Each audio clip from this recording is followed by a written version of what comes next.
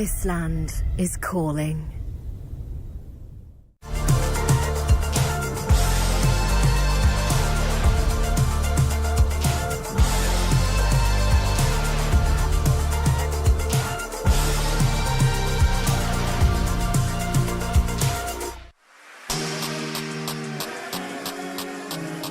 Welcome back, everybody. My name is Grandmaster Aman Hambleton. I'm joined by Grandmaster Eric Hansen, and we are here to cover the Last Chance qualifier. And Eric, we're getting into Group C and D today, and crucially, we're going to learn all of the players that are going to be part of the playoffs tomorrow.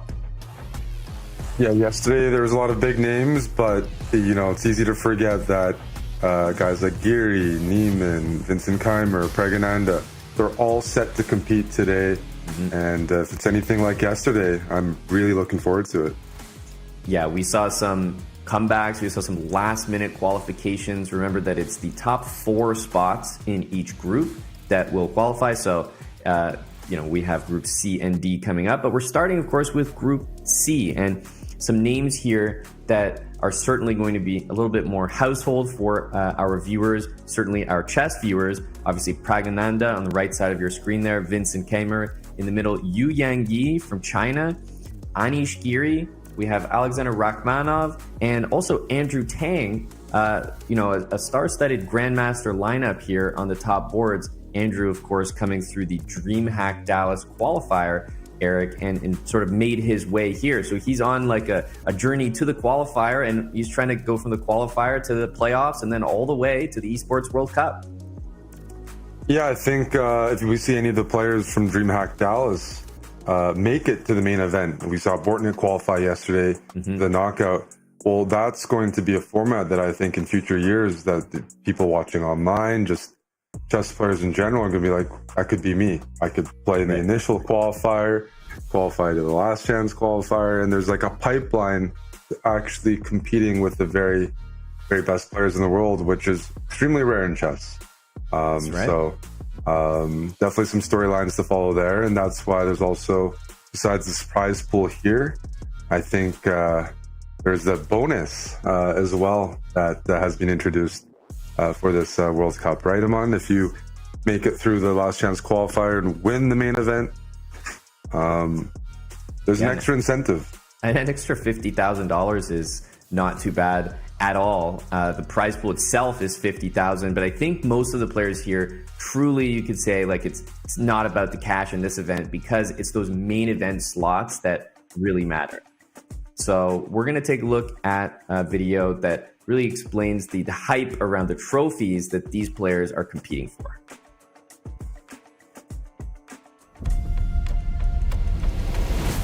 No competition is as ruthless as the Esports World Cup. Its trophy system is no exception. The Club Championship Trophy, awarded to the one club that rose above the rest and reigned supreme across all EWC games. The Game Trophy, when a competitor closes their eyes, it's all they see, and it's not complete until it's sealed with a champion's key. Every participant earns a key engraved with their name. That's their right to compete. This year, returning champions hold a key unlike any other. Only one can place their key into the Game Trophy and become an EWC champion. The frame of the champion's key is embedded into the totem, a stone marker of legacy displaying every champion of the year. The keys of the eliminated will be crushed. The champions select 3 broken keys as a personal token, a reminder of who they have humbled. Beneath the totem, a resin block holds the remaining keys, a graveyard of fallen contenders. Will your dreams be broken or your name carved in gold and stone? At EWC, nothing is granted, everything is earned.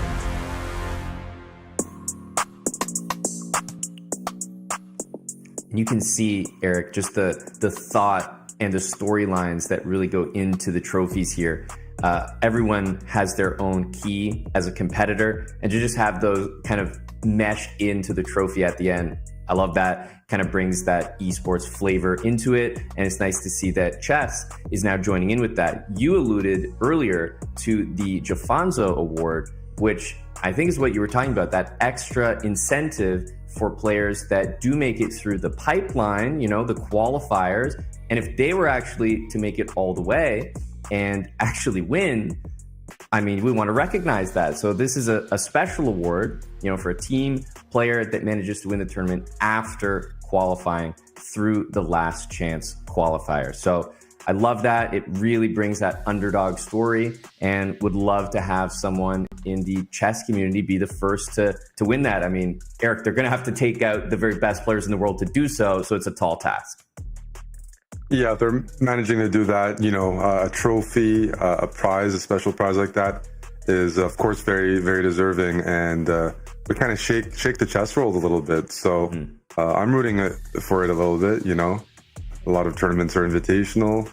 People on the outside looking in, saying, hey, we can compete with the very best. Just give us a chance. Give us the last chance qualifier. And that's why we're here today. That's right. And some of these players, they're individuals, obviously, but they're representing a team as well. We've seen so many esports orgs signing these top chess players. And, they're not just going for themselves anymore. They're representing a team. And so I want to further explain, what it means to represent that team and playing for something a little bit larger than individual accolades. Take a look.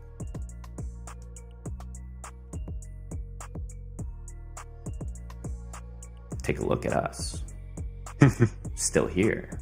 That's okay. This is the Esports World Cup Club Championship, the ultimate cross-game competition that will crown the best esports club in the world. Let's break down how it works. Clubs will be able to compete at the Esports World Cup in as many titles as they can qualify for. The clubs will then earn points based on their placement in each title. To qualify for the club championship, a club will need a top 8 placement in at least 2 competitions. But to win the championship, a club must place first in at least 1 competition. At the end of the Esports World Cup, the 24 clubs with the highest number of points will earn a share of the $27 million, with the winner taking home a staggering $7 million. And of course, the title of the best esports club in the world. Who will rise above and write their place in history? Watch it all here at the Esports World Cup.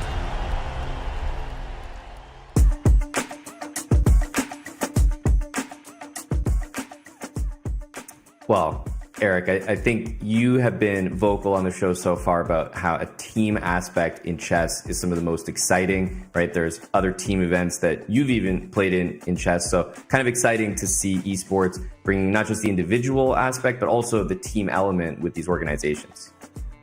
Yeah, I've played plenty of team chess tournaments. They are some of my favorite. However, with the Esports World Cup, I'm kind of jealous because you're playing on a team and you get to meet players that play other, in this case, esports.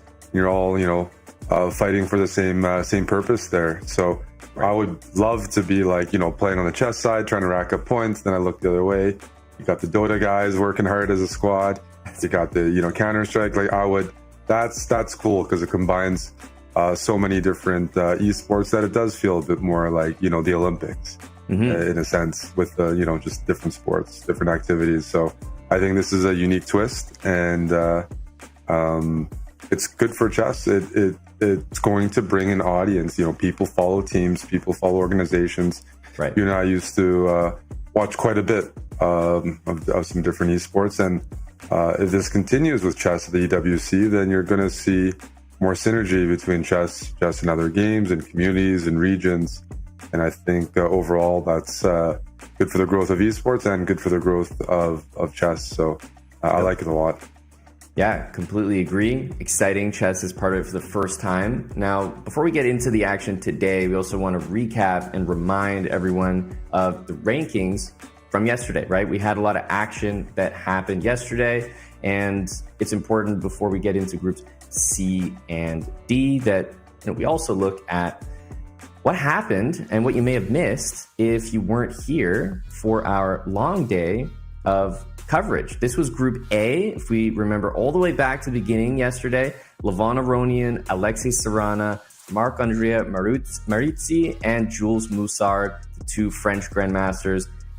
Eric, Group A was a very, very tough group. And after seeing Group B, I think you and I felt that this was a very tough qualification. Look at the names that didn't make it. Yeah, I think, it cannot be, understated enough. Like, Group A, 3 of the favorites of the entire last chance qualifier, they were big favorites to qualify into the knockouts, and they would have been big favorites to make it to the main event. Like, if you saw Dubov qualify to the main event or Andreikin, you wouldn't be too surprised. These guys didn't even make it past the group stage, and I would be shocked to see any other group produce results like that, where 3 really, really elite players don't make it. I mean, we've seen some upsets so far, but that felt like a bit of an anomaly, and shows why this format is so exciting, because, I mean, we had very worthy qualifiers, but with 7 rounds, the margin is so much slimmer than some other formats, and you can be leading the tournament the entire way. 5 out of 6, tied for first, something like that, lose that final round, and you're out of the event after leading for the first, because 5.5 has been that golden number in our first 2 groups. Yep. You need 5.5 to qualify. And it, in some ways, it doesn't matter how you get there. Like we spoke about tie breaks. You start off well, even if you mess up, your tie breaks will help in case of a tie. But so far in both groups, haven't needed tie breaks. And so that means with 5.5, you've had players chasing from behind and overtaking players that have been performing well the entire event. But no, it's all about the last round. Guy with 4.5 wins, guy with 5 loses to one of the top players, and you leapfrog someone, even if you have a lower performance. That's why there's a little bit of, it's an interesting format, and it's not as predictable as the ratings might indicate. Yeah, completely agree. It's all come down to the last round in both groups so far. So going into Group C and D today, my expectation is more of the same. Remember, we're still in this first phase, right? The playoffs are going to be happening tomorrow, but we started with 133 players. There's 4 groups, A, B, C, and D. They play 7 rounds in the Swiss format, and the top 4 in each of those groups will be part of the playoffs. That's 16 players. So we already know half. We just brought them up on screen for you, and we're going to learn the other 8 players, 4 from each group today, that are going to be joining them in that double elimination bracket. So a lot of competition still ahead, but the real goal right now, Eric, is just these players qualifying to the playoffs, because once you're there, you have double elimination, a bit more breathing room, a smaller field of competition. You can kind of focus in on the goal. Yeah, absolutely. If you make it to the knockout, you've secured yourself a prize. Yep. Whether you make it to the end, you main event, but if not, there's a very, very healthy prize fund. And double elimination gives you room for a bad game, or even a couple hours of bad chess. Or whereas in this Swiss, all it takes is 1 loss, That's right, and you're sent home. You travel across the world for 1 day of chess, and you don't qualify. Some people are wondering, hey, these guys didn't qualify. Can they play tomorrow? Or are there any more chances? No, the players are all put into 4 groups. You got 1 chance in your group, and you're done. That's right.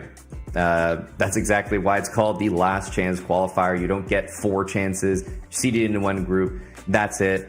And that's really the stage being set for today's action. Group C, we've already discussed the players. We're going to be getting into round 1, but first, you and I are going to be taking a short break while we wait for them to be fully set up in the playing hall. And when we return, we will get into the round 1 action. So don't go anywhere. This is the last chance qualifier, the road to the Esports World Cup, round 1 after this.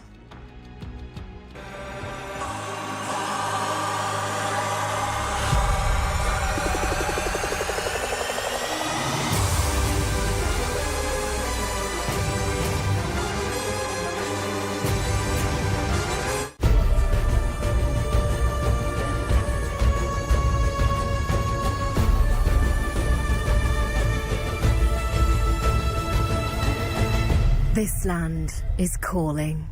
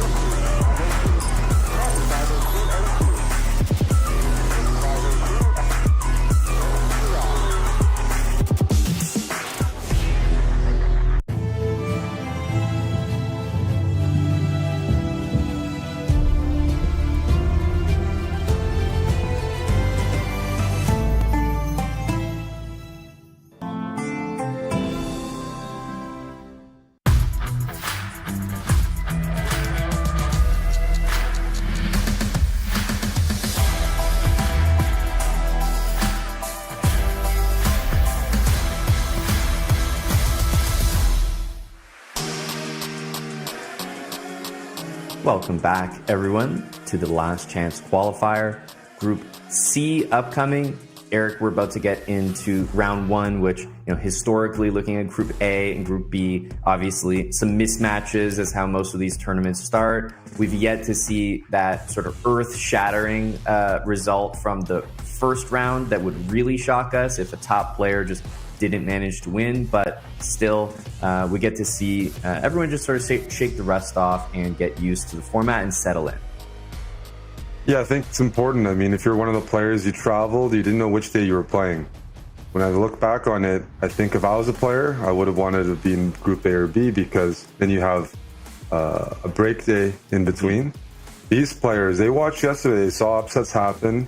Maybe it gave them more time to get used to the time zone or do some practice, but the first couple of rounds, you do, it's nice to have that gradual progression, because I'm sure many of these players here, they're familiarizing themselves with the setup, with the mouse. Not everyone, brought their own equipment, and it's going to be a bit of a new experience. I mean, even this type of format is just, very, very, it's more innovative, more new in chess. So I'm curious. I think read, maybe I can't fully confirm, like, if some players, they just finished the tournament yesterday and flew in immediately to play today.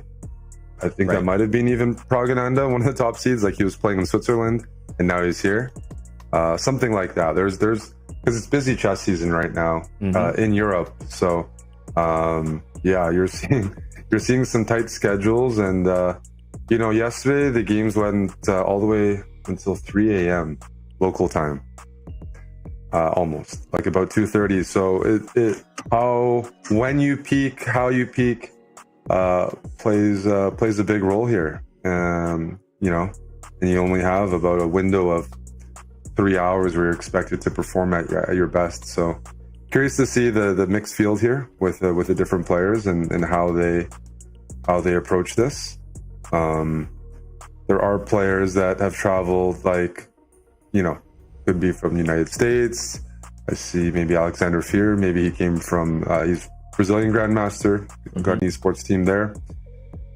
Jet lag, different conditions. They play a big role, especially when you only have a few hours to show your best. It's not like most tournaments. So curious how a lot of these players spent yesterday watching the format. Because sometimes, one of the benefits maybe of being in Group C or D is you do get a good feel for what the qualifying score will be. You get a good feel for how players that you might expect to qualify didn't make it.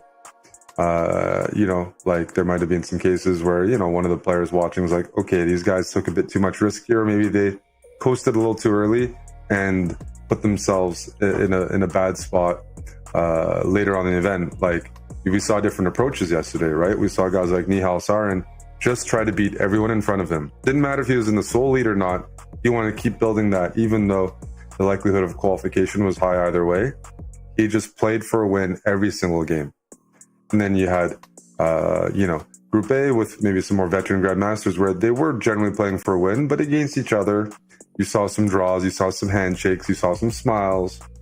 Part of that's nervous energy. You see some guys you compete with and you respect, and because 4 players qualify, you maybe even hope some of your buddies, some of your rivals, don't mind if they qualify.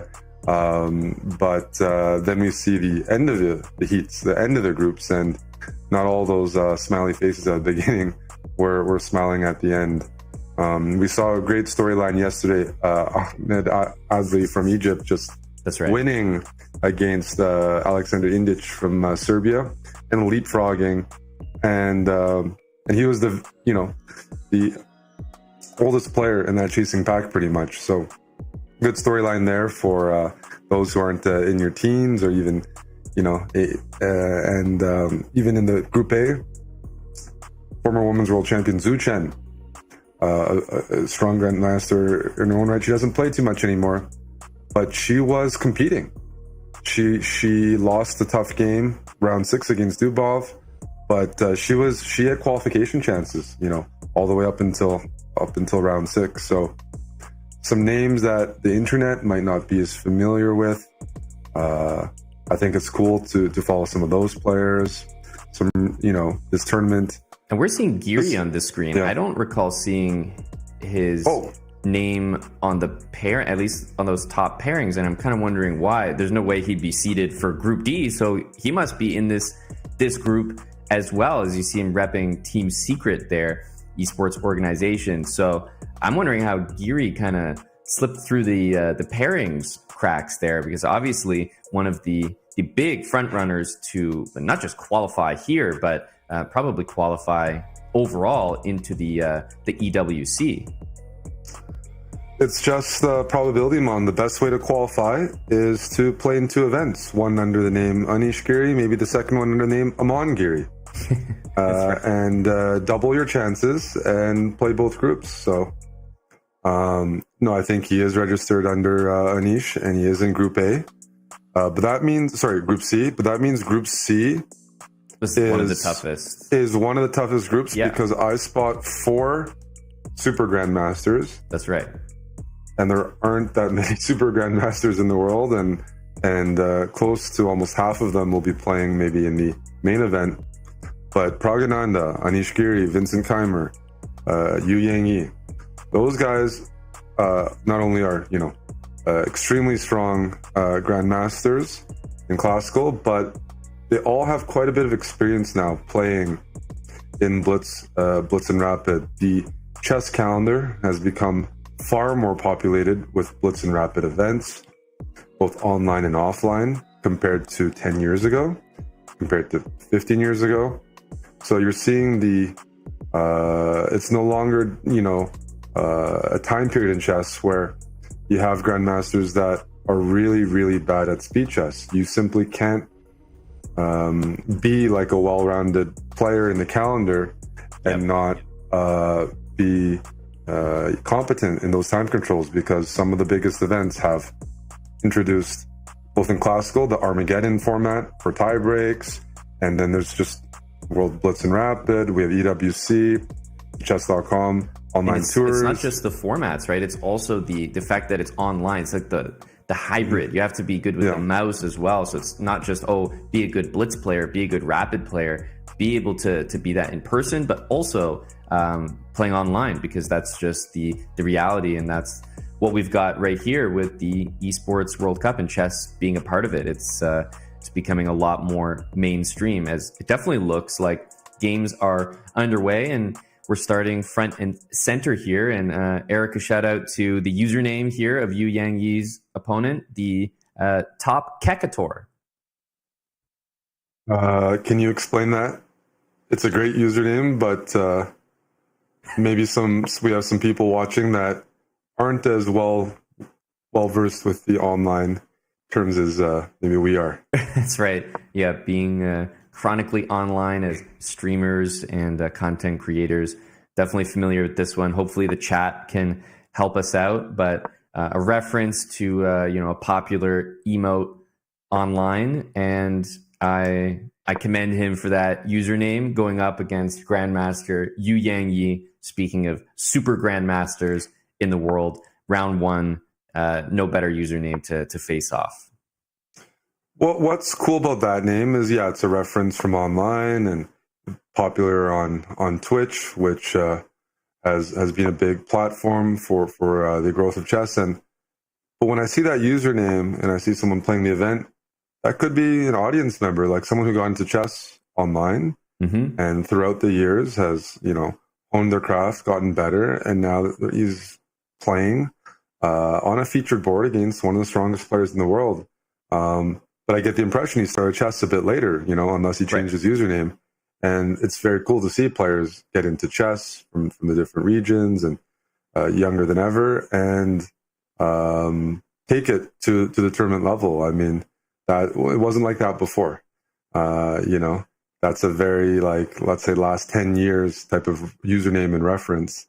True. And maybe we're going to see the future grandmasters playing with names like that as well. Like, hey, they got into chess through online, and they have some meme-like usernames, and they end up, we see that represented in the tournament. So it's definitely a bit of a shift in how people got into chess, which is pretty cool. Wait for 5-10 years from now, and it won't just be the person who's going up against the super grandmaster it's going to be the super grandmasters themselves who are top Kekator. So That's right. I can't wait for 10 years when that's the reality. But the reality right now is that Yu Yangyi is playing with the black pieces here. It's nice to see him in action. He's definitely one of the strongest players in the world. We throw the term super grandmaster around usually for the players that are just maintaining that 2,700 plus level. He's been one of the top players in the world, certainly the top players from China, and he's representing China in this event. Yeah, there aren't many Chinese players playing, but I believe Wei Yi is in the main event, part of the really strong Chinese generation from the past. Actually, I know they have a new players coming up, but Wei Yi has been, he's closer to our age, has been a super grandmaster for, I'd like to think, about a decade type of thing. So experienced, but still in his prime. And yeah, once again, this Group C, for those tuning in, is really, really stacked with strong players at the top. Would you say it's tougher than Group A? It's really hard because, I mean, looking back on Group A, obviously it's easy to say Group C is stronger because it's right in front of us. But, we had Vidit, Dubov, Andreikin as people eliminated from Group A. So, I mean, how do they stack up to you?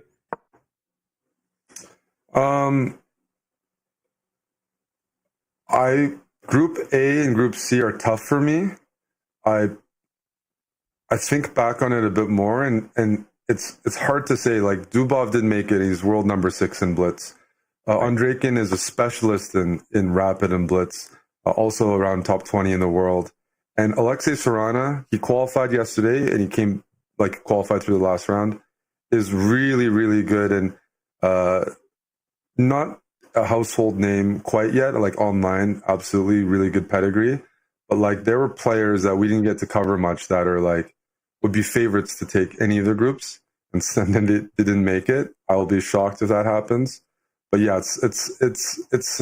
I have to look at the full group, but at the very top, this is as competitive as any other group, and kind of depends on how you rate people. I'm actually looking at the full matchups here. I have to give it to Group C because we have Yu Yangyi, Vincent Kamer, Pragnananda, Victor Bologan, Andrew Tang, Rachmanov, Anish Giri, Yavakir Sindarov. These are all playing right now in Group C. No, that's a good point. So I think it's as competitive as Group A. Group A had 10 GMs. Group C has 8. But out of those 8 GMs, all of them are very strong. Like, the veteran in the group is Victor Bologan, who I believe has a role in FIDE now. Right. But Victor Bologan, about 15 years ago, he peaked maybe close to 2750 FIDE. He was a super grandmaster and had a top grandmaster in chess for a long time earlier in his career. And then, maybe the second lowest rated grandmaster is Andrew Tang. Andrew Tang is very good if you're familiar with following online chess.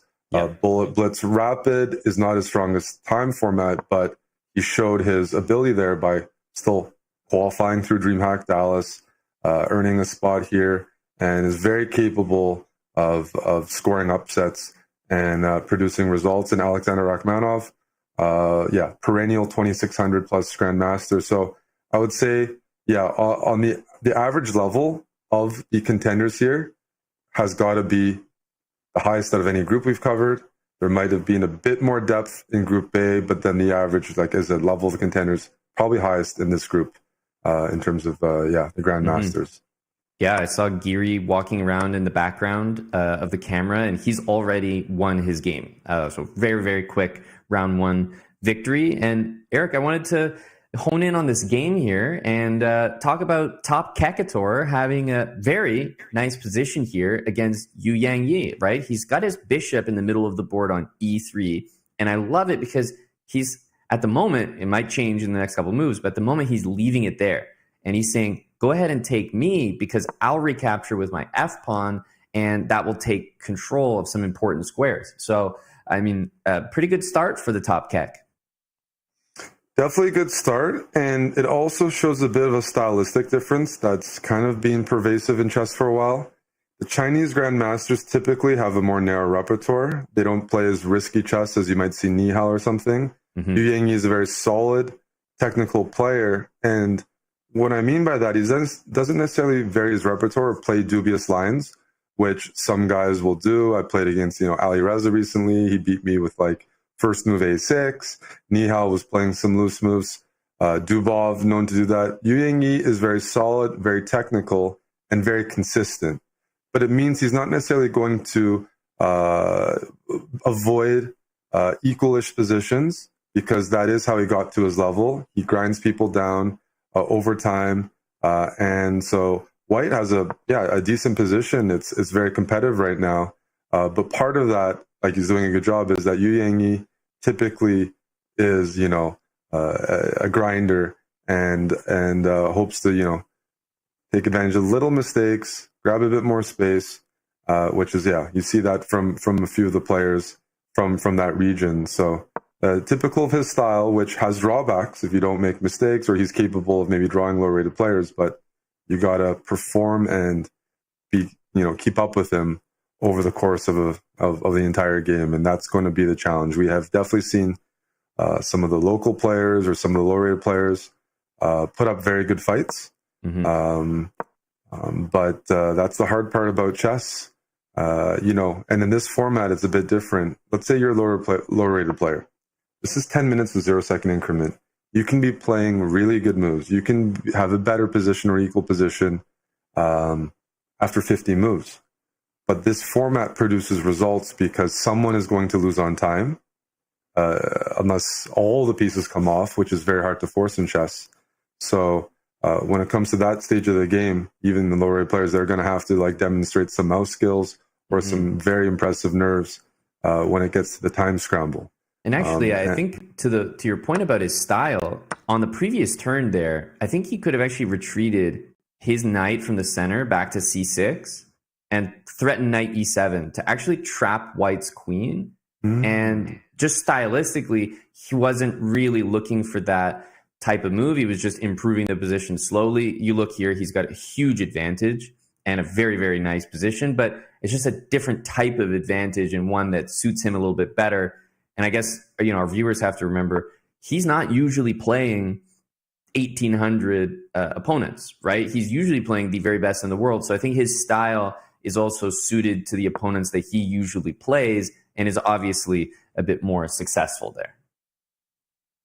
For sure. I know when the players signed up for this event, they didn't know who was playing. And, you generally assume you're playing really strong players, but it's a Swiss format. And, outside of this event and maybe some select other events, very rare to play someone 1,800, 1,900, 1,600 for these guys, because most tournaments you maybe have to be titled, some of the online events or whatnot. So it's like a different approach. Do I want to just play whatever? And no, one thing about low-rated players in general is they have a more narrow repertoire.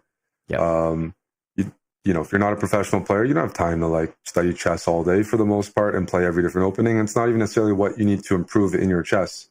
So some players take the approach, hey, I have a wide range of openings and knowledge. I can play something that maybe is a bit dubious, but my opponent's not a full-time player and doesn't have a computer running 24/7 to punish me. So I can play that. And in this format, absolutely, whether it's a top player, low-rated player, you can play some openings that might be not considered, A-tier openings in classical chess. You can absolutely play that in rapid chess. But then some players are like, you know what? I know my opening better than my opponent either way. I'll stick with my guns. Yu Yangyi, he trusts his moves, and he's slowly making big progress here, just outplaying his opponent. His pieces, there's some weak squares. He senses, he senses his opponent's making mistakes, and he doesn't need to force things. They're just coming to him.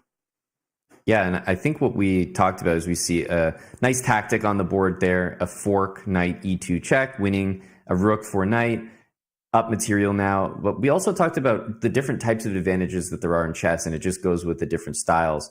A player like Nihal might just absolutely eviscerate someone off the chessboard and that's what you might expect a top grandmaster to do to a lower rated player. But then you have Yu Yangyi, who's probably just as calm and just as happy in this game, feeling very confident he's going to win because he's got incredible time advantage as well. And you can't discount that, right? He's like 5-6 minutes up for the majority of this game. Because there's no increment, he just knows it's an inevitability that clock is going to hit 0 for the opponent, especially when he's playing at the rate that he is. And it's pretty hard for a lower rated player to just all of a sudden start playing very, very quickly, because if a grandmaster plays quickly, he's most likely going to play a stronger move than a lower rated player. So he's also, for a very different reason, probably feeling like this is a routine type of victory as well.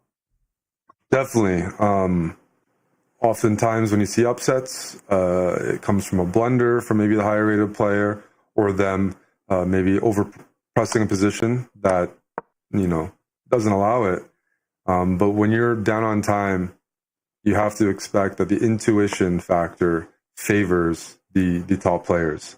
They can make those critical decisions in less time. So the clock management side, like if I'm guessing, if I'm predicting upsets, clock is often a huge factor in upsets in chess, which means some of these low-rated players, or even like one of the low-rated, I guess, like grandmasters in the field, Andrew Tang, he's very good on the clock. He can play fast, and that's going to give him opportunities, I would expect, in time scrambles or sharp positions to outplay or, like trick some of the maybe more solid grandmasters in the field. It's absolutely something we saw a little bit of yesterday, but I expect to see more of today.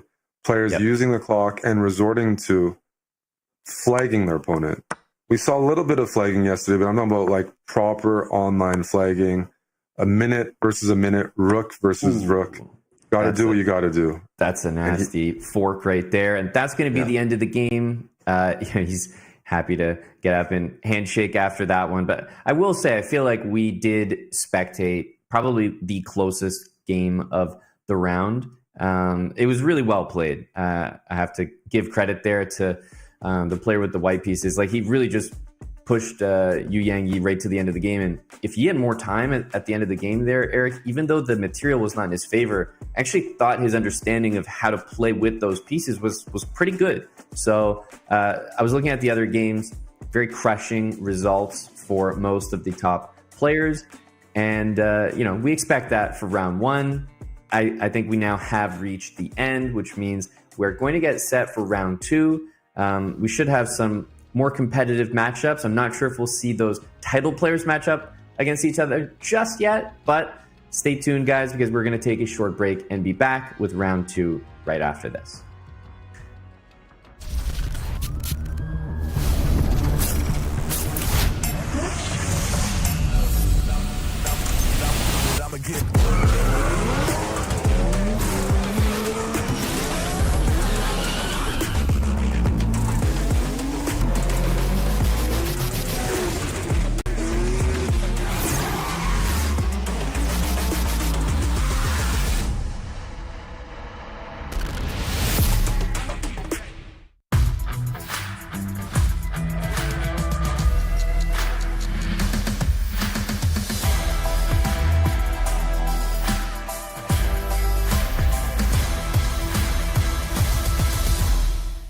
I stepped into a realm of wonders where the sun kisses the sea.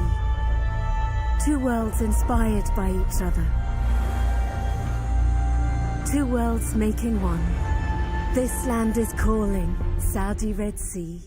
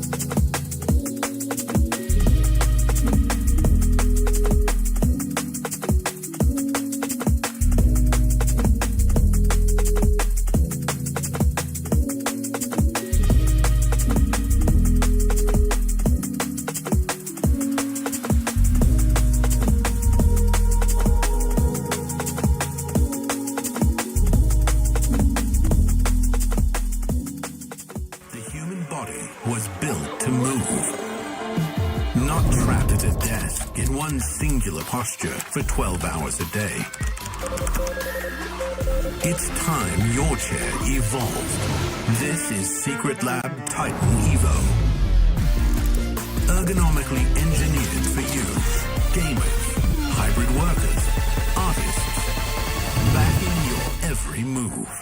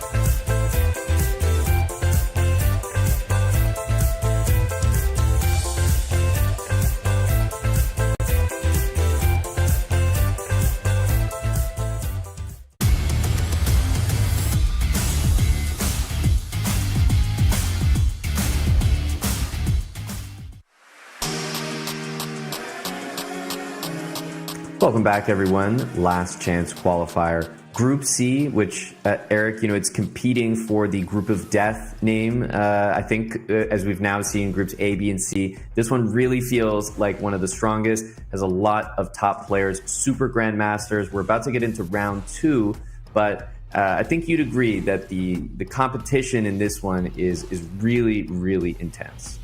It really is.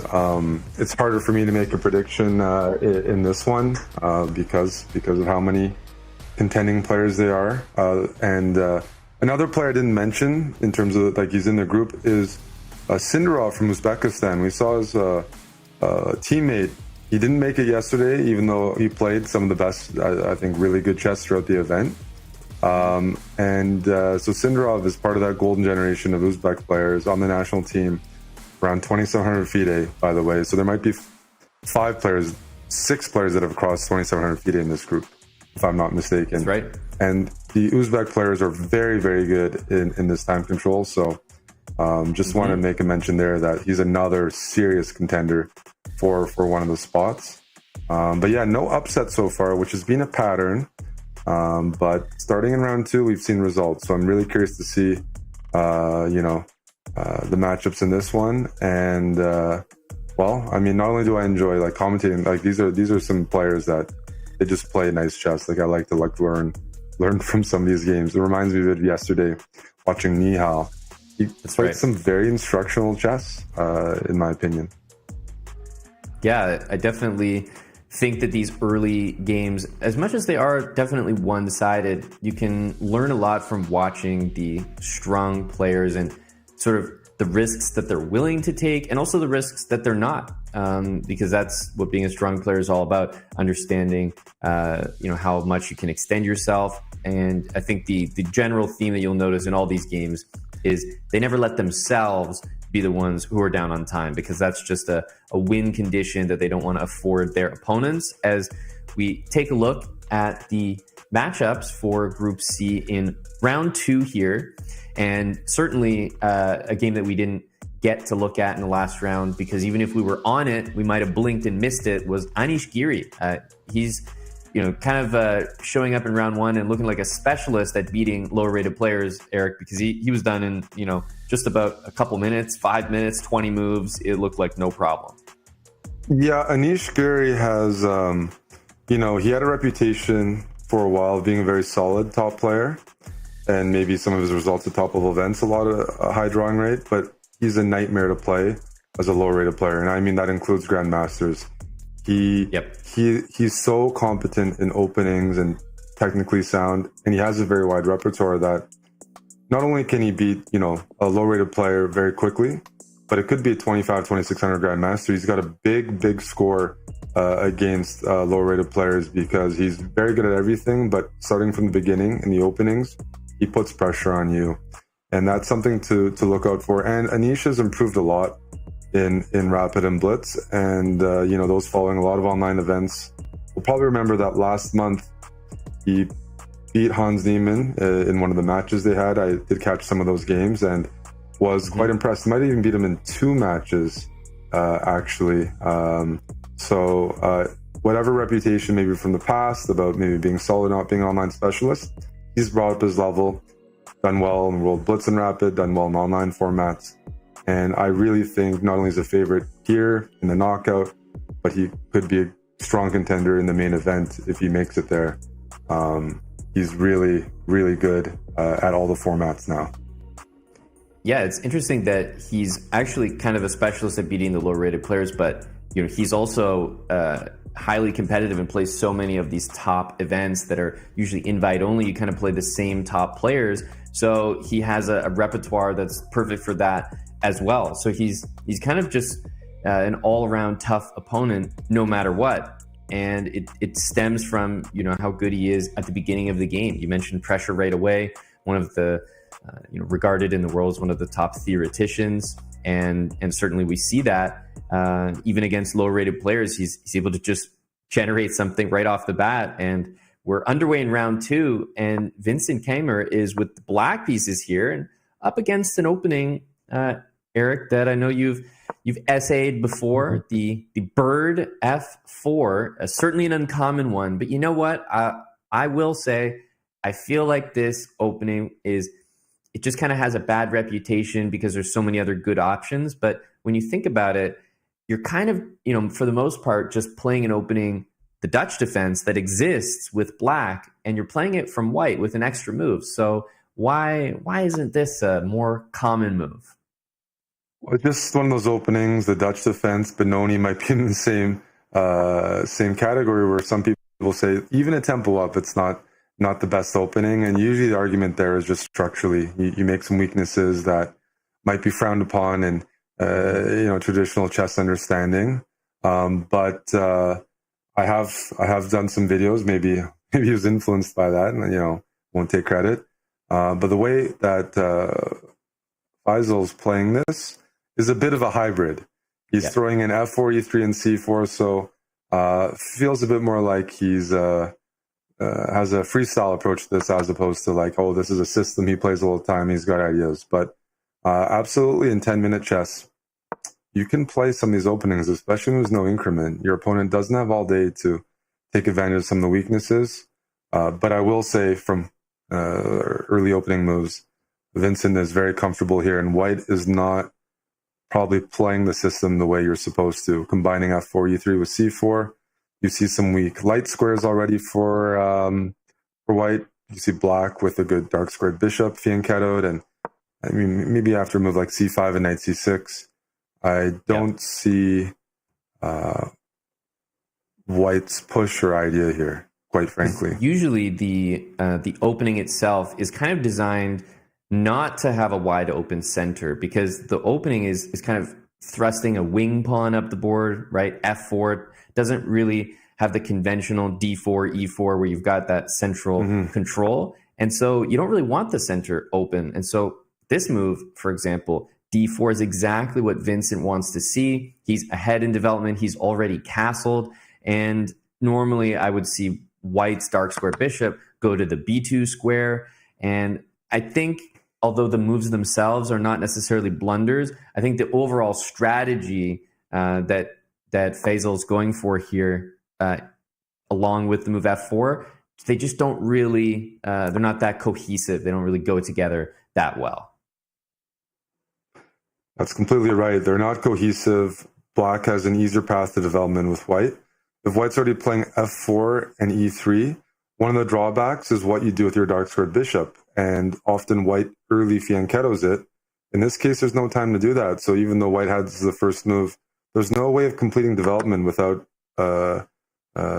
conceding something, being like, hey, I should have played tried to play E4 in one go. Like, you lose a bit of time playing f4, e3, and then being stuck with this bad bishop on c1, you might have to admit, hey, I didn't play this properly and try to fight for e4, but we're already looking at a position where that's a bit too late. Black has completed development, white hasn't.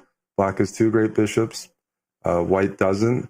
And it's already, I think, early enough to say Keimer is comfortably ahead in the opening under no pressure and no critical decisions. And this is not the kind of position you want to have when you're playing up a lot. You want your I said one of the ways to put pressure on a high-rated player is make them, they're the ones that have the pressure to win. And in an equal or just normal position, like, they have to take the risks. Mm-hmm. Problem is here, no risks are being taken by black. The moves are simple. The position's better. And I just don't see where Faisal here can provide counterplay. Yeah, and I think his last move, Queen C7, is getting a question mark, but I think this kind of speaks to the psychological battle as well. He's playing a low-rated player. He just wants to leave the queens on the board because he anticipates, based on the moves that he's seen thus far, he's probably anticipating maybe more subpar moves. And with the queen on the board, you can kind of take advantage of it easier. The downside, and sort of for me, a little bit of the confusing part was I thought there was a great option to trade queens. In fact, trade almost every piece on the board and play a really comfortable endgame, knight against bishop. However, I think that Faisal, he's kind of got a position that resembles a little bit more of what I think he should have been going for from the start with queen e1. He's fixed this e-pawn. The bishop on c1 can actually move now. So, I think his position has improved. Yeah, he did what I thought was necessary. You have to fight for that e4 square. You can't be playing down a bishop versus a strong player like Vincent. That bishop on c1, it needs some breathing room. So when you get your pawns on e4 and f4, at least there's a potential to maybe free that bishop on c1 with the future f5. Mm-hmm. The only issue here is it's a bit hard to actually get that bishop out without giving black some squares. The pawn move to f5 opens up the dark squared bishop, but it gives black this e5 square permanently. You can put the bishop back there, put the queen there. If you play e5, you free up the e4 square as white, but you also, are still dealing with the bishop on c1 that's a bit hindered, and you also give black more control over the d5 square, and black is still set up comfortably, ahead of white. You mentioned a good point about the endgame, and that was just an example where Keimer, playing a lower player, decided to keep the queens on, even though objectively he had some very promising endgame options and definitely could have played it and still, being a massive favorite. But he maybe based on how the opening started, is like, what, my opponent's not demonstrating all the middle game moves that might disturb me or something. I think there's going to be great chances to outplay white in the middle game with just piece play. Yep, that's an important point, because I think if he was playing a stronger player, he would have traded those queens and immediately played that variation, because you're just never going to get a position as good as that against a stronger player, more of a rival. So we've got a position where at least I can say Faisal he's thinking attack, and I was about to mention the move f5 because he has not developed his bishop on c1, his dark squared bishop. The move f5 is very committal. It gives up the e5 square. The pawns on light squares mean that the dark squares around those pawns are very weak, and a lot of Vincent's pieces can just jump right in, knight to e5, queen to e5. However, I do agree, Eric, that from this lower rated player perspective, you do want to just launch an attack. Like, that is sort of your best option against a much stronger player than you. Bring the rook over from a1, bring the knight into the d5 square. Give it your best, and it's more likely that Vincent is going to panic or make a mistake in a position where he's playing defense rather than just that slow grind in an endgame where you just don't feel like you have counterplay. Yeah, absolutely. In terms of upset potential, sharp position, or as I said, some sort of pressure, even if it's a bit dubious, mistakes happen in 10-minute chess. Just the issue here is f5 gives off the impression it's an attacking move because it frees up the bishop to move, and we see white's queen come in. But Vincent, with his queen e5 move, is demonstrating that the more you analyze this position, you start to realize that actually doesn't help white's initiative, because while you free up your dark squared bishop, the bishop on f3 is now looking like an honorary pawn. As long as the queen stays on e5, that bishop on f3 is stuck looking at its own e4 pawn, which is unable to move. And black is going to use that square for the rest of the game. And for the audience watching at home, it's going to be instructional how black uses this e5 square to have a long-term outpost there. And that will be probably the key square that he gets counterplay and drives home what most likely will be the win, because of the quality of the pieces. Black's bishop is better than white's bishop. Black's knight is right now better than white's knight. And white just doesn't have any advanced squares on the board to place pieces.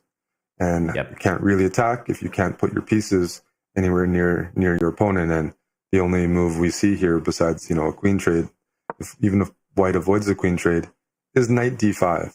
And that's not necessarily a good exchange, because your light squared bishop does not have a great diagonal to operate from.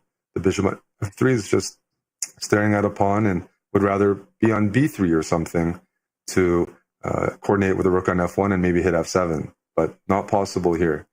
So Vincent doesn't have like an overwhelming advantage, but it's actually a position with no risk, I would say.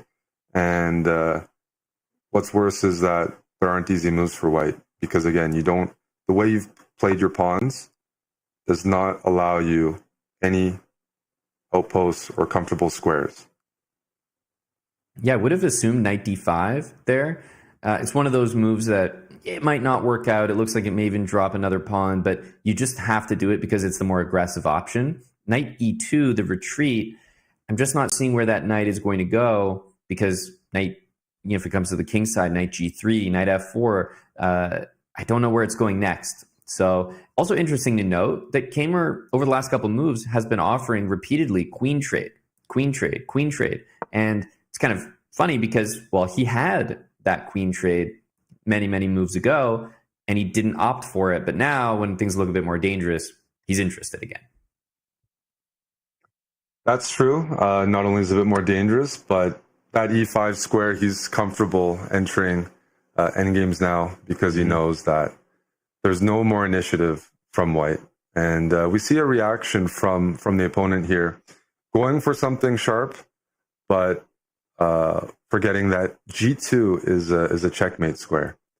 So Keimer's now up 2 pawns, and it's a matter of conversion and a matter of making sure that rook on c8 doesn't fall to this bishop on g4. Mm-hmm.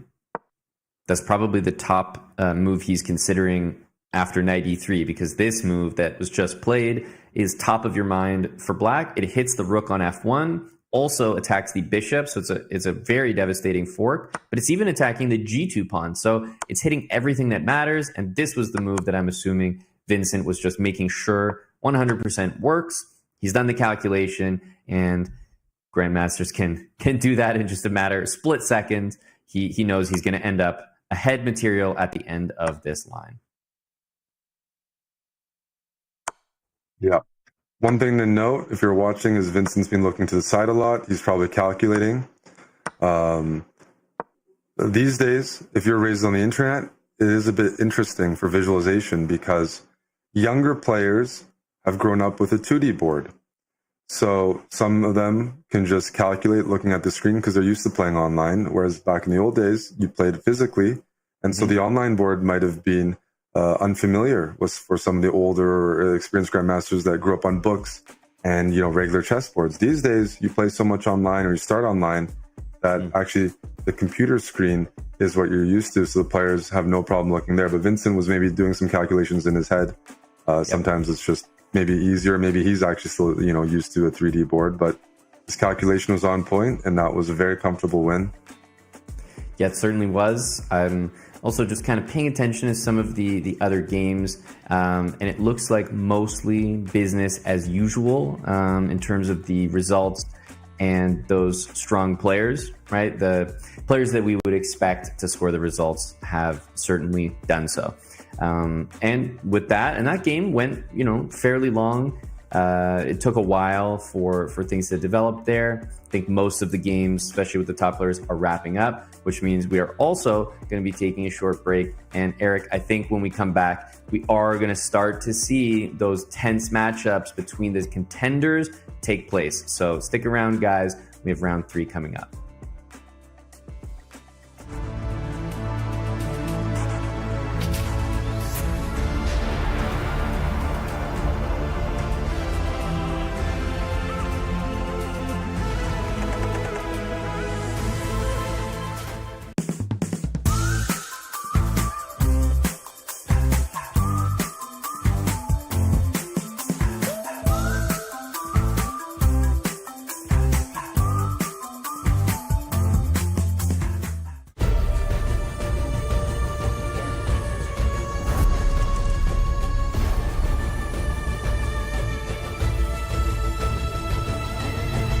This land is calling.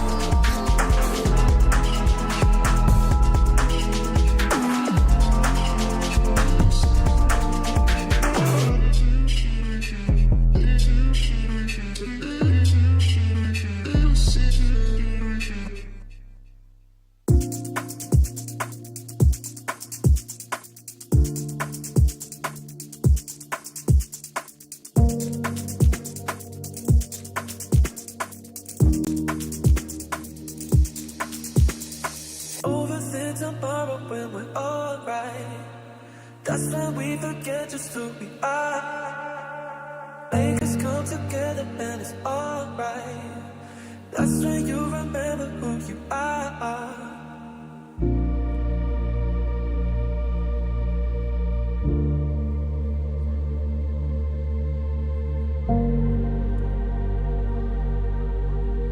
That's when you remember who you are. Who you are. Who you are.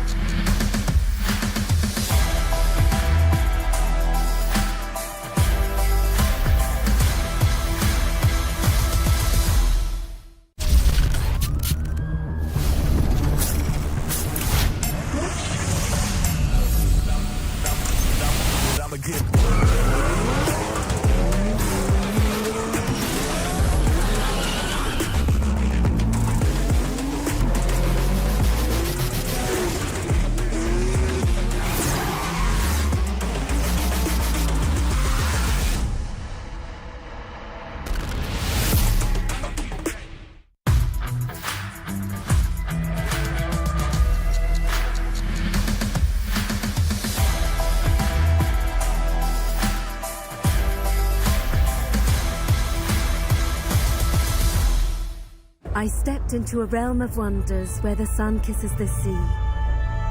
Two worlds inspired by each other. Two worlds making one. This land is calling, Saudi Red Sea. Welcome back, everyone. The last chance qualifier continues, Group C. Eric, as I was reviewing the round, I was actually drawn to a game of Pragnananda in round 2. He was actually losing down material to his opponent, was giving him an amazing game. In the end, he came back and he won the game, those are the clutch moments you just have to produce. So he is on that full 2 out of 2 score, but almost a scare early for Pragnananda, and we'll have to make sure to tune into his game this round, as you can see the standings right here. Yeah, it was almost the best thing that could happen. Is he blundered, he was in a lost position, and he escapes and he won. And you kind of know, even if you're a top chess player, in 7 games of this time control, you're kind of due for a blunder, or they can happen. And to get it out of the way, or to survive and win that game, he's woken up now. You know, I know he just played a bunch of chess and he traveled straight to this tournament, and, you know, maybe fatigue, maybe those things, but he fought back, he won that game, and that might be a wake-up call to get him back into the, you know, into form. Because, you know, I think he's got a favorable pairing. I'm just looking at the matchups here that we're about to get into in round 3. Giri is playing Tang. Sindarov against Yu Yangyi. Kamer is also playing a Grandmaster. So certainly, I would say for Pragg, it's almost like, you know, you survive that game that looked difficult, and then your reward is kind of a more favorable pairing. Doesn't help his tie breaks, but in the interest of collecting points, I think he kind of has an easier task than some of his rivals. For sure. I mean, this Group of Death, we're calling it, has 5 Super Grandmasters. So with, you know, 8 or 9 players with 2 points, they can't all play each other. Pragg is the odd man out. He's playing a player, Yazid, who has 2 out of 2. And I believe he's a local player around, you know, in his early 20s, who's won both games, so clearly performing well. But Pragg's got to be relieved to have that pairing, and also give himself another opportunity to just stabilize his chess and not give too much counterplay. But often those near-death experiences, near-loss experiences, when you blunder, you know, the heart rate spikes. He probably went through all of the emotions in the previous game, and I actually expect that to help him, yeah, as I said, for the rest of the event. We will focus on this game for round 3. You know, there are so many strong players in this group, and they're all playing at the same time, so it's hard to cover all the games. We're trying to move around. And so this round, we'll be covering Pragnananda's game against Yazid Al-Schneiber. And there's still some other players where we haven't even followed. As you mentioned, Andrew Tang versus Anish Giri is a very juicy round 3 pairing. So we might keep an eye out on that. But first, we're going to follow this one. And I have to say, Team Liquid has historically had some of the nicer jerseys, in my opinion, for esports. I've always liked the color theme and the style of that organization's jerseys, and it looks pretty good on Pragg. Yeah, it certainly does. And I love that Team Liquid didn't stop. You know, they signed to the organization the likes of Grandmaster Magnus Carlsen, Grandmaster Fabiano Caruana, and they didn't stop there. Pragg is a great, phenomenal addition, really, to this format, to any organization. But I think he really is a player that's improving, and he's so strong. It's crazy to think that he is still improving, and one of the best players in the world. But as you've kind of mentioned over the broadcast, Eric, you can't just be that, you know, classical over the board player. And I think Pragg exemplifies the ability to do well in all the formats: online, over the board, rapid, blitz, and classical. Yeah, for sure. I had the experience of losing to him very badly in a very similar format in Norway in one of his breakout tournaments. This is his bread and butter. Something that's funny about this game, if you're watching it, Pragg is playing black. and he played the Khan, which is an opening that I play a lot, but I wouldn't play it against Prague because the last time someone played against him was Magnus Carlsen in Norway Chess, and he lost pretty badly against Prague Ananda in one of Prague's best wins of his career. So seeing Prague play the black side of it kind of shows. Again, rapid chess, play some different openings. Would Prague be playing this against one of the top guys in the group? I'm not so sure, but against a low-rated player, he feels comfortable. He's warmed up now, and it is a sharp opening, or it gives some counterplay. So it makes sense for generating winning chances. Just even looking at the position, Black has a weak pawn on d6, but at the same time, has some dark squares. So it's a bit double-edged, which is very good for just you want an imbalance and an opportunity to outplay your opponent and not make it too easy for them to trade everything off and liquidate. And yeah, this is definitely a fighting opening. Yeah, we see this rook is a little bit awkward on a7. You almost never see a rook on that square, but it had to recapture a bishop. So what it means is that rook will need to reposition itself. And I think maybe in like a perfect world, Black might want to move the pawn up to b6. And potentially, if moves like knight f4, f5 end up happening on the king side, the rook could swing all the way over. And, you could make use of the rook on that square. Otherwise, I think you'll probably have to spend time moving the rook directly back to a8. Now, Eric, you mentioned this openings, one that one that you play. I've also tried it myself a few times, but here's the thing about the position that he's got. White just played the move rook to d1. And there's such an obvious attack that can be generated against the d6 pawn directly in front of it. White is going to take that bishop from d3 and move it directly back to the f1 square, where the rook just was. And that's going to uncover an attack. There's also an amazing d5 square that White's knight can jump into. So I see what you mean about this opening. It's like it probably wouldn't be my choice in this particular matchup against this particular opponent. So I will say I'm a little intrigued by the opening choice there from Prague, because let's face it, this position is pretty easy for White to make, relatively obvious moves, and the engine likes White's position. Yeah, we spoke about these imbalanced matchups. You don't want to give the low-rated player easy moves or just like a sound game plan that they don't have to overthink and they don't have tough decisions. And what you just mentioned is not the toughest move to find. Rook d1, bishop f1. The d6 pawn is the weakness in Black's position. And usually you're supposed to have counterplay elsewhere on the dark squares or on a flank. And I actually don't see an easy move, and you're probably alluding to that. You like White's position because it's so easy to play against the pawn on d6. And it's not like White has weaknesses elsewhere that are going to distract him. So Yazid is demonstrating good understanding of the position, and maybe Pragnan's idea of playing, I'm going to play a bit of an offbeat line, play the Khan, which isn't the most common, and he's also playing the bishop a7 line, which is not the most common move compared to the bishop e7 setups. Mm-hmm. Usually Black has a bishop on e7 or something, like holding that weakness.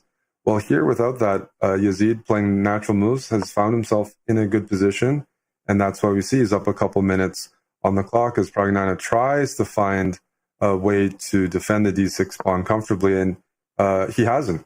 He's not happy to play queen e7. That's why he's spending time. But you can't afford to lose that pawn. That's right. And I'm actually curious here if we'll see queen back to the exact same square, queen d8.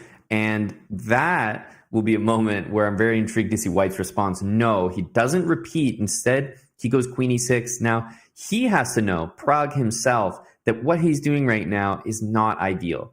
Like, he has to know, okay, I'm playing a little bit offbeat. I've got my rook that's not quite developed properly. All of White's pieces, except the rook on a1, have moved. They're on great squares. They're centralized. Bishop f1 has just been played. White can follow up with rook a to c1, with pawn to g3 to control Black's knight, pawn to c5 in order to open the position a little bit, queen e3 to hit the rook on a7. Eric, it looks like there's so many moves that White can play, and Yazid is just off to a fantastic start. He's up a little bit of time, and Prague looks like he's locked in for a good reason. Like, his head is to the screen. He has to focus up.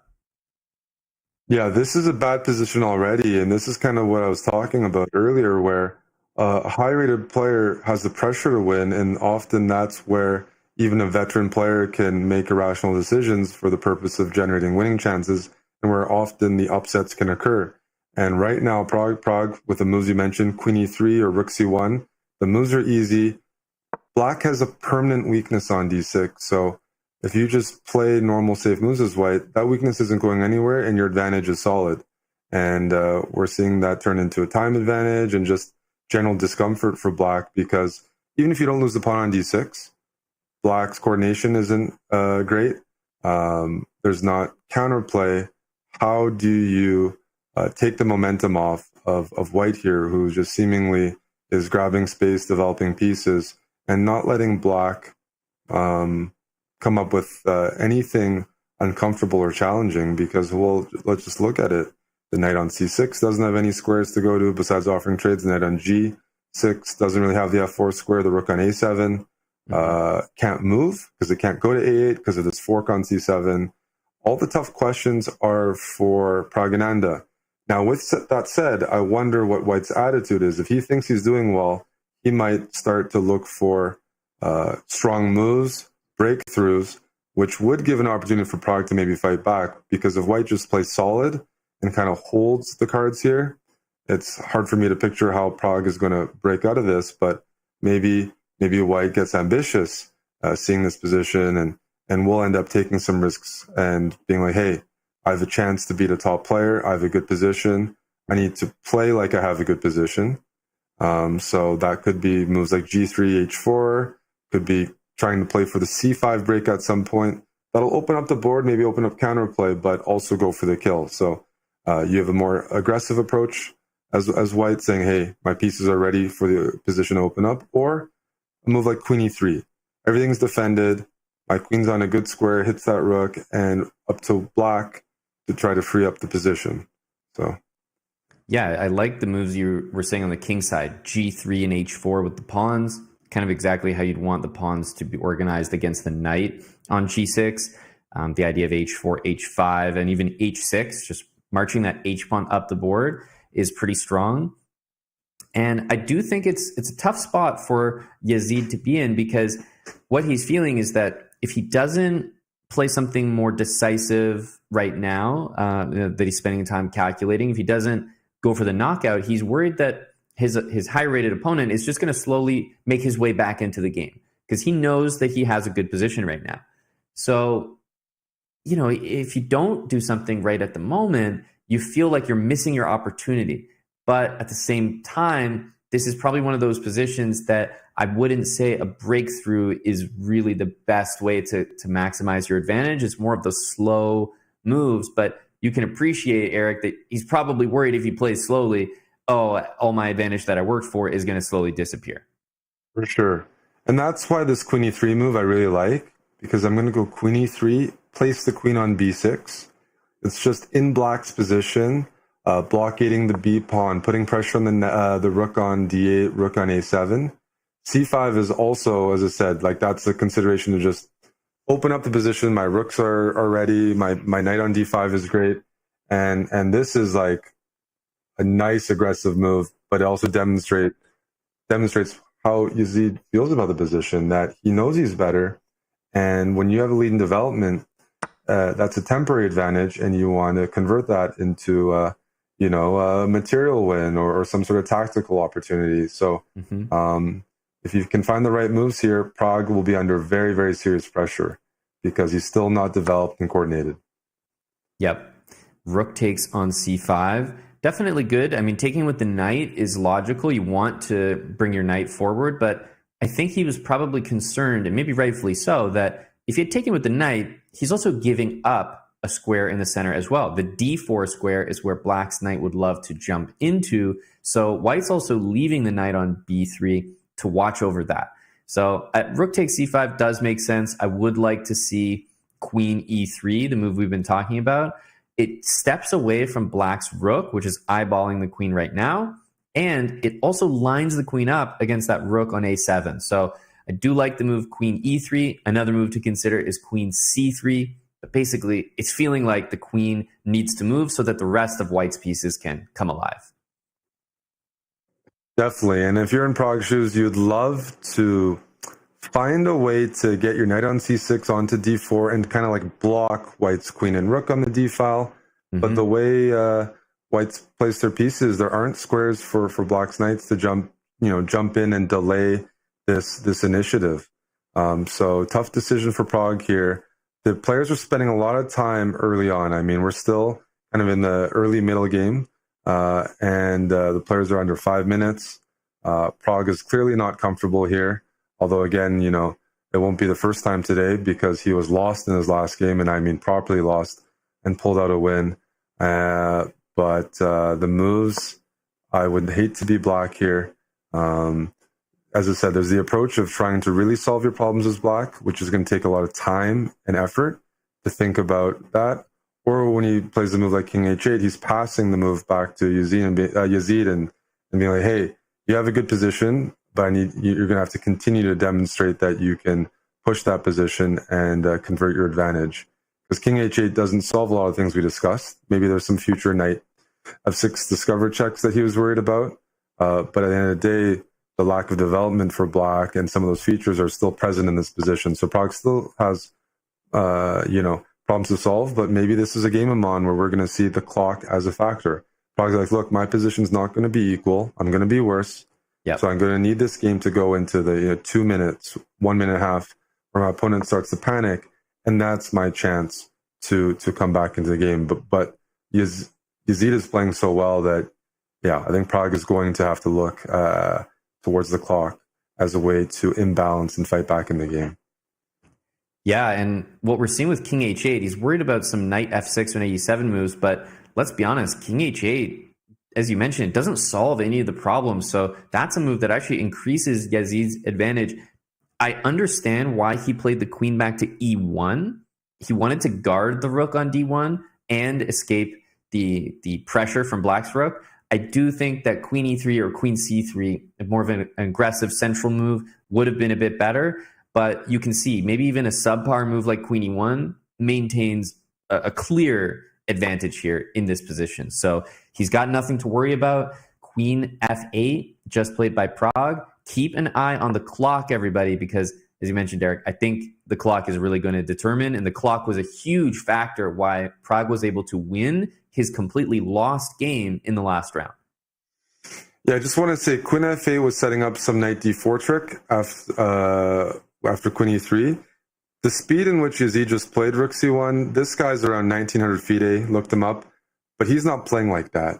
He's confident, he's handling the clock well, handling the position well, and that's got to be a bit of an annoying thing for Prague to deal with. He's playing like, when is this guy going to make a mistake and let me back in the game? And so far that hasn't happened yet. And he's even staying, competitive, as you mentioned, on the timer. Yep, I love Queen E3. I think both sides are starting to think about maybe G3 for white and H6 for black, a move that would give the king some safety, an escape square for later. And I do think that it's about time for Queen E3 to activate that piece once and for all. Yeah, I have to say I'm shocked Queen E3 hasn't been played yet. The queen really isn't doing anything on E1. So why not optimize it, put it on E3 where it's more centralized, it can move to other good squares, and it, once again, puts pressure on D4, on A7.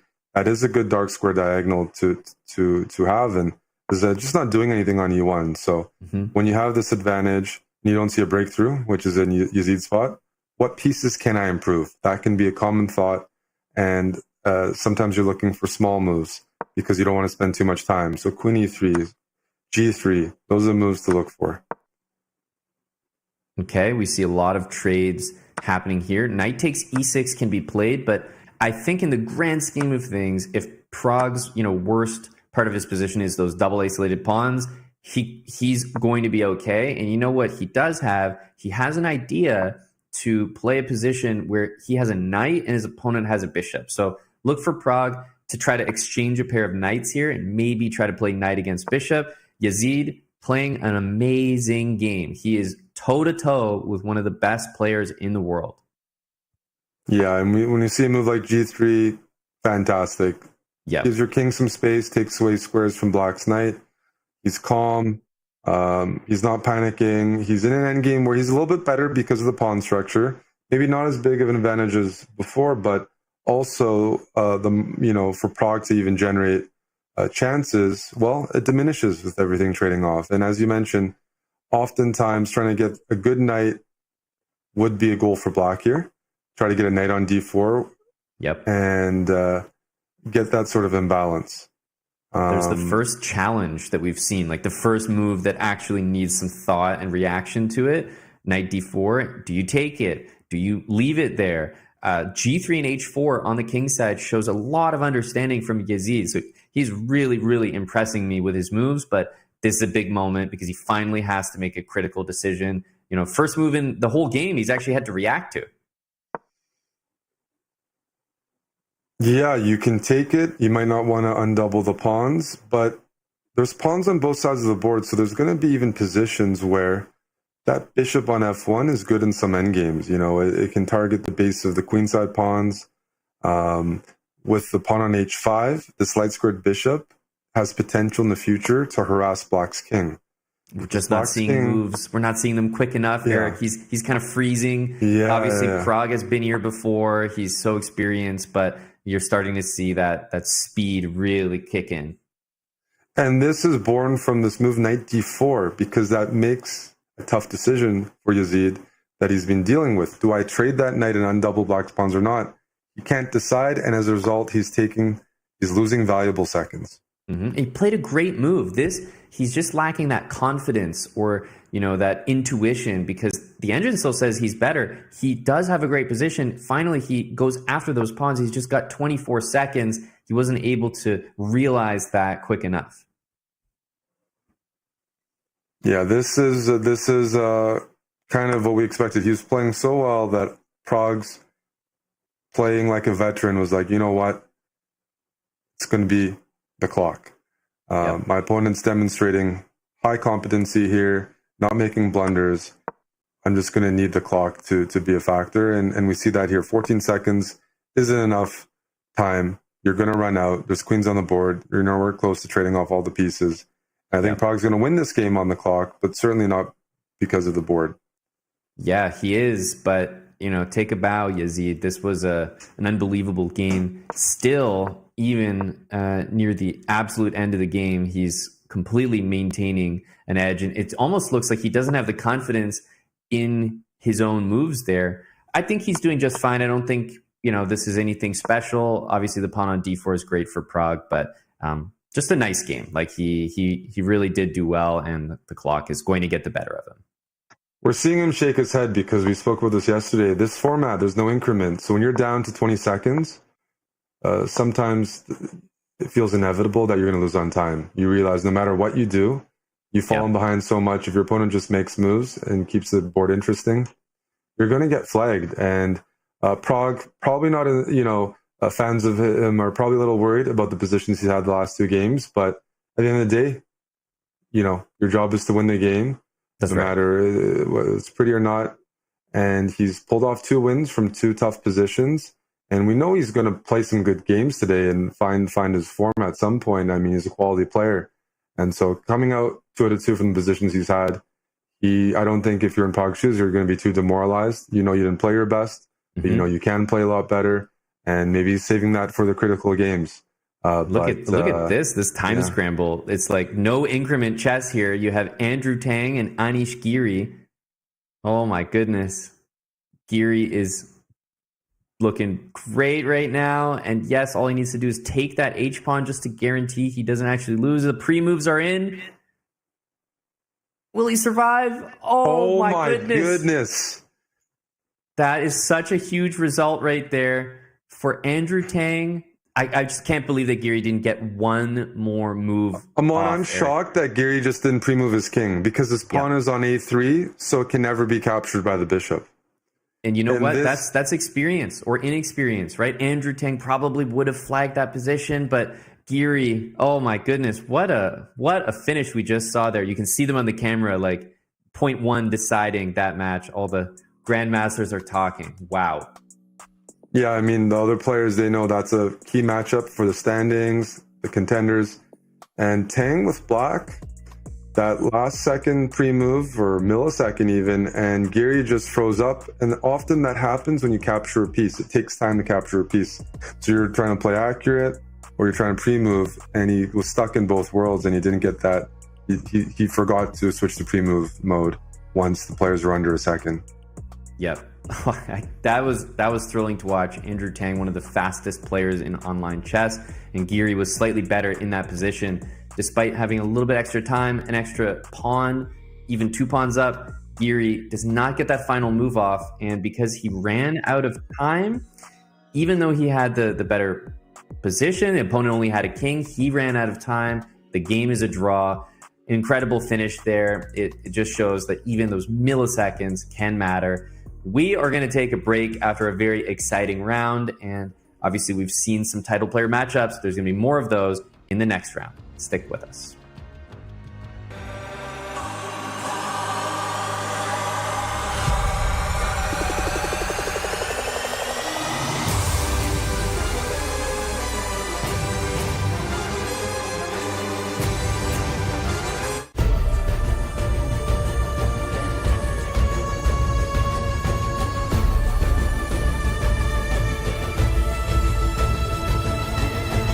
This land is calling.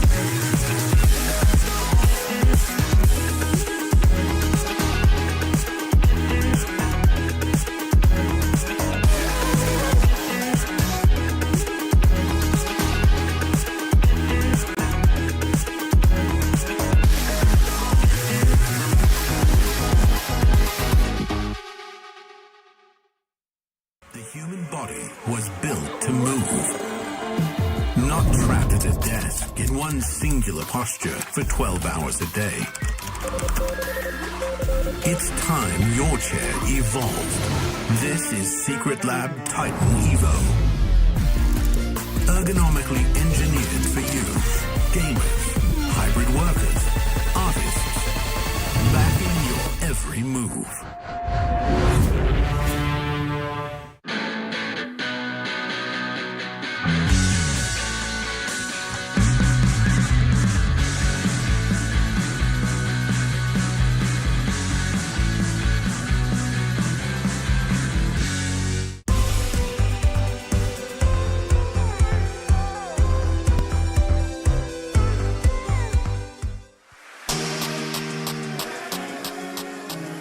Welcome back, everybody.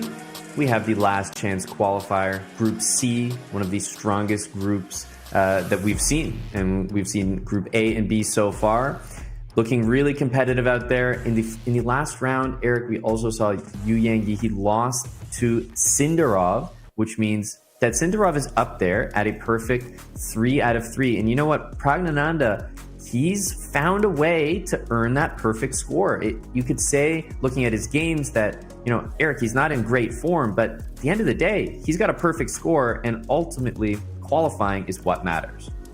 For sure. And I know doing the commentary, there's lots of fans of his watching, lots of supporters, especially from India, probably nervous with saying he's not in good form. Look, you take the wins how you can get them, because you can play really well. It looked like Anish played really well last round, but he didn't pull off the win because he forgot to pre-move. And we see time as a factor. There's different ways to get there, but at the end of the day, you want to qualify, you want to win as many games early on as you can, and Prague has done that. And I'm pretty confident, he's going to have some good games coming up. But yeah, it's not about how you play, it's about the result in the end. I think everyone can relate to playing well and losing games and messing up positions, and that still doesn't feel as good as winning. That's right. So he's in clear. We have 4 players with a perfect score going into round 4, and that's all Grandmasters. Yeah, and that brings us to this matchup right here that also features a player we haven't had the time to speak about as much as we'd like, and this is Grandmaster Yavakir Sindarov from Uzbekistan. And well, he's also one of those players. We talked about Yakubov yesterday. Of course, there's Norderbek, Abdusatorov, and they're just all from this generation of very talented players from Uzbekistan. They, the Olympic team, the success that they've basically accomplished together, it feels like this new generation of extremely talented players from Uzbekistan, and Sindarov is absolutely one of them. So I think a big player to watch. He's on a perfect score right now. He's up against Kamer. He just defeated Yu Yangyi in the previous round, Eric. Sindarov is world number 25. He's 27-22 FIDE, coming off good tournament after good tournament. Even last month he beat Aravind, he beat Rapport, he beat Nepo. He could very well be like one of the real favorites to win the whole thing. And it's just hard to keep up these days with the talents that are coming from that region. But one thing I've seen in person, really seeing these Uzbek players, the nerves are incredible. They're not phased when they lose. They get right back on track and win games. When the position's complicated or they're worse, they play fast and practical. They are a force to be reckoned with and a problem for other players. So yeah, Sindarov taking out one of his rivals, Yu Yangyi, and now that gives them a bit of a cushion. Him and Keimer, 3 out of 3. I think they're going to try this game and explore things, but maybe watching his fellow countryman yesterday, crash out in the final round. There's risks to take, and there's times maybe you regret it. And probably, I think this game, they're going to see how the opening plays out, but it's not a game where you should necessarily go all out if we're looking at tournament strategy. So that's right. Yeah, it's not do or die. It's only round 4. The players are on a perfect score, 3.5. After this game would be a great spot to be in. And I was about to say, in the current position, we're probably going to see knight d4 because simply recapturing that pawn pawn captures back on b5 would not be the most logical move, because it looked like it was just going to lose a pawn. So instead, this opening, and Keimer's playing very fast. That's usually an indication, especially in chess, that, he kind of is up to something. He's prepared this. He's looked at it before, maybe, because this is not a position that you sort of waltz into without good preparation. Yeah, I know I said like maybe the result, this isn't a must-win game, but Sindarov is playing a sideline and very ambitiously. We already see like 10 moves in, White's king side could be fractured with the double pawns on f3 as a potential. At the same time, Sindarov is up a pawn and looking to capture a second one on a6. So he is putting Vincent under pressure. And of course, that's what you should do. You're playing White against one of your rivals. It's up to them to demonstrate that they handle the opening and they equalize. But up until then, as I said, these young guys, they're playing for win whenever they can. And it's already a critical position with the amount of material hanging. Yep, the f3 knight for White cannot capture the knight in the middle of the board due to the pin. And what it means is that in this current position, you can capture the knight on f3, and White will have to take back with the pawn. Normally, that's a pretty big concession in front of your king, but the trade-off is that White is about to win another pawn on the queen side, on a6, and Black's pieces can't really get over to White's king very quickly. Like the queen on d8 takes at least 2 or 3 moves to even make a meaningful threat. So it's a position that Sindarov, we talked about how Keimer is probably prepared being here. Sindarov likely is maybe the better prepared player, because if you're playing a sideline as White, you have to know exactly what you're doing, because usually if you're playing a sideline, you're kind of avoiding the main lines, which usually yield the best advantages.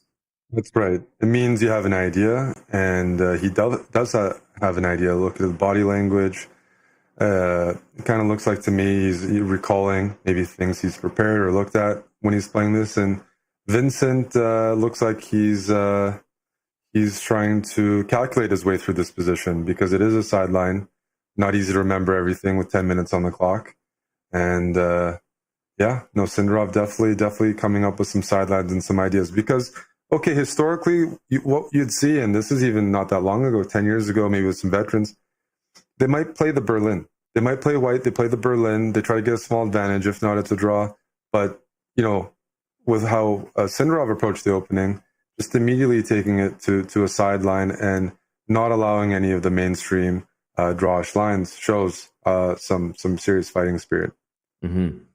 Yeah, this queen c6 move as well by Keimer, they're really just going toe-to-toe here. You can see that engine evaluation just right around the middle of the board, usually indicating that both players kind of playing in a very ideal way. An extra pawn here for Sindarov. It's sitting on b2. It exists. There's no, you're not missing anything, but still Black just has such great compensation due to the pin from the bishop on g4, the fact that the e4 pawn is attacked, and the knight on b5 is threatened. So if we see knight on b5 taking the Black knight in the center of the board, I think that we'll see Black's queen capture the bishop. And then after all that, the e pawn is still loose as well. So let's see what happens. Yeah, h3 is pretty much forced, because if you go d3, there's queen takes d4. So that's why Sindarov played h3, because queen takes d4 after d3, and it's a weird way to take with the queen, but that's how you really show the power of that pin. And then the knight, White ends up losing material in the end. So no time to play d3. No time to move the knight, because if you lose that center pawn and it's even material, you got to favor the bishop pair and the strong light square bishop on g4. So h3, this to me looks like Sindarov is acknowledging that Vincent has played correctly in the opening. And there might be a lot of exchanges here until we get to a position queen 2 pieces in a rook versus queen 2 pieces in a rook, even material. And then I don't expect that game to necessarily go too long. And that's what I'm referring to after maybe like bishop takes f3, and maybe queen takes c4. But maybe Vincent's looking at some other options here, like taking on d4 with a pawn. Although I think Black's light squared bishop is taking not necessarily the bishop I want to keep. Yeah. In some of those lines. Yeah, it really does appear. And this is what happens when you play sideline, is often if your opponent plays totally correct, the best moves, a sideline will just be equal at the end. So the point of you playing it is that you understand it's more like a test. Like you understand if your opponent plays it well, there wasn't much in it for you. But in order for them to play it well, first of all, they'd have to know it. If they didn't, they'd have to solve it on the spot. And if it is a difficult position to solve intuitively, then it's probably worth trying, because in case they haven't studied what you have, there's a good chance that you could get a good position, and sort of the risk reward feels worth it, because he's probably satisfied with a draw here, wouldn't be the worst result. And in the best case scenario, his opponent isn't as familiar as he is, and he gets an even better position. So it looks like we've just seen Vincent up to task, and yeah, the position kind of reflects that. Yeah, this is one way of going about it. And if black is allowed to castle and have even material, the g5 pawn is okay, but there's not enough initiative to really worry if you're black around your king. So I think d4 by Sindarov makes a lot of sense, because you don't want to let black just castle and get all the pieces on good squares. The g5 pawn, while it's totally fine and defended, could become a weakness in some endgames. You see black's bishop hits it. Maybe the knight can, in the future join in. And it's annoying to have to always defend that g5 pawn. It's not a weakness, but it's not also necessarily going to provide too much. Mm-hmm. Here, I'm a little surprised by a couple of the moves.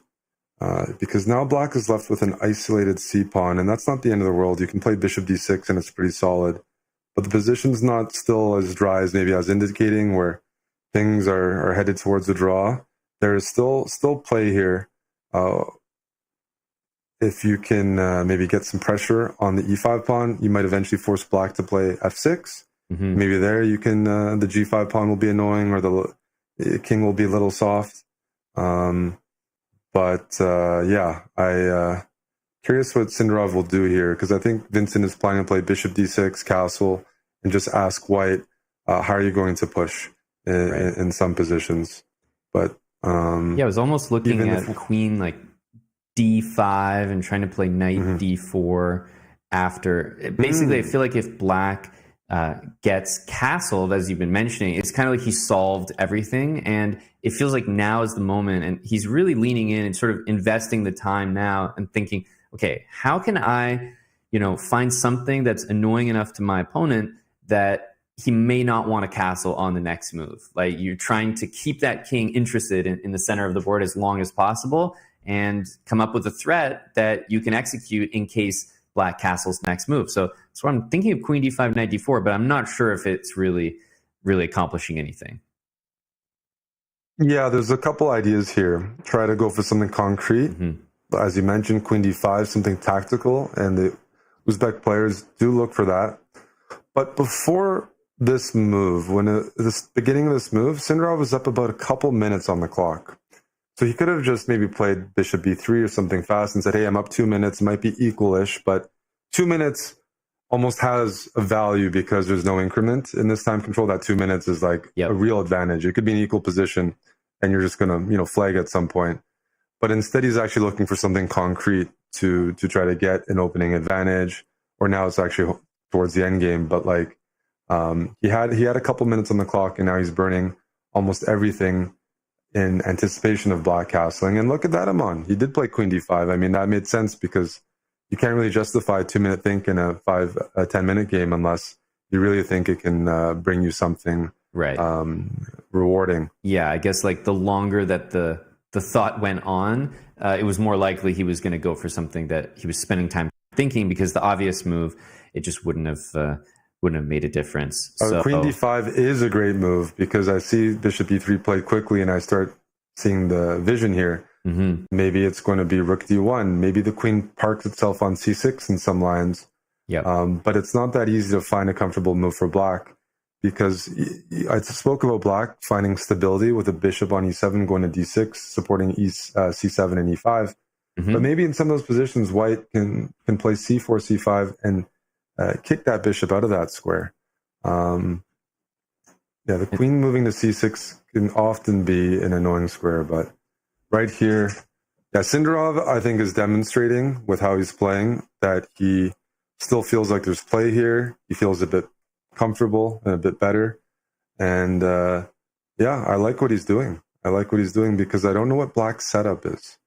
I don't know like where I can find comfortable security with my pieces as black. Where is my knight on d7 supposed to go? Because I don't want my queen on f5 always having to defend it. My bishop on e7, it can stay there.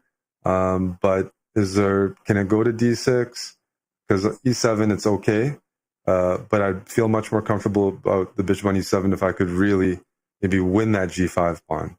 And here, this is very committal by Vincent. His pawns on e5 and c5 are targeted, and they're going to stay targeted because of the color that they're on. Yeah, that decision is interesting to me. I'm now tempted to play moves like queen b7, queen c6.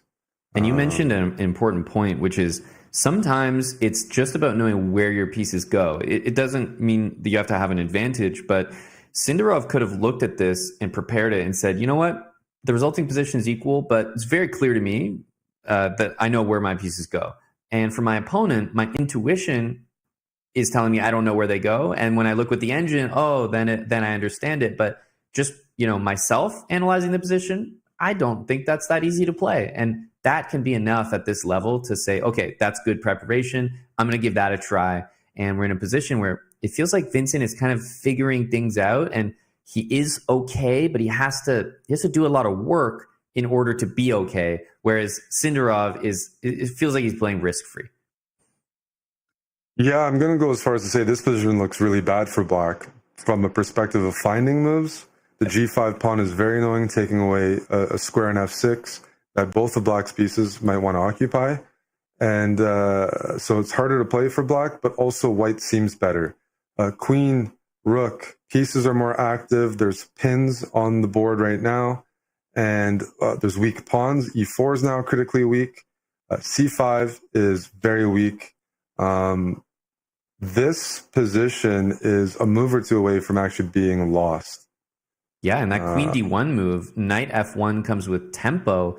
This is a huge problem. The knight on d7 is pinned every which way. The bishop on e7 is loose behind it. I'm even looking at ideas like b4, just to then play c5 afterwards and c6.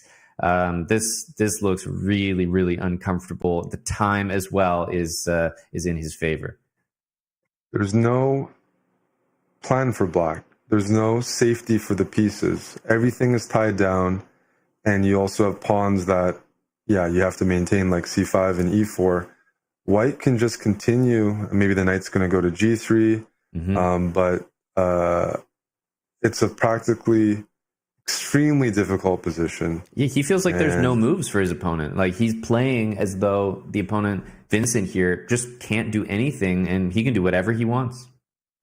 I'm tempted to bring my knight to e2, maybe to f4, maybe to d5 in the future, but the bishop on e3 is an incredible piece.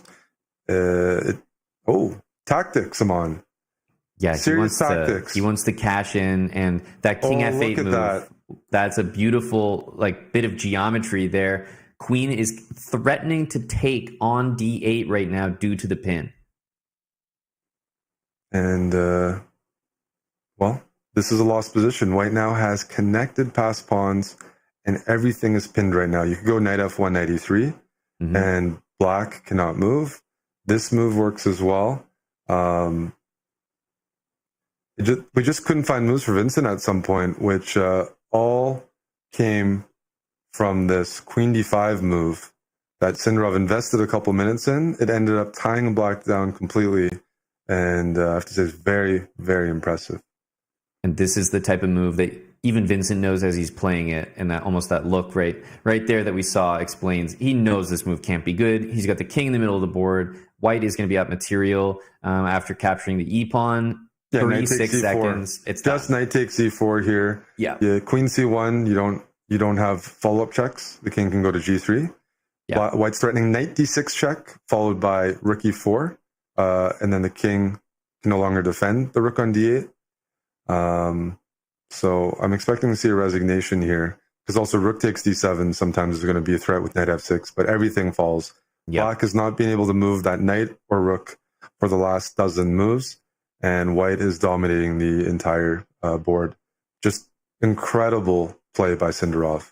Yeah, such an unassuming opening. Knight d6 and queen takes d8, knight f7. Sindarov is going to see that immediately. Yep. Knight d6, queen takes d8, knight f7 check, and we're going to see a resignation, even if timer wasn't down to 11 seconds. That's right. He has so many moves that win, right? Yeah. Knight f6, like it's you take your pick, whatever looks best to you. I actually think the one that you suggested was just the most devastating and immediately crushing. But with 10 seconds, He'll go knight g8 check here. He'll go knight g8 that's check. a nice one. That's knight g8 check with checkmate following. Yeah. And the Uzbek players so strong, well prepared, so ambitious, and a real problem for the players here. Amazing. What a game. And Vincent is just kind of taking the headset off, like, what can I do, right? The guy, he had some tough preparation, and Vincent never truly equalized. Even if the engine was saying equal, as we were observing the game, and certainly how the players probably felt during that game, Sindarov always had that edge, and that's why playing a sideline like that and being well prepared can be so effective. He knew where his pieces needed to go. For sure, and you saw Keimer's body language after. When you lose a game like that, your opponent plays like that, you start thinking, what did I do wrong? Because it just 2-3 moves were played, and he went from what he thought was comfortable to just a very uncomfortable position. Got to tip your hat off to your opponent. I agree. I was also looking at some of the results of the other games. I see that Yu Yangyi crushed Anish Giri in a rather quick game. Giri kind of had a one-move blunder, which was too bad, and Prague also won. So lots of results all around. As we come to the end of this round, we're once again going to go to a break before we come back. And the tournament and the Group C is really starting to take shape, Eric. So stick around as we continue to learn more results in the next round.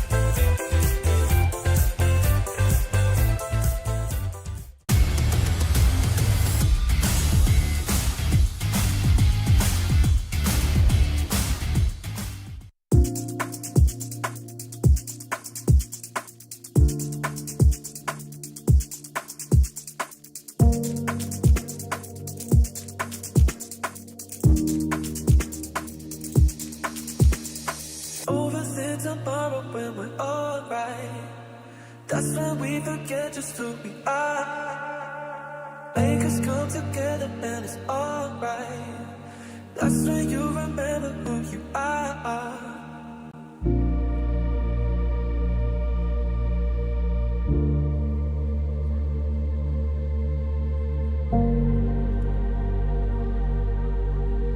That's when you remember who you are. Who you are.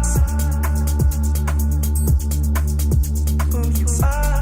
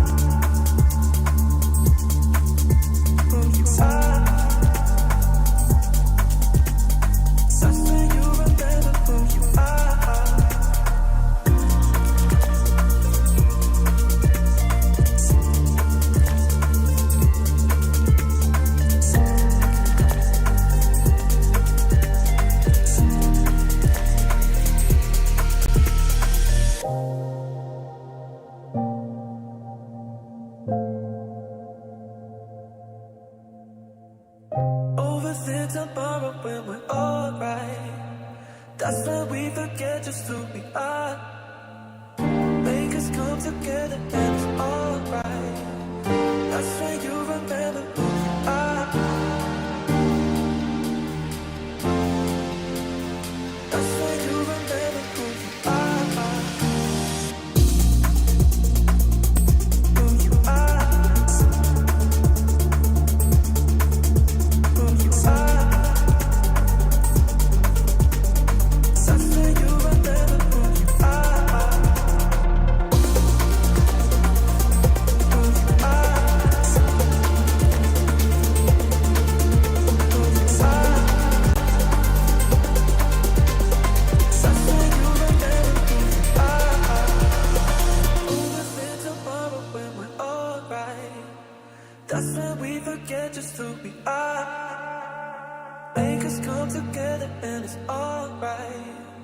That's when you remember who. Other really strong names contending. It's already critical, Amon, because we have top players needing to win the rest of their games for a chance at qualification. Yes, I'm referring to Anish Giri. He did lose to Yu Yang. He's at 2.5 out of 4. Yeah. 5.5 is probably needed. And Anish, one of the big favorites, last 2 games, he's really tumbled. Vincent Keimer, he just lost his first game. Maybe he's gonna, he's got to get back on track. Might be playing one of the contenders, Andrew Tang. Yu Yang, after losing to Sindarov, beating Anish, that puts him back in. So this group of death is delivering so far. And we do get our marquee matchup, maybe of the entire group, coming up. Yeah, and I noticed once again, especially compared to Group B, not as many players in this event and a high concentration of very strong contenders. So Group of Death, definitely a deserved name there. Also, Victor Bologan is going up against Yazid, who, I just want to give a shout out. We'll have to keep an eye on that result, because I do think in terms of, the untitled players, Yazid really impressed me in his game earlier, so wouldn't be surprised to see him sort of be the guy responsible for upsets in the event. Yeah, no, he impressed all of us with that game against Pragananda. So just maybe a bit better clock management, but in terms of level displayed, he's underrated. It's a scary guy to face. This is a really exciting matchup right here. Sindarov, Pragnananda, two of the players definitely on the younger side, generation-wise, and just two players that I do feel are just so focused when they play. I think we've even had our producers resizing the board when Prague is playing, because he's so locked in. He's like practically right up next to the screen. And we've talked about Sindarov and just the players from Uzbekistan. They have this focus and determination, and they're not really outwardly emotional.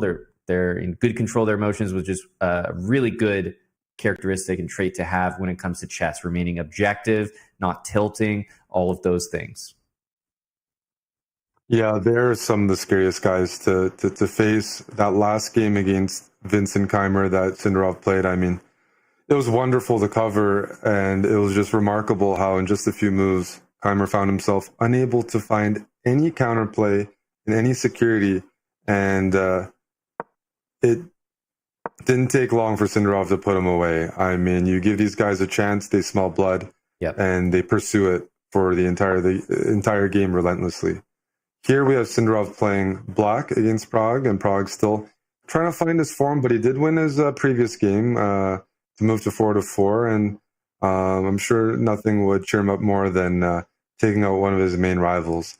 I mean, like, this group of death has 5 Super Grandmasters, so if you're one of the players there, you would like to eliminate. You not only want to qualify, but it probably helps you if you can actually eliminate, one of the guys. Like, if Anish doesn't make it, you can bet that many players here for the last chance qualifier are taking, a sigh of relief, because they don't want to face him in the knockouts. So curious what happens here, but I think we know the storyline. The Uzbek players play for a win almost regardless. They play sharp chess. They don't have that mentality. Let's play solid. Let's know what brought you success. You're going to continue playing in that style. Pragananda, a great fighter as well. So expecting some fireworks at some point. I mean, these e4, e5 positions generally revolve around the d4 move for white or the d5 move for black. And whether or not, white's job is try to prevent black from being able to play that comfortably.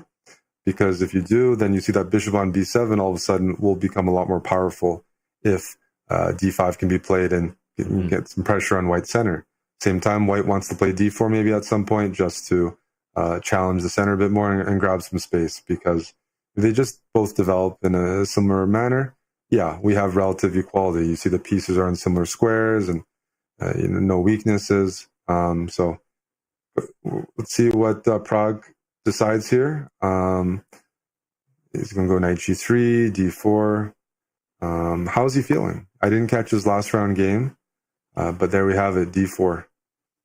Yeah, it's also the case that sometimes players, they kind of both elevate or lower their level depending on their opponents. And certainly it doesn't always happen intentionally, just subconscious. Like Prague has definitely not been in the greatest form from what we've seen so far. But at the same time, he's demonstrated some amazing resourcefulness in those games. You don't get the positions that Prague did in this event and also have a perfect score without being an incredibly resourceful player. Yes, you could say maybe a little bit fortunate at times, but you can't ever say that it was all luck or anything like that. So while he's demonstrated some things that his fans can be nervous about, there's also a few good things as well. And while his level may have been lower, maybe against lower rated opposition, he also has the capability to just elevate himself when he's playing a stronger player. So I don't think just because he's had those shaky moments early on that we have any reason to believe that he's not going to be playing up to his level against Sindarov right here. For sure. The thought and the psychology involved with playing low-rated players when you have to win is completely different than playing your rivals, where you can feel more relaxed because your job is to play the best moves possible against them, and you're not forced to necessarily win like we have a game here. So Prague's level, not too worried about it versus the top guys. But what we have here is a bit interesting because after bishop b3, we could get some positions that are a little similar to some open Spanishes, where black often has a knight on e4.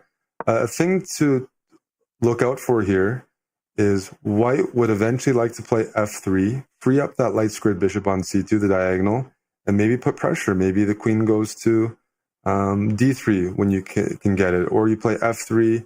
Eventually, you want to bring your knight to g3 and then to f5, because black's two bishops are on the queen side. And so there's a bit of an imbalance where if white can generate counterplay on the king side, white has more pieces that are attacking. The two bishops for white both look towards the king side. The knight has an ability on f1 to join the game, h2 to g4 or g3 to f5 or h5. Queen can go to g4. So this is going to be double-edged. And black, on the other hand, has a bit of presence in the center and on the queen side. They have a 4-on-3 majority on the queen side, which means black has more space. And you see the bishops lined up on b7 and b6, ready to maybe push forward. So who can get there first? Who can dictate the pace? That will probably determine even the clock situation a little bit. But we see early on that Prague is actually down a couple minutes on the clock, trying to figure out what's the best way to press here. An interesting decision, and definitely one that makes me excited for where this game is going to go, the direction, because we've just seen Prague with the white pieces give up the light squared bishop for the knight, and immediately handing over the bishop pair to Sindarov. You see those very strong bishops, b6 and b7. However, they're both kind of blocked by their own pawns. The pawn on e4, while it's strong and while you have great control of the light squares, it's also blocking the bishop on b7. Same thing with the pawn on c5 with the bishop on b6. And after giving up the bishop for the knight, we saw this great move, queen to g4. The threat is bishop captures h6 with the pin on the king. That's why we saw queen c8 from Sindarov. But it's a really interesting idea to give away the bishop like that and say, look, I know the bishop pair is a pretty serious advantage, but just looking at the position, maybe white can play queen g3, knight h2 to g4, activate that way. And wow, b4 played. This is looking pretty spicy. It's looking pretty spicy. I already see a bit of an idea here that Sindarov is playing fast and building up a lead. And where that plays a factor is if Prague is committed to attacking takes time and energy. And even though you might get yourself in a good position to attack, you have to follow through. And when you're low on time, that makes it very difficult. So Prague, maybe correctly, has realized this is actually a pretty significant time disadvantage. By going b4, he still has ideas to press. He's pinning the pawn. He's allowing a queen exchange. But he takes away a lot of the risk in the position. Because when you go queen g3 and commit to this knight h2, knight g4 idea, you're committed to the attack. Mm-hmm. You're giving black some time to maybe open up on the queen side and get those bishops. It's more double-edged. It's more like, hey, I'm keeping the queens on and giving you time because I really want to attack. And Prague does not want to fully commit to that because at the end of the day, he probably feels like, yeah, I might have some attacking chances, but I'm not going to go all out for that. And maybe he's still trying to find his form. He doesn't feel like this position is really one that he can go all out against versus Sindarov. So he's keeping options open. Yes, we can attack if black chooses to trade queens, but if black doesn't, or even if black does, I have liquidated material on the queen side. And if that continues to happen, there should not be any losing chances. Right. And a bit of a relationship between the two dark square bishops is developing. The c-pawn is actually pinned, and there's maybe some position that if the dark square bishops exchange, that white could try to be slightly better with the knight against the bishop.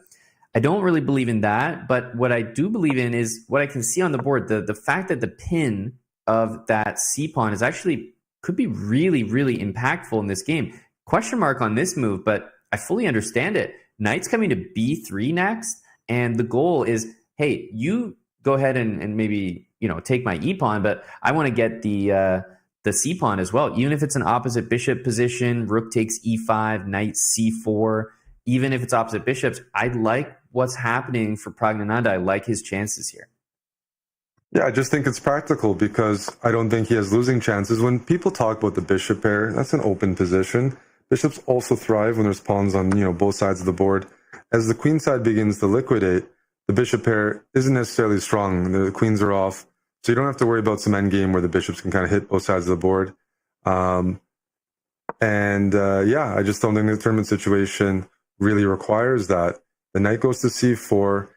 There's positions where it's opposite bishops, but maybe one side's a bit better. And I think just Prague, when you have white, you're playing against someone you respect and is very dangerous. 2 result position. That's what the players like. Like, hey, I can press this. I can press this for a long time. If it doesn't work, I can still settle for a draw. Mm-hmm. And none of these positions we're seeing in front of us are positions where if Prague gets down to like 2 minutes or 1 minute, 1 minute's a bit scary, but that he is still within range of liquidating to a draw and endgame. And we might even see that now. He hasn't stepped over the barrier where it's like Sindarov can all of a sudden switch gears and be like, okay, you're low on time. I'm not going to let you draw and trade everything off. No, we're still within that range. Opposite bishops are being offered right now if white wants. Both taking on e5 or playing knight d6. And so no risk for Prague yet, and I don't think that's necessary.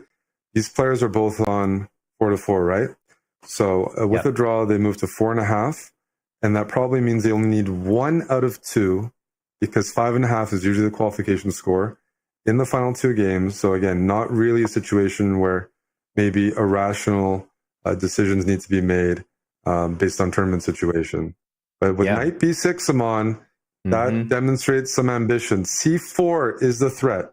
The rook is hanging on c8, so assuming black moves the rook, you want to go c4, kick away that bishop from b5, and pluck that pawn on a6. So that move demonstrates Prague's ambitions, because he could have liquidated it. And now Sindarov has a tough choice. c4 played. Even though those are double pawns, they're good double pawns. They're defended. Mm-hmm. They support the knight on b6. At any moment, you can actually give back a pawn with knight c5, and you still have a passé pawn that's actually pretty far up the board. So if ever he needs to bail out, he can do it. But white being up a pawn is certainly an advantage for the Indian Super Grandmaster. Yeah, and at this point, Sindarov probably has to start thinking about moves like f5, g5, f4, and try to make some meaningful threats on the king side as well. Yes, you have the pawns blockaded with the great bishop on c6, but there are certain positions where white can even play knight to d5, give away one of the pawns, but maybe station the rooks behind the passed c pawn and say, okay, we're just playing a regular endgame now, even material, but I've got this pass pawn. So it's not just about the extra pawn, but this move, rook c1, kind of indicates perhaps an idea of maybe playing knight d5. Yeah, knight d5 is an idea for white, and as you mentioned, f5 is the move for black that will make this crazy. f5, g5, f4, get counterplay. You know what the key piece is? Sindarov won a game already against Keimer. The bishop on e3. Look at this bishop. It's anchored in by the pawn on f2. It blocks the pawn on e4, which prevents black's light squared bishop from attacking g2. It supports c5. You need to destabilize this bishop on e3. Doesn't matter if he's trying to play for a draw or win, Sindarov. That bishop on e3 is the glue in white's position, and it's time to try to kick that away with black's 4 pawns versus white's 3 on the king side. That's going to be forcing. And we see a trick now, Amon. If c6, rook takes c6 is playable because of rook d1 checkmate at the end. I like that. That's important to keep in mind. And honestly, easy to just miss that in the moment. But these guys are so locked in. Looking at the time now, I'm a little concerned about Prague's position. He kind of has to be careful because look at the black king. King f7, king e6, king d5. It has a perfect carved path right to the center of the board. And what will follow is bishop to d4. And then that c pawn is, there's no way that you can keep defending it. Yeah, rook d1 to prevent the king from going to d5, because when the king goes to d5, black plants the bishop on d4 and controls so many squares. This move, Prague is in bailout mode. He knows he's not winning this. He's low on time. Trade everything off. You don't mind losing your c pawn if you can win one of black's other pawns. There's no more play left in this position for white. Black's king has joined the game, and I do expect to see a draw shortly. Yeah, the pawn on c5 is, it's going to fall, but what's going to happen after everything exchanges here is white's going to go collect all of the pawns. However, it's well known that if you have the king in the corner here, as these two will demonstrate, it is a draw by stalemate, which is not something we see too often as our tournament leaders. They move up to 4.5 each. And, as you mentioned, Eric, one more win for both of them takes them to that, promised land of 5.5 points. So we are going to keep moving now that game has concluded to another very high-profile matchup, Vincent Keimer against Andrew Tang. We haven't seen Andrew on the screen just yet, but I think everyone is familiar with what a strong player Andrew is, especially in these formats. Yeah, he's at 3.5 out of 4. So in the top 4 right now in a qualification spot. He's playing Vincent, who is having a good event, but after his loss, he doesn't have that much wiggle room. 5.5 means you can't lose 2 games. He's lost 1 game. So when he's approaching this, yes, he's going to play for a win, definitely play for a win. He just cannot afford to lose. And that already means even after just 1 loss, you're under serious pressure psychologically. You have to tiptoe that line between trying to find winning chances and also not overextending and losing. And while we know against Andrew, you get low on time, he can punish that. That's something that you don't want to find yourself in, where it's like a minute versus a minute. His mouse skills, his time scramble skills are elite. So Vincent wants to wrap this game up or put pressure on in the middle game. He's up some time right now, but that's going to disappear very soon if he doesn't play a move. Yeah, and let's not forget that in a raw time scramble, Anish Giri found that out the hard way against Andrew Tang. Andrew drew that game by pre-moving and surviving with 0.1 seconds on his clock, and then Anish went on to lose the next game. So imagine how quickly your tournament can turn around. On the board, I like what's going on here for Vincent, because when time is low, these types of moves, these types of positions are harder to handle. It's not that white is doing amazing here, but I think this becomes really tough for black to defend when you have less than a minute. Yeah, queen e7 is to meet queen 8. So knight, what happens after knight takes f6? Yeah. Knight f6, rook f6, rook f6. Vincent has a move lined up, and I'm trying to spot it. Or it's just a blunder. Okay. I think he just expected pawn takes had to happen, and yeah, he didn't even realize the pin was there. That's a pretty critical mistake, but the players are still fighting. It's all about the clock, 45 seconds. Nobody is better in the clock situation than Andrew Tang. Let's see how Vincent can do.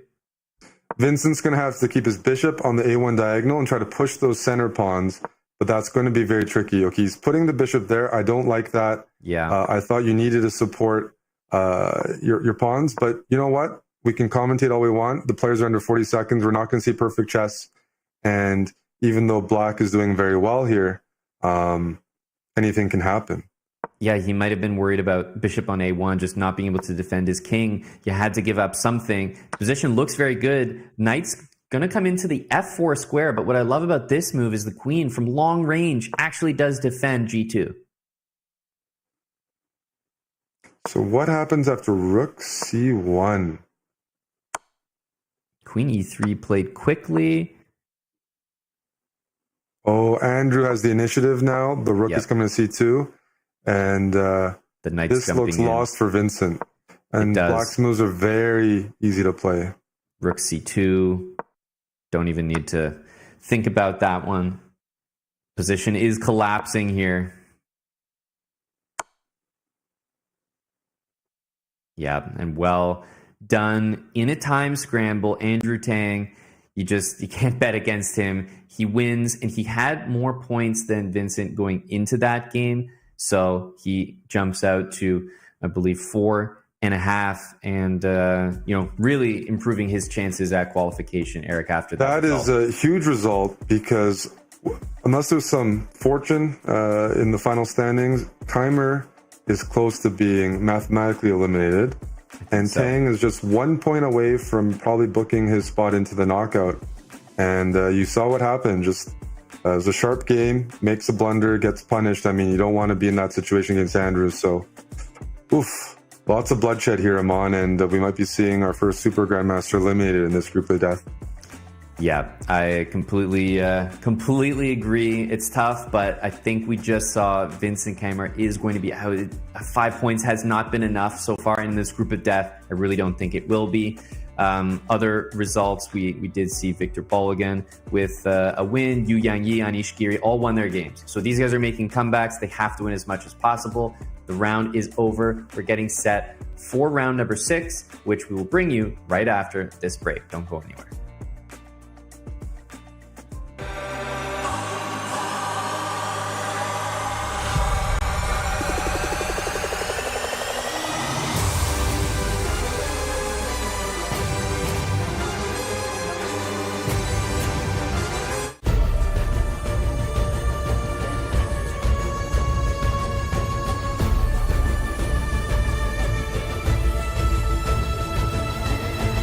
This land is calling.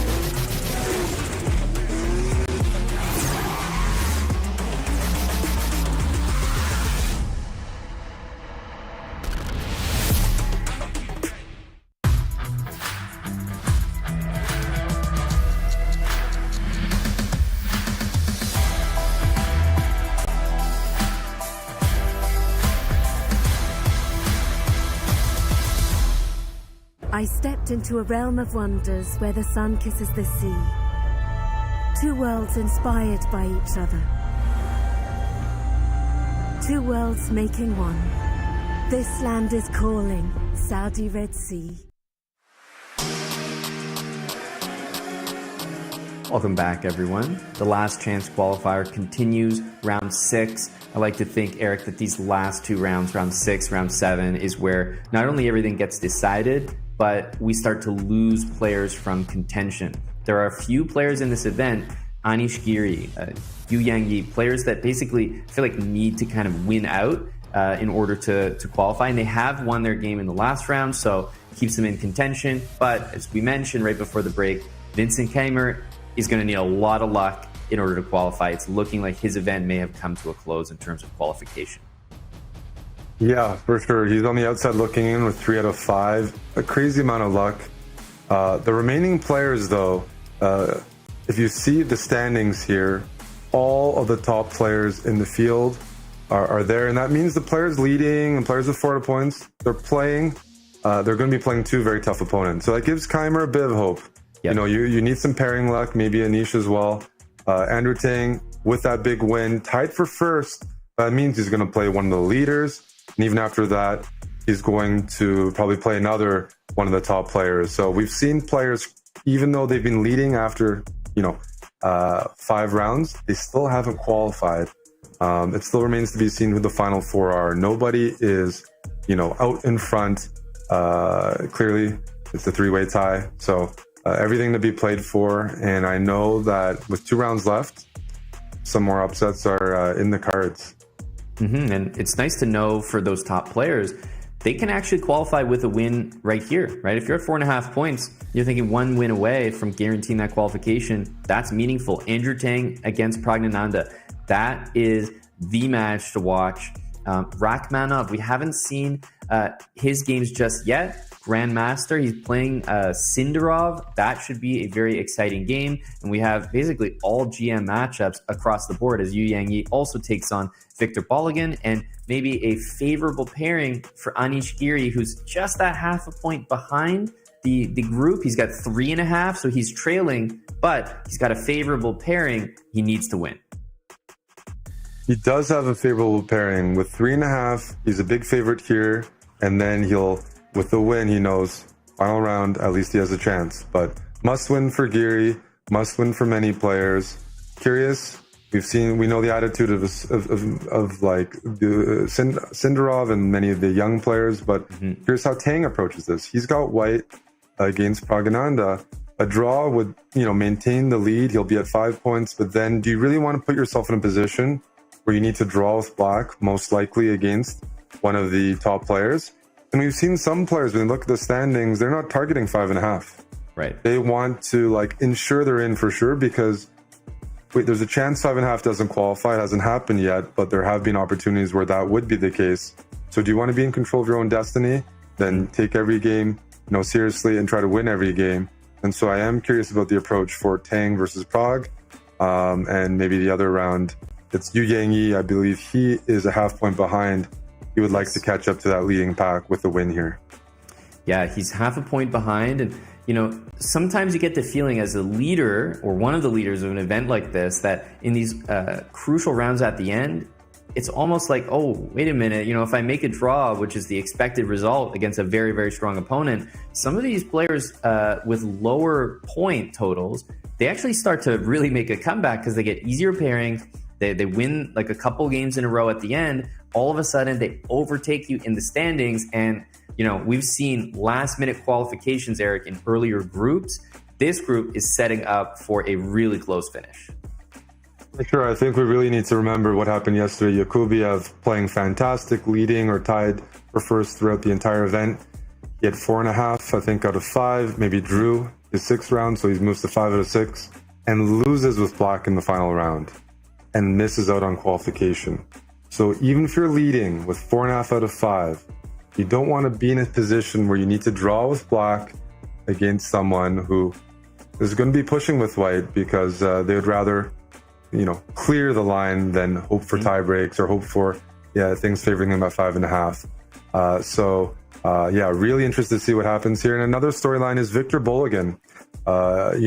Now a veteran, doesn't play so much anymore, but a former Super Grandmaster and can play very well on a good day. He's on 4 out of 5, and he's definitely there. He has, when you've been a top player, he's played chess for 30, probably 50 years almost. There's no psychological factor there. He's played against the best. He's here not to be a tourist. He's going to play for a win. He's there to qualify. There's no other point for playing this event. So we know his intentions there is to score some upsets and turn back the clock.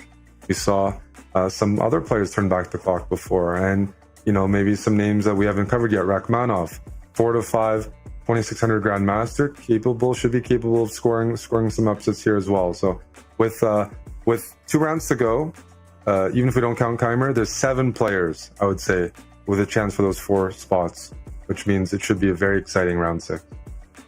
Yeah, you're mentioning just how many players are actually still vying for those spots, and they're all incredibly strong, can all beat each other. So there's only 4 spots on offer. We saw Group A, some huge names in the world of chess are just, weren't able to qualify, and we're going to lose some very strong players in this group as well. One that doesn't look likely is the young man on your screen right now, Pragnananda. However, can't count them in just yet, even though they're leading the event. A draw and a loss, for example, would just not be enough. So it's still a very, very important round right now to at least put some points on the board. Definitely. Pragnananda, he knows he's playing a tough guy after this game no matter what. So even though he has black against Andrew Tang, I do expect these players to both play pretty ambitiously here. They had hindsight watching yesterday's rounds, and anybody can beat anybody. Try your chance with white. And Tang's got to be feeling good. That extra half point he pulled off against Vincent Keimer, against Anish Giri in that crazy time scramble, that is looking huge right now, pushing Anish back and keeping him, near the top of the leaderboard. And now he probably his game against Keimer looked pretty clean to me. So he should be feeling himself and probably playing for the point here. Absolutely. I think we have Grandmaster Rachmanov there as well, going to be playing, I believe, against Sindarov. And we're probably moments away from the game beginning here. And yep, that looks leaning forward. Definitely the games are just getting underway. Round 6. And Andrew Tang does have the white pieces. Curious to see what opening he's going to go for. Andrew, definitely a D4 player through and through. No surprise to see the game start this way. Wondering whether he's going to be playing more of a system to start off, which he has done in the past, or C4, keep it more standard, and we got our answer very quickly. Yeah, he often employs the London. Here he's going for a Nimzo, and I'd like to think that shows, some of his ambition here, because the Nimzo can lead to some pretty sharp positions. It gives black counterplay and flexibility. I mean, London can as well, but there's some pretty solid lines there too. And maybe he expects that Prague is pretty booked up against the London and wants to try something else.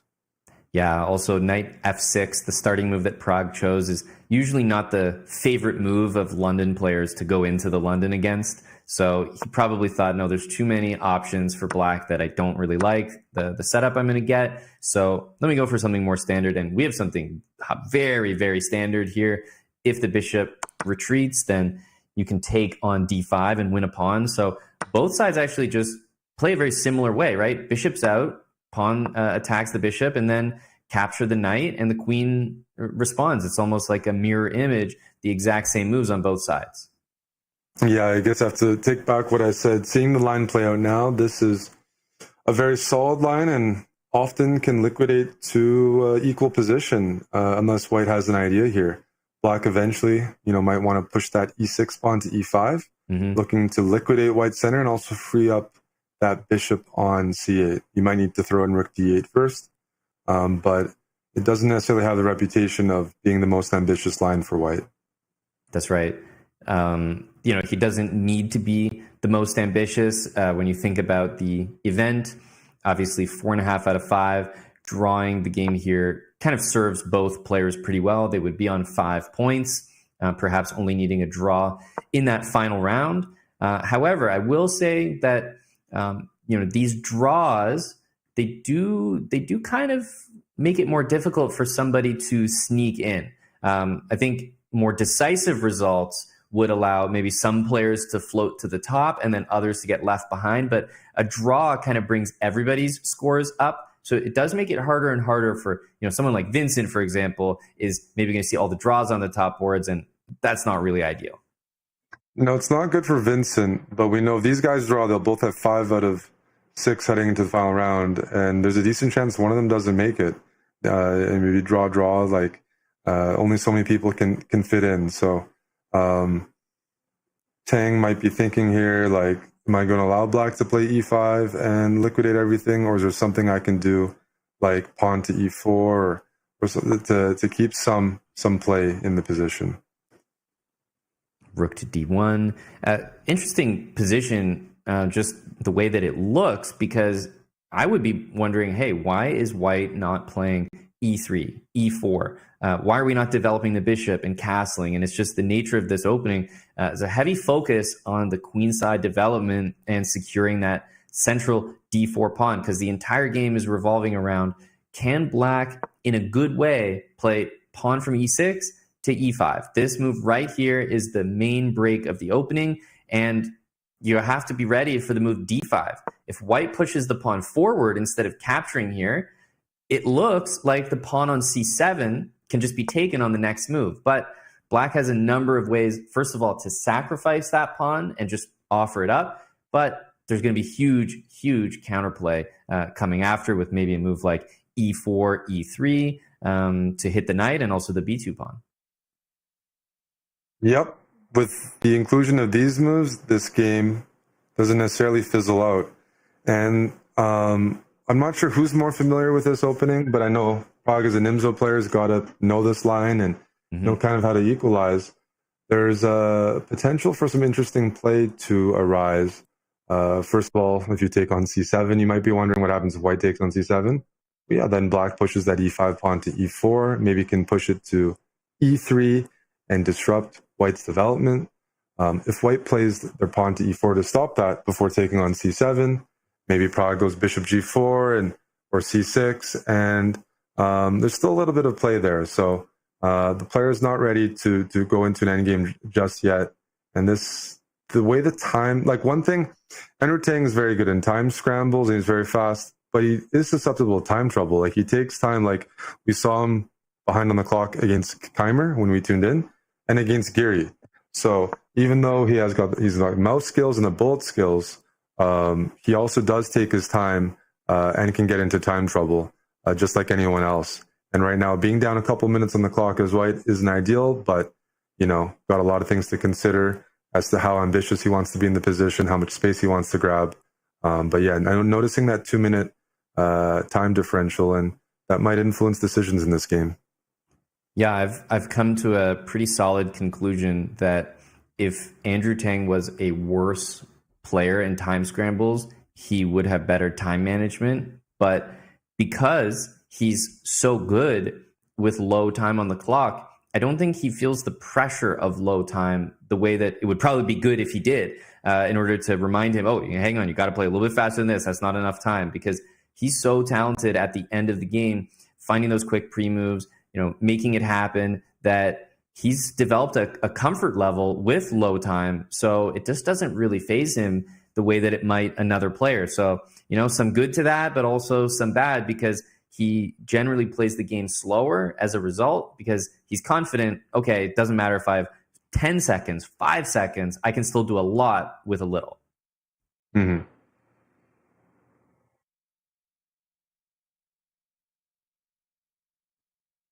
After e4 here, is Prague considering the move pawn to c6? Is he considering bishop g4 followed by maybe knight d7, and you're kind of baiting the c7 pawn for maybe compensation? He goes for c6, and that's standard. Yeah, I like c6. I think there's a, for example, if the pawn was captured on c6, the knight recaptures and black then plays bishop g4, bishop takes knight. Then there's a world where black just brings the knight into d4 and has a much better position playing with a strong knight against white's light square bishop. I do expect we may see an idea like bishop to c4 to defend the d-pawn, but the issue with bishop c4 is then after black develops bishop g4 to attack the knight, suddenly you need to react because, maybe you would have played bishop e2 previously, and I think that if you get doubled pawns on f3, that looks like something that Prague would be pretty happy to see. He would be pretty happy to see it, but for some reason, I could see Tang castling here and allowing the double f pawns. Because if you don't allow that, I'm not sure you play bishop e2. Mm-hmm. Can you play rook d3? Yes, that's not normally the way to deal with that. It works. It's just investing a bit of time. Whereas if you castle, it does ask black, are you actually going to go into that endgame? Because white does have a passed pawn, and that bishop on c4 can probably make an argument that it's better than a knight on b8 in quite a few positions, especially if it opens up the diagonal from c4 to f7. So I'm talking about castles, bishop f3, queen f3, gf3, that endgame. If Tang finds himself in a kind of a small push, he's going to be happy with that. A little bit of play, but no risk. And when you double your pawns around your king, but everything's traded off, it's not as bad in terms of like king weakness. There won't be pieces to really hammer those double f pawns. So it can be more acceptable to allow that if you benefit on other parts of the board. And yeah, the argument would be that the knight on b8 doesn't develop very easily if black trades that bishop, because then after, then the knight, if it goes to d7, there might be some tactics after d5 captures c6. So yeah, I like that relationship between the bishop and the knight that you mentioned, because the knight on b8 almost needs to stay on b8 until white plays pawn takes pawn. But white's not going to do that until the knight moves.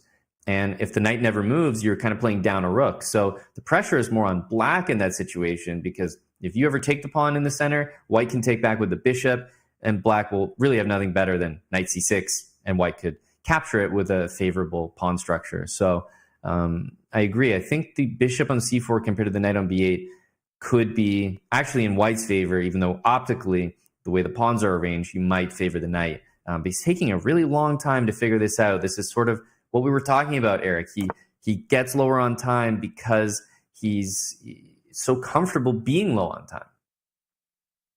Comfortable being low on time, but I don't think anybody in no increment chess feels comfortable knowing, you're going to flag no matter what, even if you're a really fast player. You want to be in an end game or a place where you can pre-move and control. Mm-hmm. And right now, there's too many pieces on the board to be at that stage of the game. So, yes, it's good and bad, but certainly it's a disadvantage to be down 3 minutes here with the queens on the board and lots of possibilities.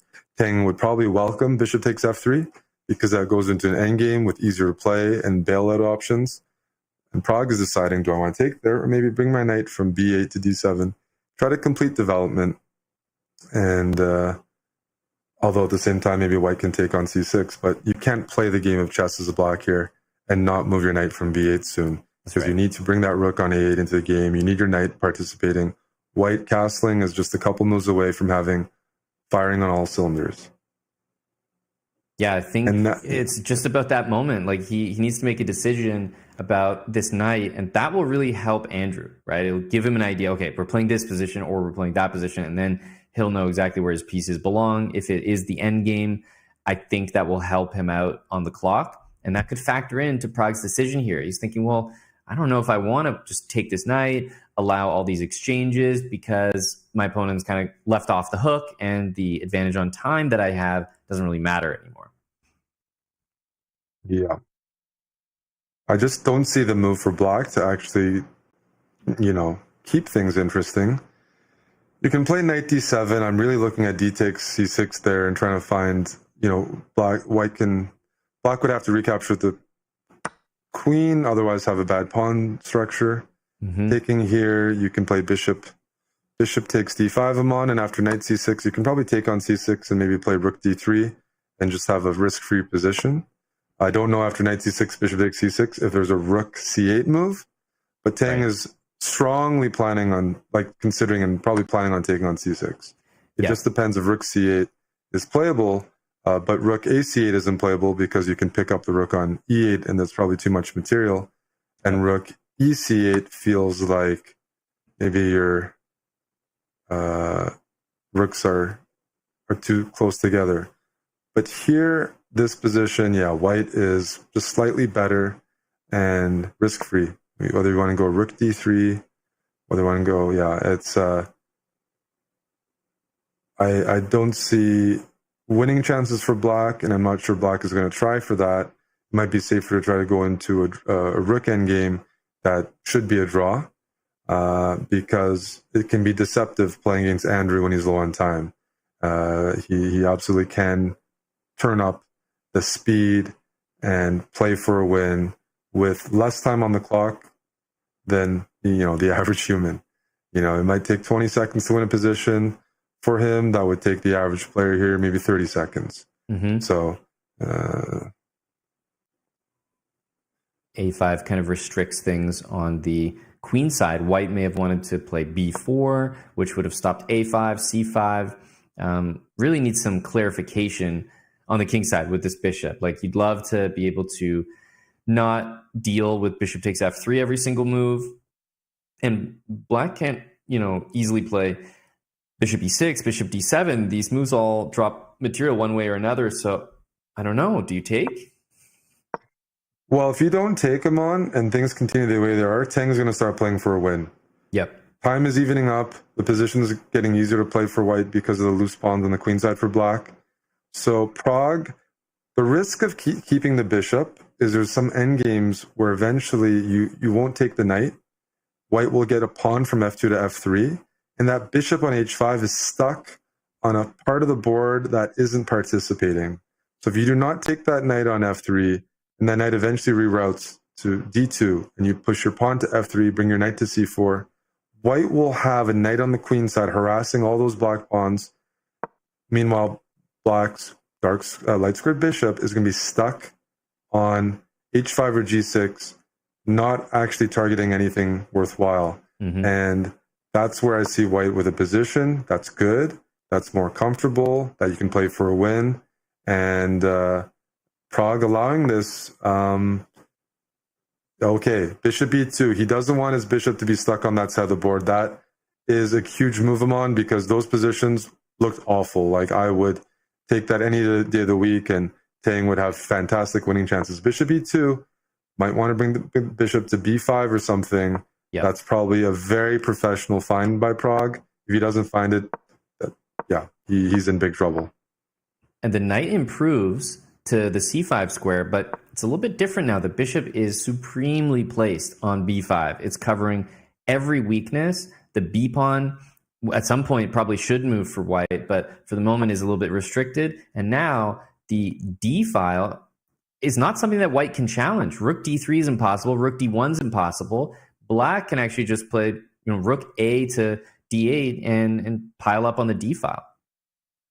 Yeah, b3 is a good find, stopping rook c4, but Prague has improved his position considerably the last few moves, and we're hovering back towards equality. Although with the time that we witness and that we see here, the queen's on the board, anything can happen. Pass the a pawn for white, that's good.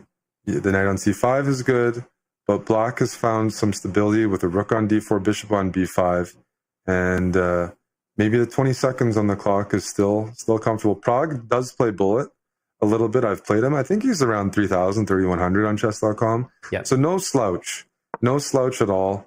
And, 20-second advantage. Yeah, you can absolutely take that and try to press it.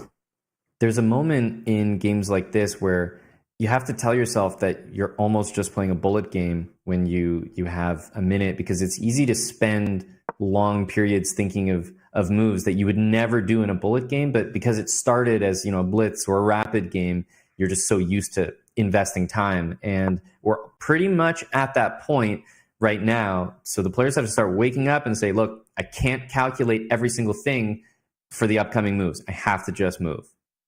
Yeah. And Tang falling further behind on the clock, but Prague is now thinking, one thought was to push that h6 pawn to h4. The benefit of that is it restricts white's king. If you ever get your queen on the f4 square when that's possible, you get some mating ideas. It also fixes the pawns on light squares. It just takes some space. And I could see in the future Prague playing h4 if he wants. He can actually repeat moves. That might actually be pretty smart, because he's not going to repeat 3 times, but even trading seconds when you're up 20, 30 seconds is a huge boost. So this might actually be very clever chess. I just don't know if he's fully trying to repeat. H4 finally played. Yeah, now the position's different. You can't just repeat. And they're going to keep doing it, which, as you said, take time off black's clock and take time off white's. That favors whoever's ahead.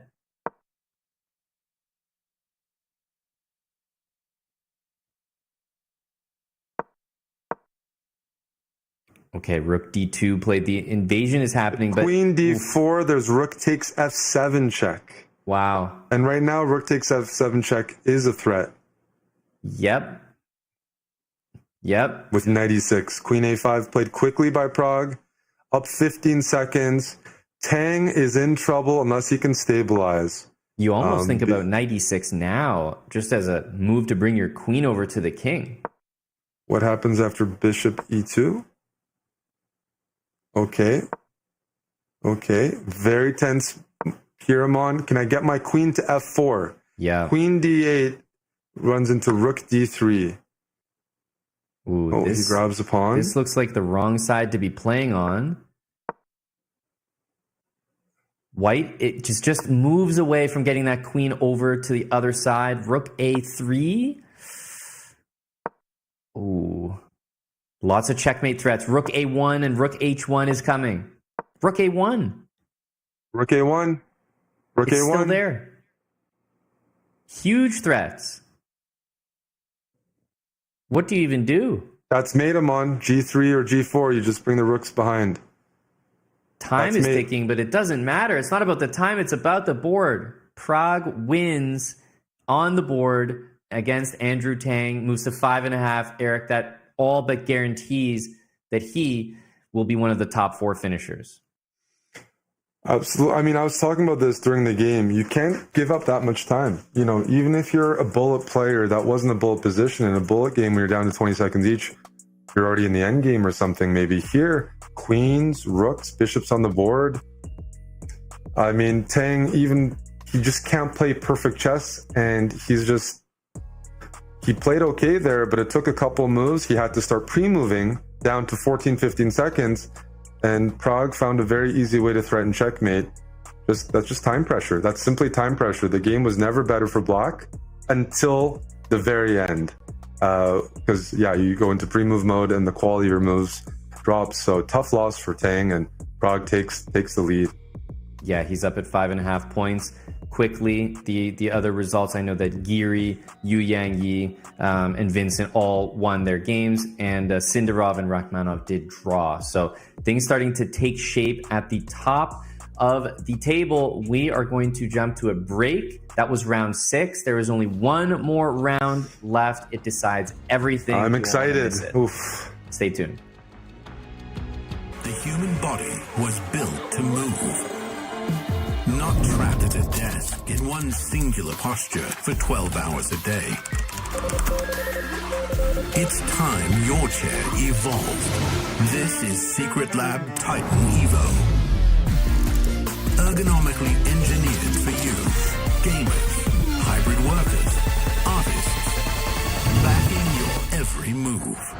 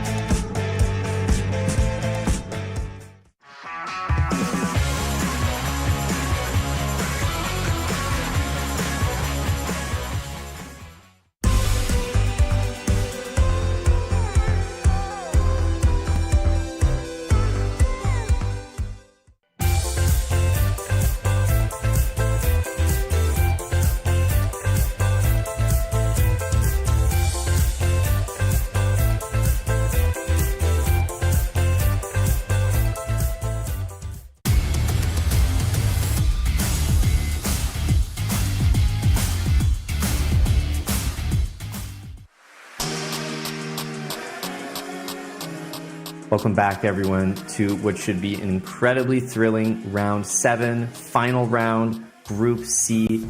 Eric, after the result that we just saw in that last game between Andrew Tang and Pragnananda, we can say that Prag is very secure in his spot. He's got 5.5 points already. He will be one of the top 4 finishers, but we need to know who is going to be joining him. 5.5 is the score that all players need to get to, but we're wondering if maybe 5 points is going to sneak in. Yeah, I think there's a chance 5 points sneaks in. You're going to need good tie breaks, but I would say I think it's fair to, like, besides Prague, there's 3 other spots and probably 7, 8 players with a theoretical chance of getting that. So everything to play for in this final round. It always helps to lead the tournament. Like the players that are leading, that are behind, they should have better tie breaks because you play harder opponents, theoretically. So Sindarov and Yu Yangyi on 5 out of 6 are in good hands. But There's 3 players with 4.5. So again, 5.5 could end up being the score. And so even players with 5 out of 6 right now could end up being eliminated. All the GMs, top 8 spots are occupied by the 8 highest rated players going into the event. No upsets in that sense. And yeah, they all should have a chance. Yeah, and I'm also looking at Anish Giri, who is what do we have the players doing here? Well, I actually wonder what they're discussing. Maybe it's almost like their games are not started properly. Maybe they're playing the wrong people or something. No, it's Prague and Yu Yang, right? Yeah, That's yeah. right Just there. that I'm wondering if maybe he's saying his game is like not showing against Yu Yang on his screen or something, because I wonder what he's thinking about. Well, maybe they're trying to make a draw. Yeah, I thought maybe it'd be a draw for that's what it would be maybe in over the board match, but they could also just offer a draw within chess.com. So I'm curious. Yu Yang doesn't seem to know what's going on exactly. And This is exciting. Yeah, we don't know either. That's good. But Prague looks like he's back in focus mode. Mm-hmm. Okay, and he's got the headset back on. And funny enough, although it could be expected maybe from the Chinese players, they do play this particular opening, the Petrov, very often. And Eric, it kind of has that drawish equal tendency. And if 5.5 is the target score, you can see how a result like that would benefit all players involved here, right? Prague has done the hard work this event. 6 points, be more than enough. He'd be leading and winning the event. And Yu Yang climbing to 5.5 with a draw. That's all he needs. That's right. I'm taking a look at the standings, and in case people are curious, Sindarov at 5 out of 6 is playing Andrew Tang. So very likely one of them won't make it. Tang probably has to try to win as black against Sindarov, which is a very, very tough task. Yu Yang is in the comfortable position here where his opponent Prague does not need to win, even though he's playing, Yu Yang as black. And Rachmanov and Giri are playing each other at 4.5 out of 6. Yeah. So most likely the winner of that advances. Prague advances. The winner of Sindarov Tang advances. And Yu Yang, well, if he can hold here, will advance. That's the very, very, very likely 4. The outsiders is like Vincent Keimer. He's got a lower rated opponent this round. He's pushing for 5. He's probably going to win and get to 5. Yep. But that would be a massive logjam at 5. Yeah, that's right. Because Rachmanov and Giri are also playing each other at 4.5. They could draw and move to 5. So there is a scenario where 5 points gets in, but obviously a lot of results would have to happen. Yu Yang plays the Petrov, Chinese school of chess. A lot of them do. This opening is very hard to crack. Prague doesn't need to win this game. And it's also just a position Yang plays very well, like his whole career. So even if Prague wanted to win, it's hard to break that wall.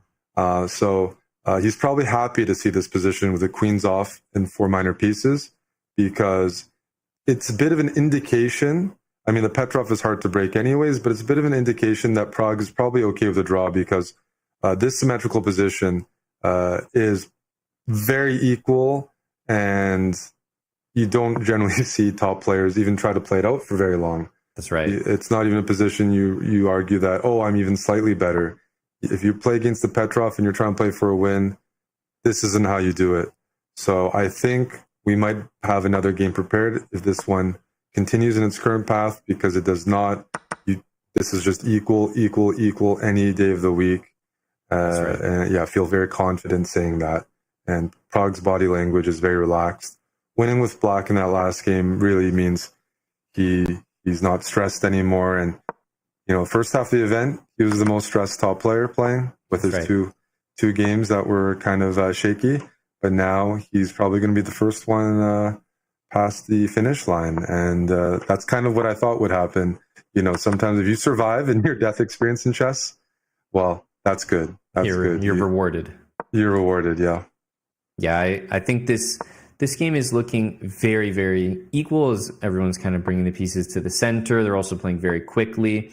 I'm just not seeing much in this, especially when the result is exactly what both players need. So we seem to be trending in that direction. A draw has been agreed, which puts pressure on everyone else because that's 2 players in at 5.5 and 6.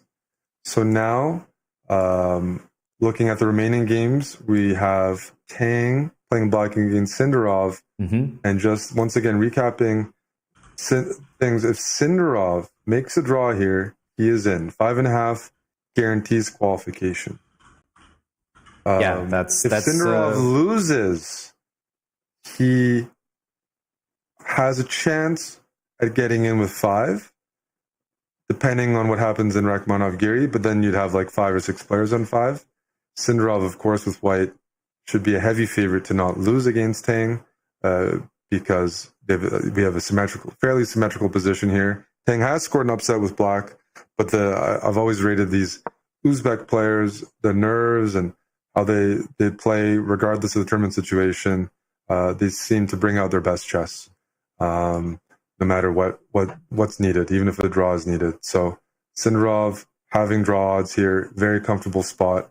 And yeah, the other pivotal game where they're in control of their own destiny, Anish Giri and Alexander Rachmanov, the winner of that will qualify. Yes, the winner of that will qualify. The interesting thing is that I believe one of these players on our screen will qualify no matter what. There's not really a result where one of them doesn't make it in. So we already know that Pragnananda... Well, Sindarov loses, then there's going to be a tie at 5. If Sindarov loses, then Tang will have 5.5, right? Yes. So that's what I mean. Is like I feel like one. But then of these if Rachmanov and Giri win, then Sindarov is out. Right. So I was saying that one of the players is in no matter what. Oh yeah. The one case is if Giri and Rachmanov draw, then we have everyone at 5. But that's the only scenario. So yes. But these players both can't end up at 5 because Sindarov has 5 already. So Tang is in a must-win no matter what. Sindarov for sure does not want to lose this game. He saw Yakubiev get eliminated with 5. Oh yesterday. He's probably spoken to him about it as well. So just a moment to really focus up because he drew Rachmanov, I think, in the last round. And overall, I feel like he's had a really phenomenal event right here. But you have to close it out, right? It's talked so much about how you can just fall flat at the finish line, and you really don't want that to happen. So looking at this game in front of us, Sindarov playing white, he's already not playing in his normal style to have this position. White doesn't really have an opening advantage. He's not playing as aggressively as he did against Keimer, for example. And black has a nice pawn center and just dynamic chances. A good bishop on b6, a healthy pawn structure. The bishop on c8 can develop. Then on g5 maybe goes to e6 if given the opportunity. White's position isn't bad, but if I looked at this, it doesn't look like white was pushing for a large advantage of the opening, which Sindarov normally does, or at least goes for some ideas. Typically, the Uzbek players or these young e4 aggressive players, they like space, they like tactics. I'm looking at a position that seems a little devoid of like tension and many tactics, and also a bit devoid of space for white. Yes, you can play king h1, try to play f4 and chip away at that center. But black, for a game where you have to win, can't complain about this because there's no like straightforward like end game to be had. Like knight f7 maybe will be played because bishop takes g5 could be in the cards in certain positions. It's nice to have a center. Yeah, it certainly is. I was actually looking at bishop g5 on the last move because it does come with queen takes e5 at the end, but you're giving up a lot in order to get that. So he decided it wasn't worth it, but now with the bishop on b3, I think it's become a real threat. I think we're definitely, if we see moves like knight f7, king h1, something like that, feels like it has to be played to play f4, open up the f file, bring more pieces in, and play against hanging pawns. f4, eventually taking on e5. If black recaptures, we'll have nice pawns on e5, and d5, but they have no adjacent pawns, so they're hanging pawns. They control squares, but they're also harder to defend. So yeah, knight e6. Knight e6 looks funny to me at first glance. So queen f3, knight c7, maybe bishop h6.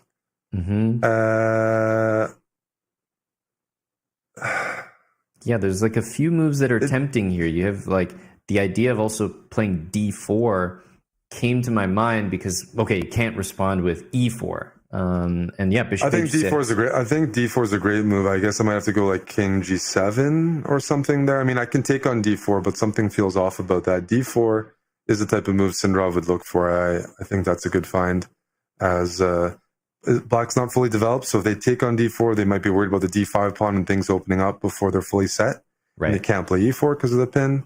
Yeah, bishop h6, also interesting to maybe just gain time and bring the rooks in, but it might not come with a proper follow-up. And after rook f7, black maybe plays bishop e6. So d4, I'm really curious about right now. Yeah, because it looks like if you play bishop h6 first, then rook f7 actually blocks the pin, which means e4 is playable. So maybe d4 first, followed by bishop h6, and then like rook d1, rook e1. It feels like all of a sudden we're more in the style of Sindarov, and he has played d4, and I feel very, very confident about this move. And I think his body language just really changed. His demeanor changed when he played d4. He's definitely in a position that he feels confident in right now. And that just shows the strength of his, his head, like his mental headspace right now. He would normally play d4. He played d4 here, but oftentimes when you're in a position where you only need a draw, you don't play to your full ability because you're thinking about that. A move like d4, that's true to his style and how he confronts positions. It means he's playing how he normally plays, what brought him success, and he's not having those final round nerves. Because when you spot a d4, that opens up everything, and that's the type of punishing position. And against Andrew gets in time trouble, and he definitely doesn't necessarily thrive in like crazy open tactics. He's not even an e4 player, or even maybe like a Sicilian player as much. With his opening repertoire, he's more a little more stable than that.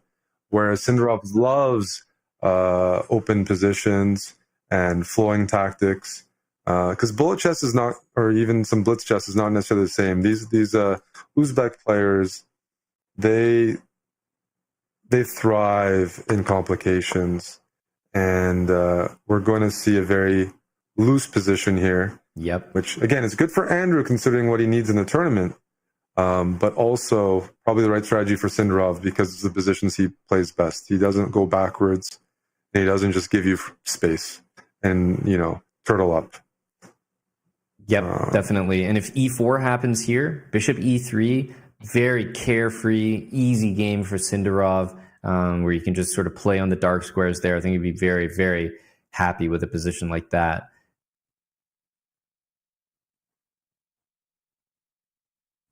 Hanging pawns are, in the middle, they're not as common, especially for black.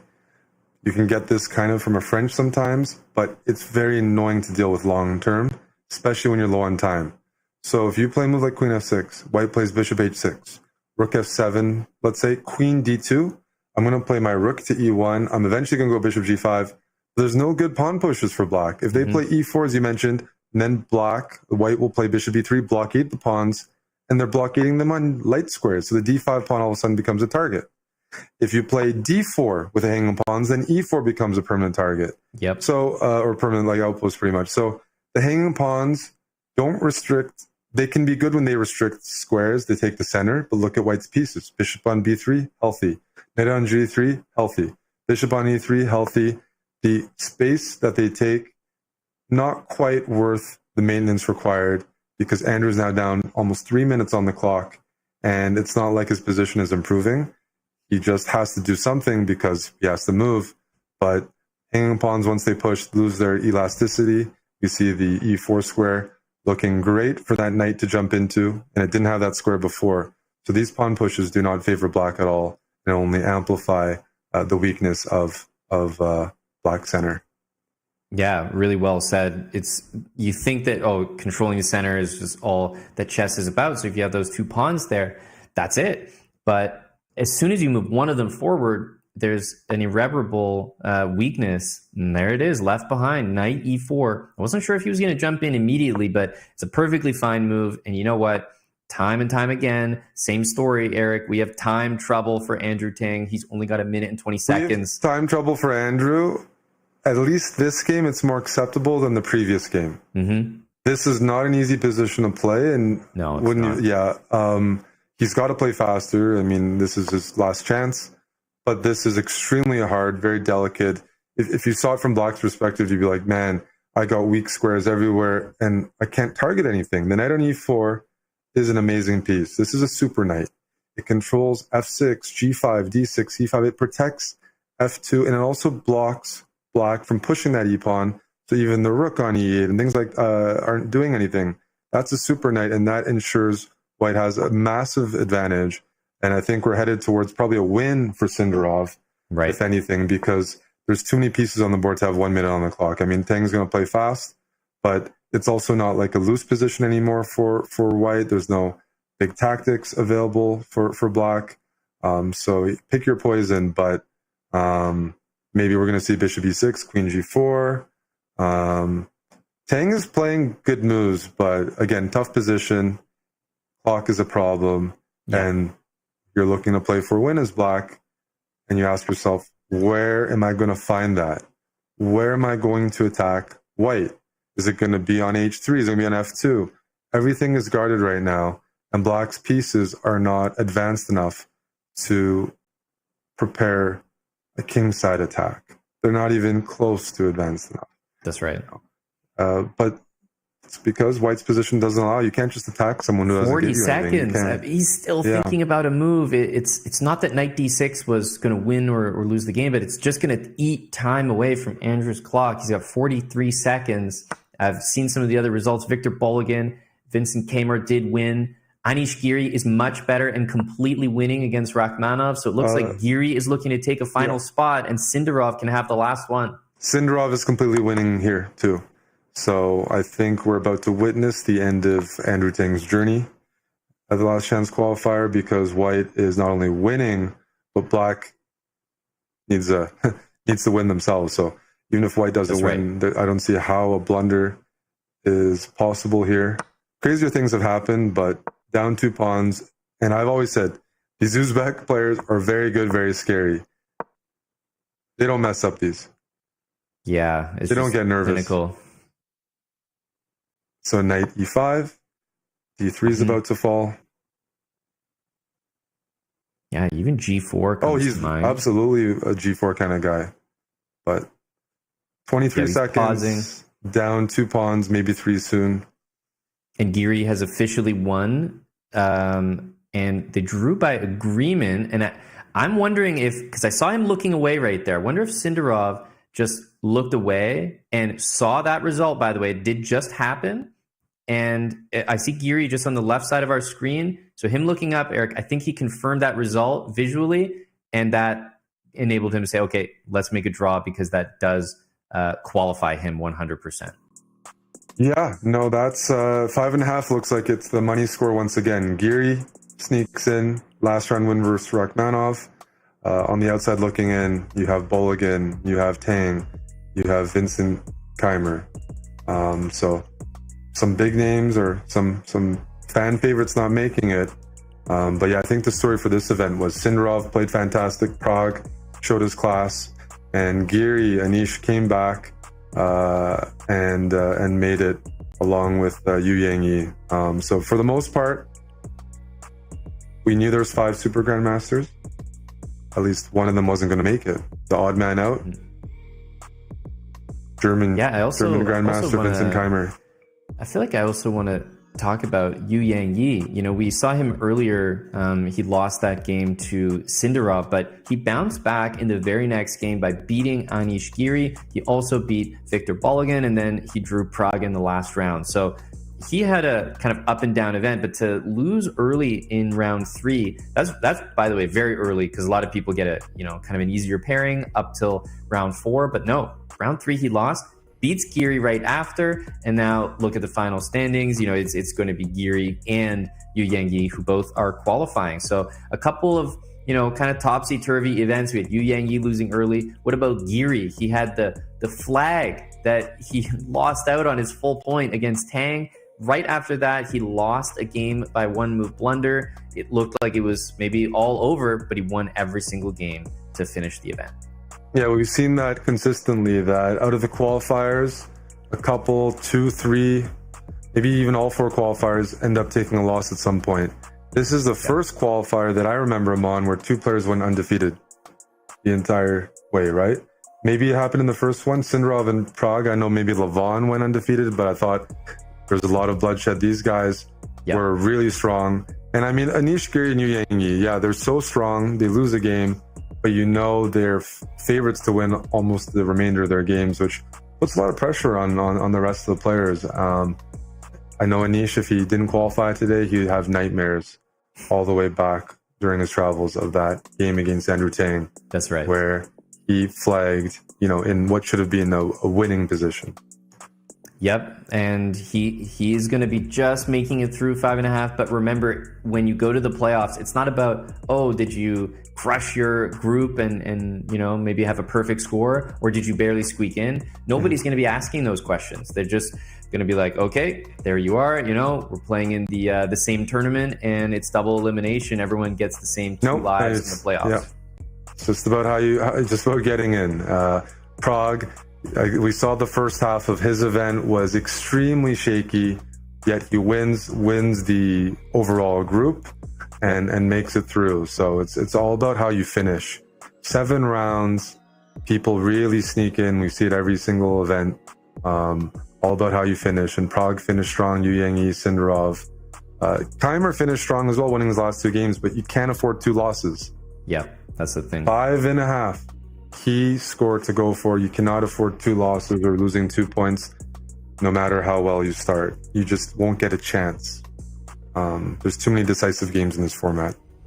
Yeah, that's the thing. There's not a lot of draws throughout the entire event. I actually think that the Group A qualifier had the most draws that we've seen. There's just so many strong players matching up. And we do have our final rankings here in front of us. Pragnananda, 6 points, undefeated, 2 draws. Looked shaky early on, but he really pulled it together, and he showed his class, you know, against the higher rated players. Yu Yangyi and Anish Giri both had comeback type of events. They lost early on and won out to close things out. And then Sindarov, another performance similar to Pragnananda. He was undefeated. And again, 5.5, Eric, is that magic number. Yeah, I wanted to say the final draw we saw, Sindarov versus Tang. Sindarov was completely winning. He wanted to qualify. That's what matters. Yep. But that draw enabled Tang to finish 5th in the group, which contributes to prize money. So finishing with 5 points, even though you don't qualify, there's a $50,000 prize fund for the last chance qualifier. So that probably makes, I don't know what kind of difference, $500, $1,000. That'll put Tang up near the top of the prize money for players who didn't make the knockout, if I'm not mistaken. Yeah, I think that's true. Yeah, like he'll get some prize money, and at 4.5 he wouldn't have. So some consolation for not making it.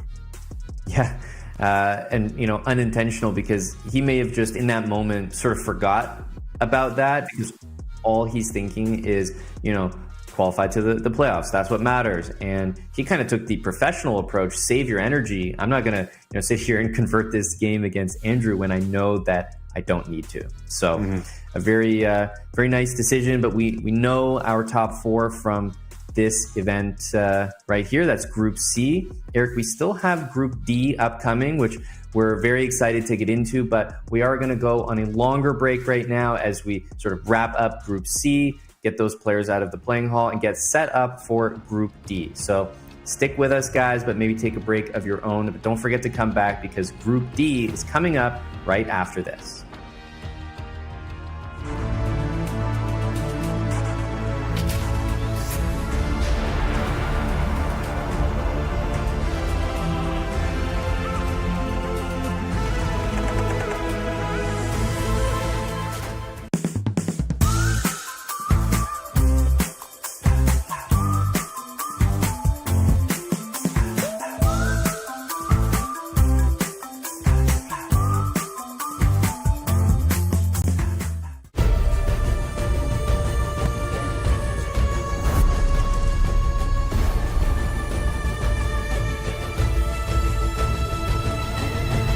This land is calling.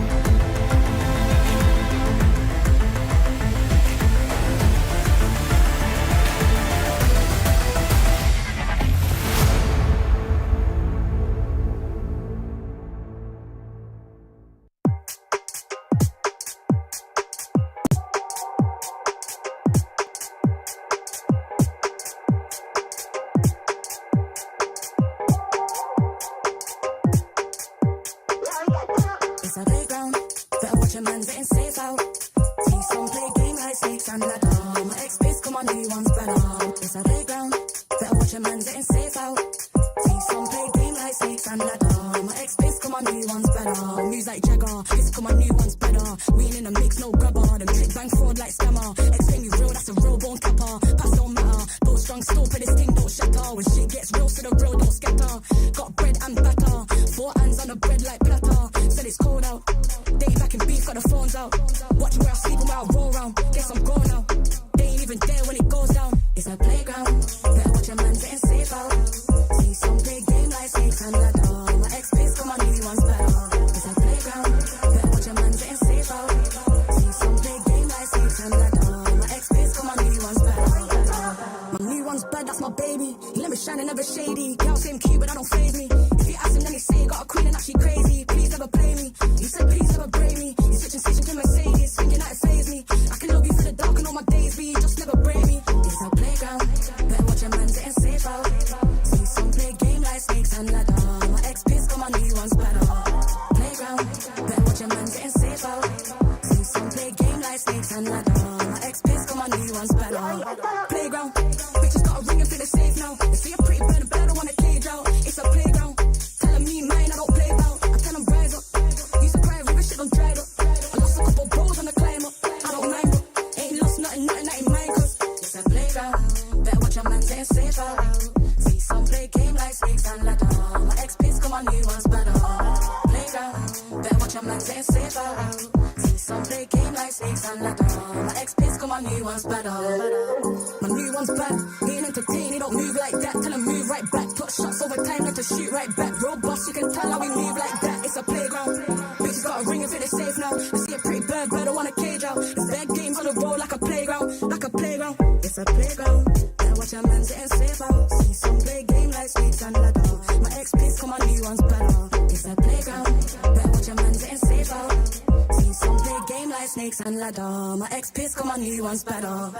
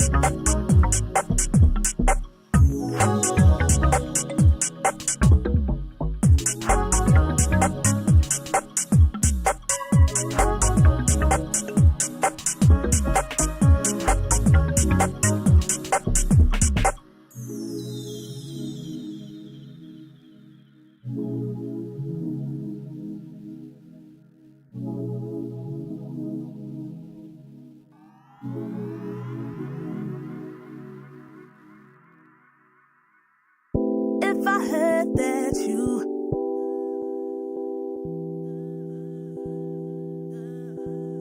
if I heard that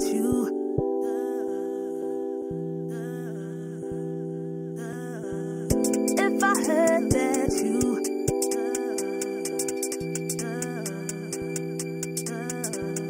if I heard that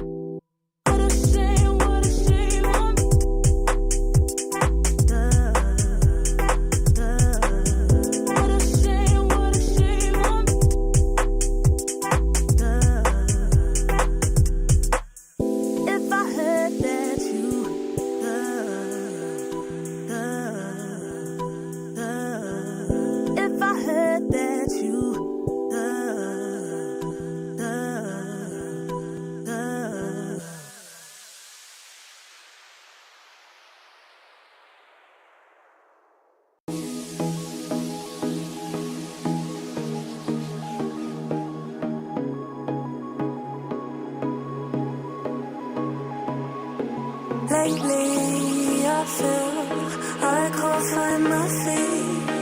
Pushing closer, my heart skips a beat, and now I'm falling deeper than a fly. I can't control it. I think that's the sky. It smells so black and white. It's like I told him. It seems that I can't fly. I just keep going. I just keep going. In my time, I've been dreaming of a space ready for my place. I wish you sing, but I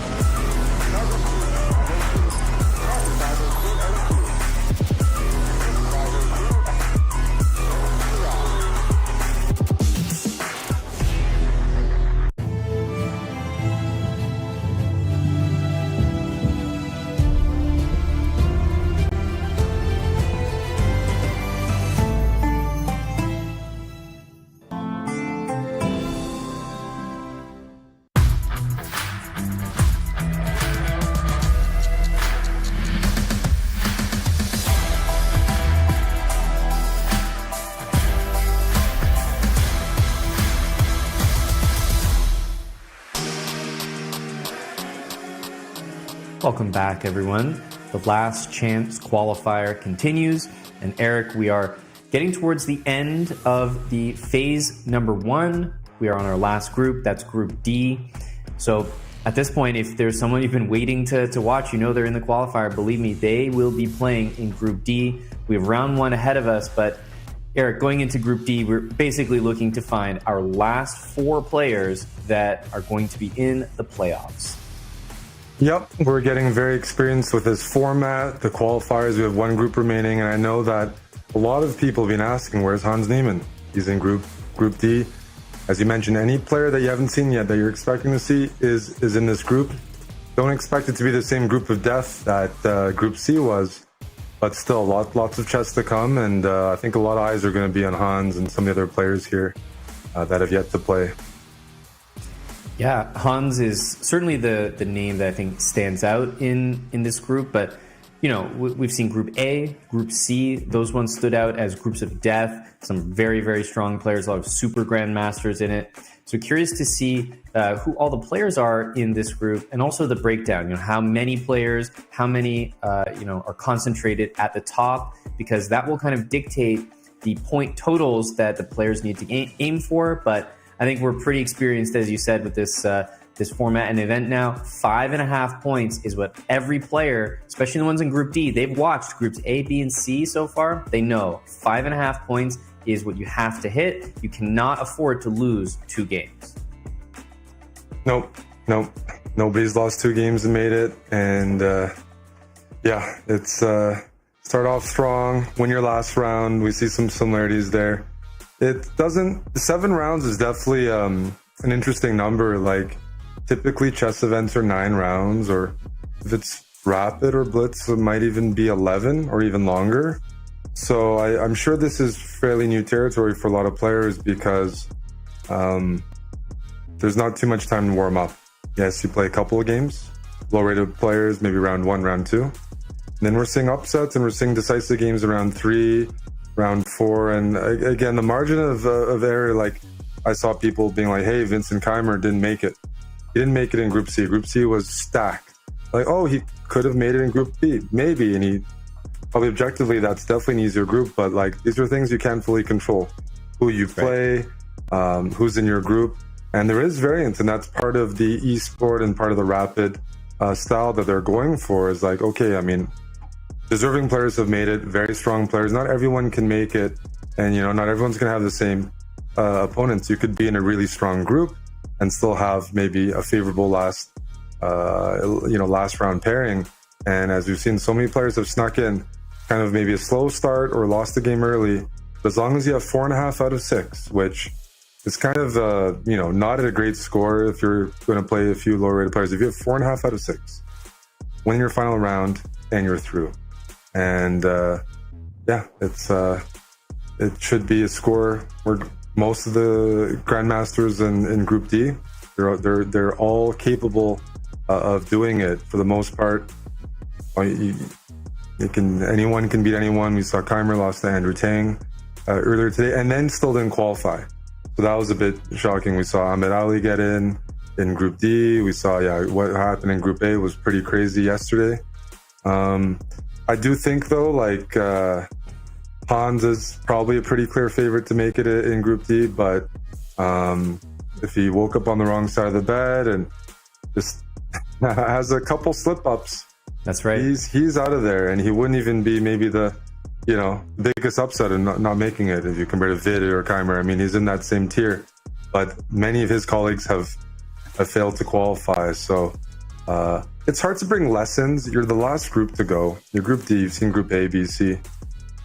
At the end of the day, you can strategize all you want, right? It's kind of what happens at the board. But I will say that Group C demonstrated clock a bit more than other groups, is what I felt. The players went down to the wire. There was a bit more flagging. There was some examples of really using time to your advantage. Mm-hmm. And I don't think I saw that utilized as much in other groups. So, because it would be a thing, like I think if you're at 10 minutes with no increment, at some moment I'm expecting to see players that just feel the desperation, like I need to win this game. Maybe it's not even must win, but I'm up a minute. I got 3 minutes to 2. The position's equal.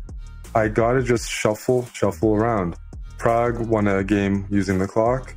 The other day, Alexander Indich almost took down Nihal Sarin from a lost position by just shuffling and staying alive. And yeah, I'm sure he, still thinking about that. He probably could have won that with some more stealthy play. And Nihal ended up, doing really well. So I wonder if we're going to see more of that, because I really think when there's no increment, there should be more time scrambles than we're seeing, and should be players kind of prolonging games a bit more and showing off their mouse skills, their bullet skills. Yeah, and I was looking at the players that are featured in Group D and just kind of trying to get an idea how we feel it stacks up, against Group A, B, and C that we've seen thus far. In this one, we have Denis Lazovic. We have Hans Niemann, of course. We saw him on camera briefly there. Alexander Grishuk, David Anton Guihara. We have Volodar Murzin, Alexander Fear, Aravind Chidambaram. There's a lot of grandmasters in this group as well. So just hearing some of those names, Eric, how do you think it's going to stack up, maybe compared to groups A and C, which we would say are the toughest groups that we've seen thus far? I would say this is still a very strong group, because Grishuk must be a last-minute entrant. I don't recall seeing him on the list, and this is a former World Blitz champion. I'm familiar with this group pretty well in terms of the players and playing them. Fear, Murzin, David Anton, Bassem, Grishuk are like pretty much played all the GMs. There's 7 GMs in this group. And out of those 7 GMs, like Arvind is at 2,700, Hans is at 2,700, Murzin won. Look at his result at World Blitz and Rapid. Grishuk has been a super GM and candidate. David Anton has been, and Lazovic is like a demon. Yeah. His FIDE rating is still not, maybe 2,700 or close to that, but online his results are impeccable. And he's shown to be one of the best in multiple online formats. So I see this group being strong. Like some of the players here, I'd consider, contenders to just win the knockout outright, especially, on a good day. But the depth, I would say, there's going to be some upsets still today. Like maybe Grishuk doesn't make it. I kind of take back what I said earlier on about Hans, kind of be like, there's a chance Hans doesn't make it too. Yeah, he might be the top seed or really in form, but do I see players on the list that can inflict losses on him and draws? Absolutely. Alexander Fear from Brazil, he's a very volatile player, but loves to attack and on a good day can take down anyone. David Anton, very creative, strong Spanish grandmaster, similar. Lazovic, some days he doesn't make mistakes. So pay attention, he's just like a machine. This consistency there is incredible. Amin Bassem is, top Egyptian grandmaster. In general, historically, top African continent grandmaster, and has been 2,700 feet as well before. And he's going to look to join Adli as another Egyptian in the knockouts. So, I would say there's 7 grandmasters in this event, but all of them, there's 8 grandmasters, but pretty much all of them have hit 2600 FIDE or 2650 FIDE. So like quality, very high average as well. So I'm kind of convincing myself a little bit, but like Fear is probably the underdog out of the 8, if you ask me. But the remaining 7, anyone could qualify. I mean, Merzin has shown a really high level. David Anton is 2650, like very steady, strong grandmaster. Bassem, Grishuk, yeah. So I think this matches up with most of the groups fairly well. If you think of Hans, Grishuk, Merzin, all doing well, World Blitz and Rapid, Lazovic, look at how he performs on chess.com in these big events. He performs easily at a Super GM level. Clears the Super GM threshold for online, like Rapid and Blitz. And Arvind has been moving up quite a bit. So I could easily see the argument that there's about 4 to 5 Super GMs in this format. Yeah, and because Merzin won what, World Rapid? Yeah, exactly. I feel like when it comes to Lazovic and Merzin, they basically overperform in different aspects. So Merzin, when he plays over the board, especially at World Blitz, World Rapid, as we just saw recently in New York, I feel like that's the tournament that he shows up every single time. He outperforms his rating, he outperforms his peers, those above him. And when you can show up to the World Blitz and Rapid, playing against the world's best, that's very, very impressive to be able to perform there in person, nerves. And then you've got Denis Lazovic, who kind of does the exact same thing when it comes to these online and hybrid formats. So I think those two players are definite ones to watch in order to find out who's going to be our top 4. For sure. And we have the round 1. Hans is playing white against Naif Alkmali. And Hans is playing just the solid Bishop e5 check, anti-Sicilian. Looks pretty comfortable there. Looks like he's rocking his website on the attire. First couple rounds for every group, you often get to see local players playing against the top seeds. There's quite a few grandmasters playing, but each group is like 30 to 45 players. The vast majority are players from the region playing and testing themselves out against some of the world's best.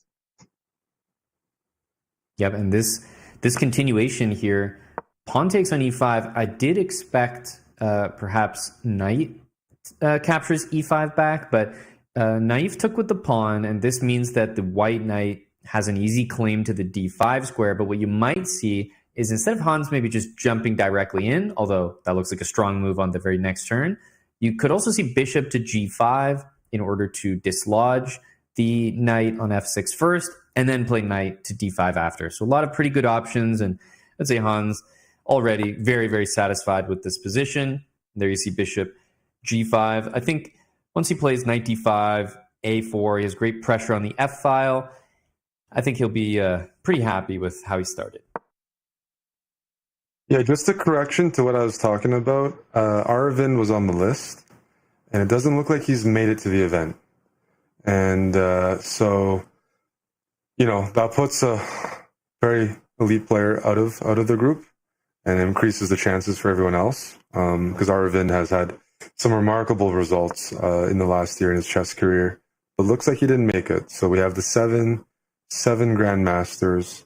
I'd like to say there's others too, but we haven't seen anyone non-grandmaster yet make it into the knockout. Right. But of course, it'd be a fantastic upset and great story. So no problem rooting for that. We've seen some good performances anyways by the underdogs, but for the most part, it looks like it's going to mainly be 7 players competing for those coveted final 4 spots. Right. Yep. Important clarification there. Every person that, isn't here, doesn't show up, that opens up quite a lot in terms of the opportunities for other players. Just that extra spot, instead of 8 players, maybe 7 grandmasters vying for 4 spots, your chances improve significantly. In this game here, I don't think Hans is trying to do too much with the position. He's not over calculating. I think he's happy just leaving the knight on d5. He knows that if it's ever taken, he can take back protected pass pawn, and the black bishop on g7 is not a good piece. It's basically not contributing to the game at all. And at some point, the rooks are doubled. He's ready to invade on the d file. So it'd be tough for black to keep things together here.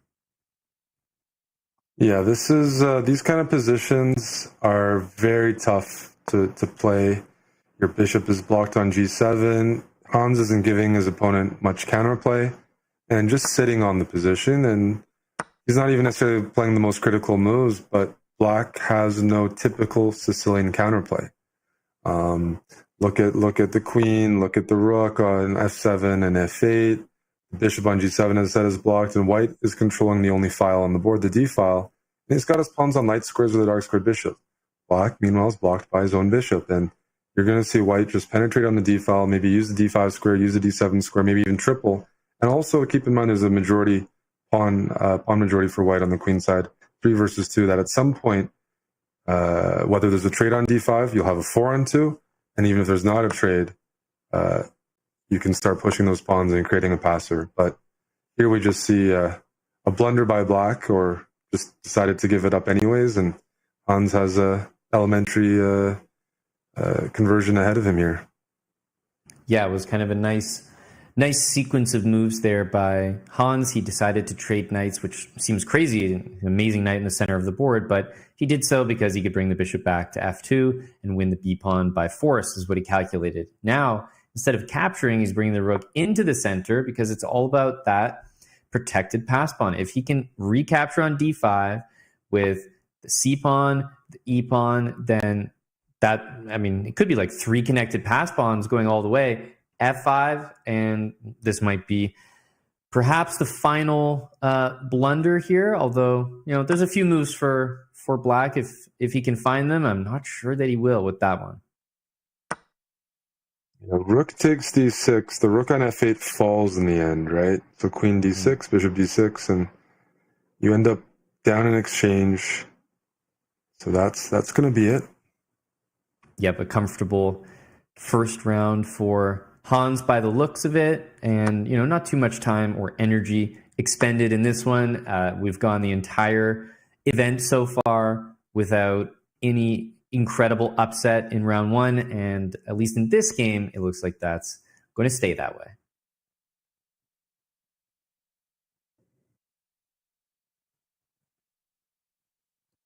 Yeah, this is the final group I'm on, and I think there was a draw yesterday, an upset. I think Serrano drew someone maybe 2100, 2200, but we've yet to see maybe a big upset in any groups where a GM falls to the chasing pack. It could be a titled player, untitled player, but so far they have defended the honor of the Grandmaster title and almost won every game they were expected to.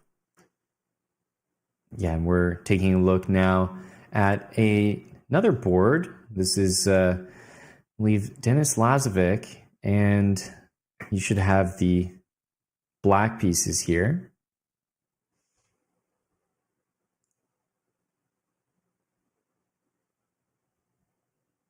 Not sure his opponent's name. So I can just see the username right now. Fox8593. It's not quite the top Kakator that we've seen in the past. Yeah, these are all new names for me. We have the position up here, Amon. And, black is up 2 rooks, I believe. So we're not going to be here too much longer. Yeah, we definitely shouldn't. If I was playing white here, getting to play these world-class players, I would try to enjoy the experience as well, Play until checkmate. Why not? The fans like watching it. It adds context to the games. And, I know sometimes people resign, out of respect. Like playing a GM, don't want to waste your time, but it's an experience, and you maximize the time on the stage. Yep, that's right. Exactly. This is Hamada Abdel Hakam, and I would do the exact same thing. Like, why not at this point? I noticed there was another pairing between a candidate master and a FIDE master that are actually playing in round number 1, which is an interesting pairing. And the game actually looks dead even. So that's kind of a very remarkably tough round 1 pairing. And the game looks even from what I can see.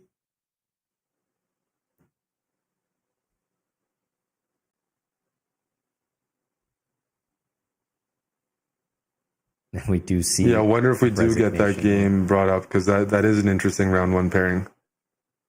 Yeah, I doubt that we'll have the cams for it, but even just to take a look at the game, it feels like that one would be the one to look at for round 1. As expected. Denis Lazovic has probably never lost a game in his life up to 2 rooks, so he's not going to start now. So far, everyone has won their game that we expected. I do see that Alexander Grishuk is, certainly better in his position, but, it's round 1. I wouldn't say that he's crushing his opponent the same way that we've seen some of these other games go. And yeah, it's a round even there, but definitely a preferable position for Grishuk. And Eric, one thing about Grishuk that you and I know quite well, probably the entire chess community, is that he does get low on time often, and that can, give your opponents a win condition that you don't really expect in a tournament like this. Low-rated players, they can give you a tough game, but when you're low on time, that's an extra way that the game can end. So it looks like nice start. Yeah, we're gonna be tracking his clock, because Grishuk's time trouble watch. It's not about if, it's about when. So yeah, that's true. He just can't help it. We've seen a few other players with the same bad habit, myself included. But because those first couple games did wrap up, and believe me, round 1 games, they do go a little bit quicker due to the mismatches, which means we're going to get right up out of here as most of the games have actually already concluded, and we're going to get set up for round number 2 when we come back. So stay where you are.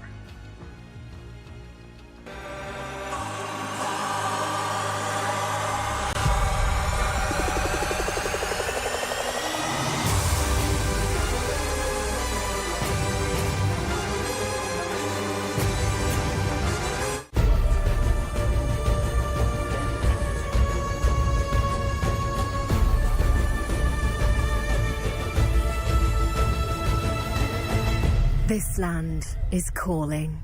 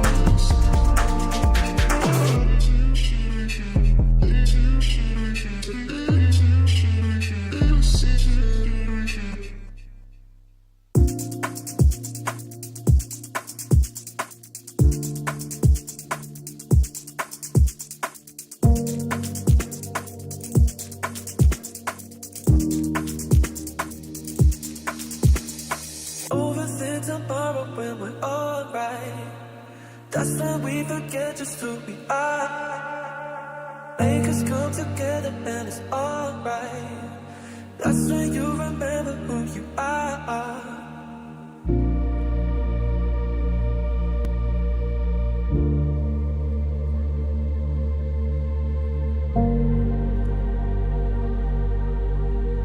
That's when you remember who you are.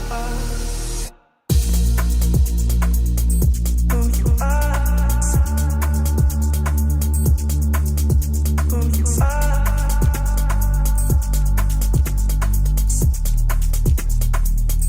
Who you are.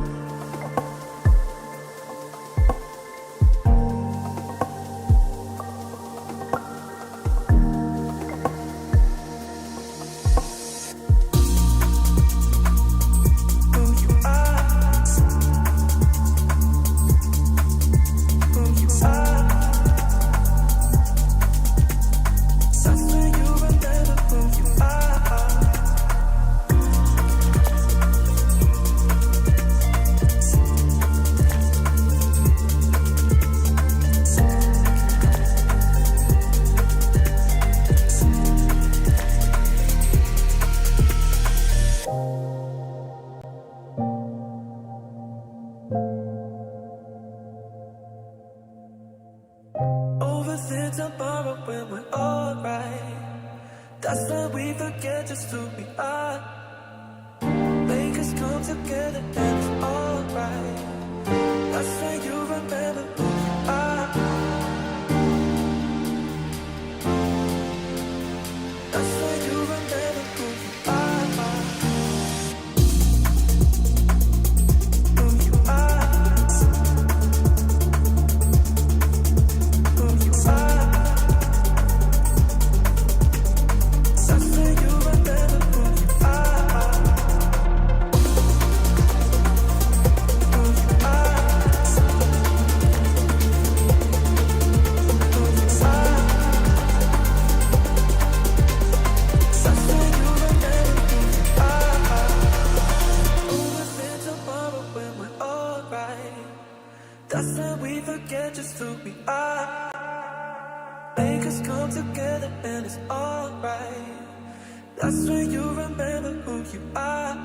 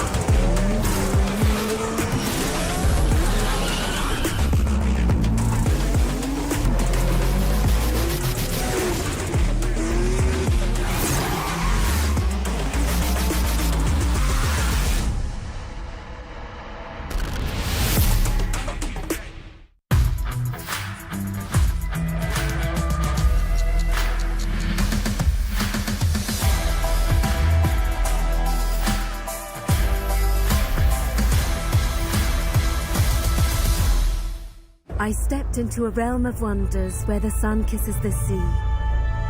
Two worlds inspired by each other. Two worlds making one. This land is calling, Saudi Red Sea. The human body was built to move. Not trapped at a desk in one singular posture for 12 hours a day. It's time your chair evolved. This is Secret Lab Titan Evo. Ergonomically engineered for you, gamers, hybrid workers, artists, backing your every move.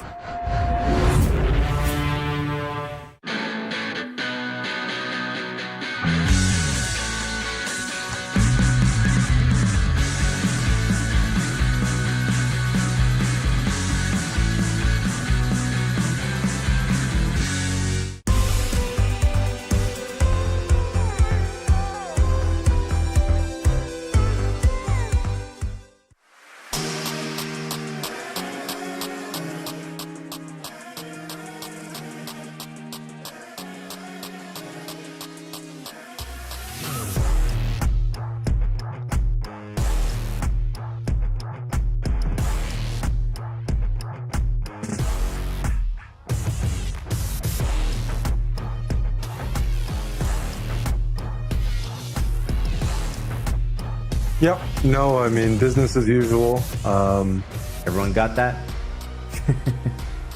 Yeah. Can you hear me?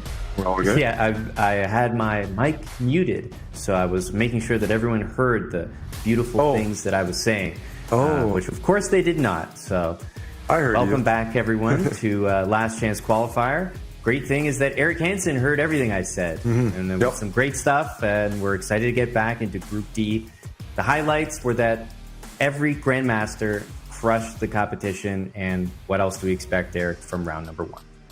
Yeah, no, first couple of rounds, it's warm-up. I mean, Pragananda was probably the closest to suffering a loss, and really that was actually very close this earlier today in Group C.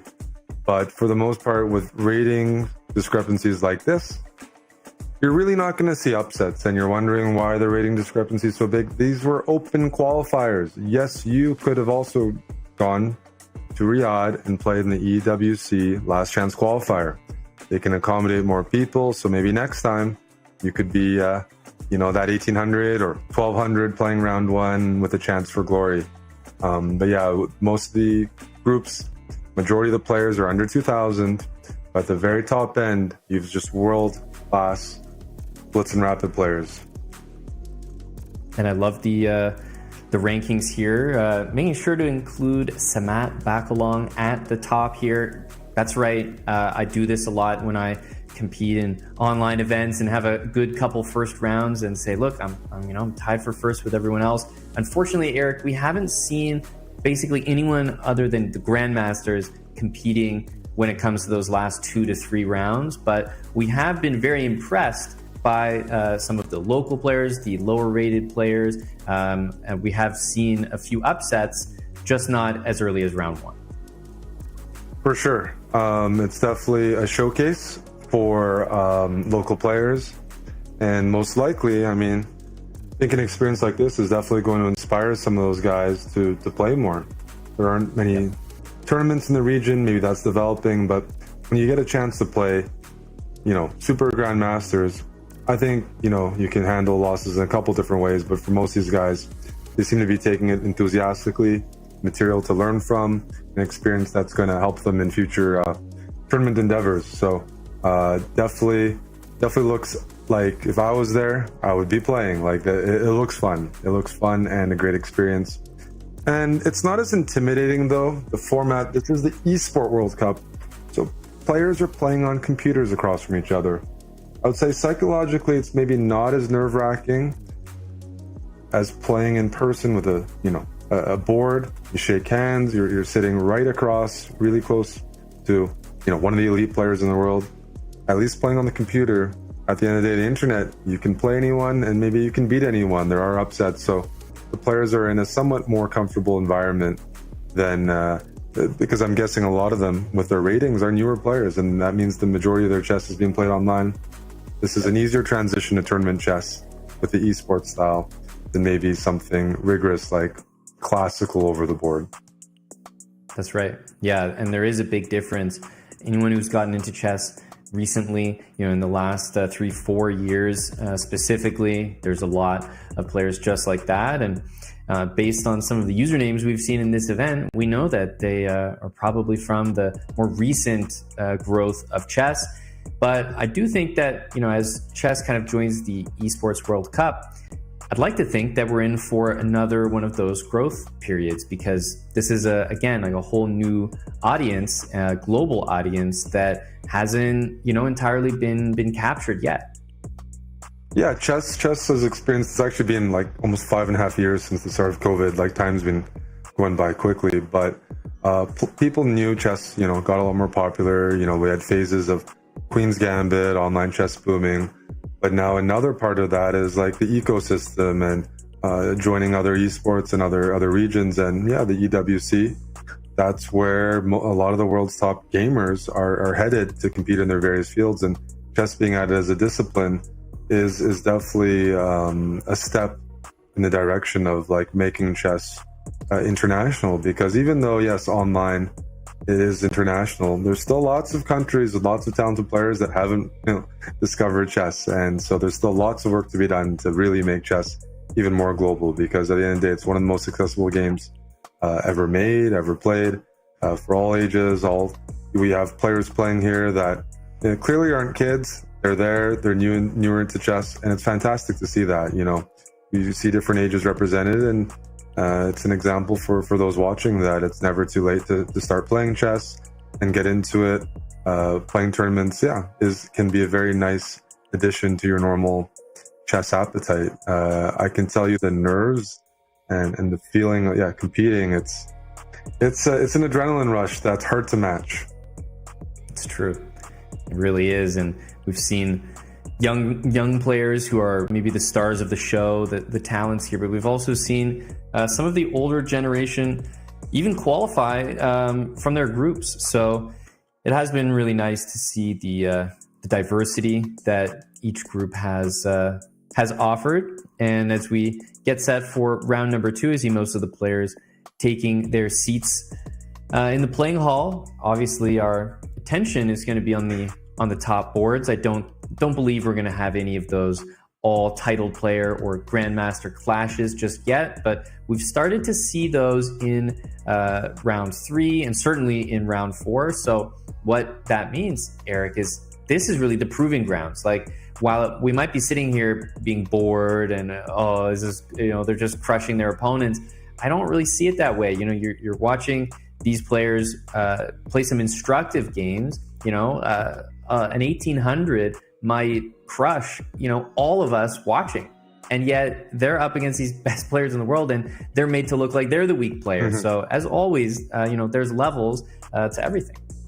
Yeah, something I want to talk about from earlier, like in the first day, Levon Aronian was a great story. He's an elite player, but as I said, he's quite a bit older than some of their players, and he won the event, played great chess. For guys like Grishuk and Aronian, they've had lots of time at the top. They've beaten the world champions, they've been candidates. They have a bit less pressure, I'd like to think, because they've been here many times.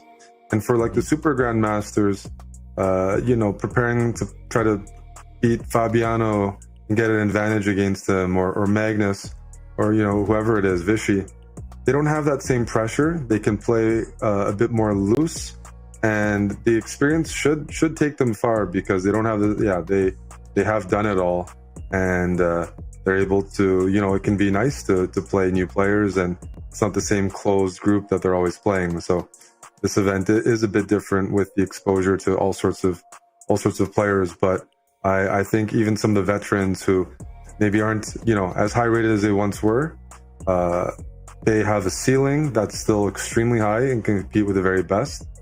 And that experience, I think, will take them pretty far, because they should not be as nervous. They really have, done it all. And guys like Grishuk would be a great example. He's a multiple-time World Blitz champion.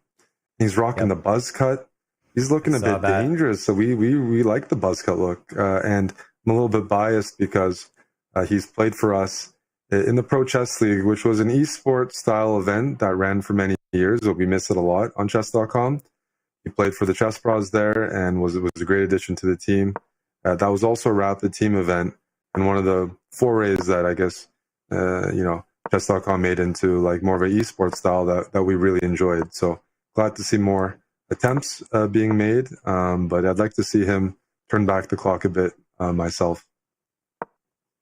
Yeah, that would be great to see. And you mentioned last minute entrance, so kind of exciting to see him in here, and hopefully we get to catch some of his games. But speaking of games, we have them underway. Round 2 has begun. Hans Niemann playing with the black pieces here, and he's up against something that I actually think that people should want to pay attention to, because the London system, Eric, people are plagued by this all the time. I hate playing against London. It's so annoying. Everybody plays it. Well, Hans right here is playing against it. So might be a good game to kind of see what one of the best players that we're going to be watching today is playing against this annoying opening that everyone faces.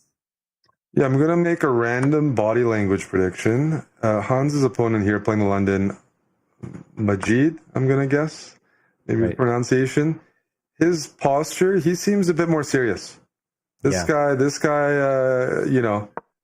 don't know. I just have that feeling like he's a London system player. He probably very familiar with the structures. And, I think he could play some good moves here and make it a little tougher. Although, as I say that, I don't like the position anymore with the isolated queen's pawn. Isolated queen's pawn positions, you usually want the initiative when you have the IQP. You want attacking chances. His position is fine, but usually you'd like a bit more pressure, maybe pointing towards the king side. Black has such a solid knight on d5, which is going to move because you have 2 knights and maybe a bishop vying for that square. You might as well distribute them a bit more evenly, maybe something on f5 and or g6, and you can place the bishop or the other knight on f5, because the knight on f6 doesn't really have great squares. d5 is standing out for it. It's fine where it is.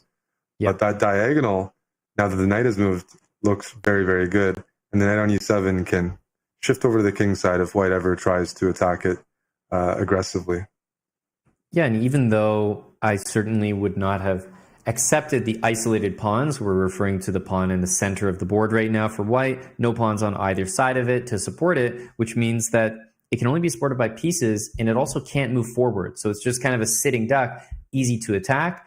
Even though that pawn is in the position, I have to say, he probably is going to have a pretty easy time moving his queen, playing rook over to the open file where black's rook is. And sometimes the frustrating thing about these positions as the higher rated player is your opponent can just bring the rook to the open line, trade it, bring the other rook over, trade it, and all of a sudden you're playing an endgame where you might be better, but it's a bit unclear whether it's always enough to win.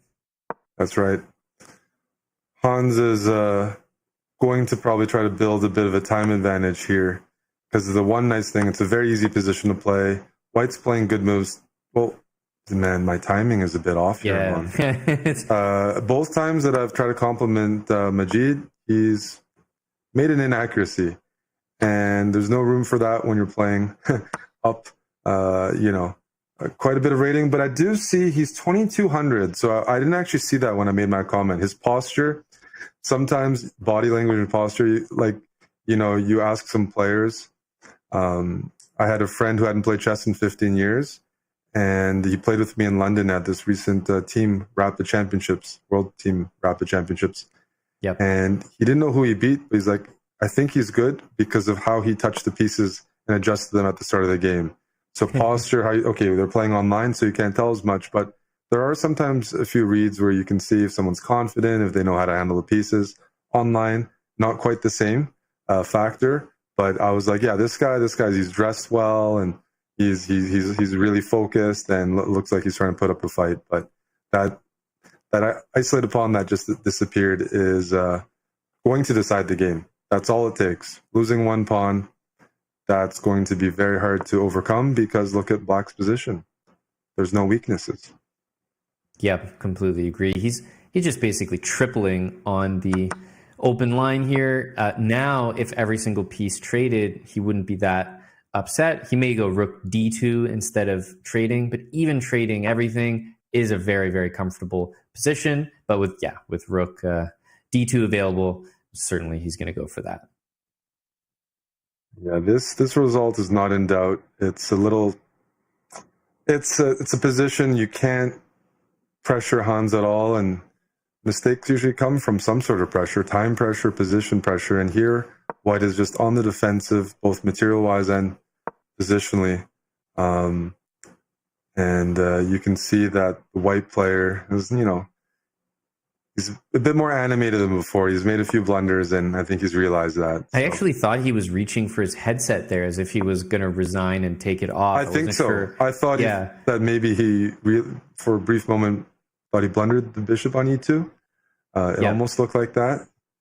It was a good move, actually, what he played, but it was almost like he didn't realize it. So I thought maybe he was going to resign. But, the game still persists here, but you just look at the invasion. The rook on b2 is going to, at some point, either win the b pawn. I was looking at, g5 is nice to sort of fix the pawns on the king side. They can't move at all now. If you play g4, then the f4 square, a dark square, is very, very weak. And Hans is up a clear pawn and should be a position, someone of his caliber is not going to mess up. Absolutely. Bringing the king to e7, you're watching at home. That's always a good habit in these endgames, because even though White has the d-file, the king and knight and the pawn cover all of the dangerous squares. The rook can't actually join the game. So you can, White's rook on d1 isn't so influential, whereas the rook on b2 pressures b3, pressures f2. And you're going to see Hans maybe play a move like g4 in the future as a way to maybe free up either e4, g4 for the knight, or something classic like knight d7 to knight e5, knight d7 to knight c5. But very controlled chess by Hans. And here we go. Here's your g4 move. And you mentioned the f4 square is weak, and that knight journey goes to d7. It might go to e5, g6, f4. It might go to c5. But if it ever parks itself on f4, White can do nothing about it. Yep. And it does look like, Hans is taking the path of least resistance, because there might have been a move b5 available on the previous turn in order to maybe win the b pawn, but he's repositioning the knight. The f3 pawn is attacked here. There's rook b3. He's not going to move that knight on e5 because it's covering the d7 square. And talk about path of least resistance, you don't want to allow any counterplay. So rook d7 check is not a move you ever want to let White play. No. And the nice thing about White's pawns being frozen is if the knight ever gets harassed, you can even play a move like f6. Then that knight is permanently on that square, and a centralized knight is a great knight, hitting everything. If you want to correct myself, I got some nice chat input. I believe the name is pronounced Majet instead of how I was pronouncing it. So getting experience with some new names from different regions there. But he's fighting. He's fighting. Yeah, it reminds me of sometimes you play a chess tournament with kids, and it's the kids are the ones that you can tell. I can usually make a prediction early on, like, is this kid going to be pretty good at chess, or is it just going to be a hobby? And there's a pretty strong correlation between the kids that are well behaved, well mannered at the chessboard, not goofing around, taking their time, not moving instantly, just those mannerisms at the table. And something tells me that our friend here, Majed, was maybe one of those well-behaved kids, and it's kind of turned into that posture for him now. Yeah, that reminds me, I lost to Merzin, who's playing in this group, when he was maybe 13 or 14. He looked even younger than that when I lost to him. But it was in Russia, his posture and his just body language of the board, like I could tell he was on his way to big things in chess. He was very, very professional there, and I've seen some other young players on their way. I remember you played World Rapid and Blitz with me in Kazakhstan, 2022. Yes. You played a young boy, Adiz Gurel. That's right. I recall. And now he's one of the strongest juniors in the world. He was strong at the time, but he's only risen rapidly since then, and he was very well behaved at the board, very professional, and we knew he was trouble. He was going to be very strong. Like I could just tell, and now it's been confirmed.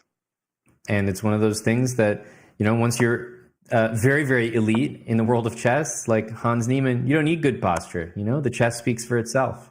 Yeah, as you get stronger, you see some interesting postures. Aman has had moments where he's got the posture check, where I've seen his back expand a little bit. Grishuk also has some funny photos like that. Yeah. And there's no tougher angle than this one right here. That the esports is bringing, the side profile, sitting there in the chairs. That's a lot of scrutiny on your posture, your mannerisms. So I've generated some sympathy for it, and something we all got to work on. But at the end of the day, it just really depends what moves are ending up on the board there. And as I say that, I think he's actually just going to resign before it can be reacted to. Rook and Bishop both hanging. That is a win for Hans Niemann. He's comfortably up to 2 out of 2.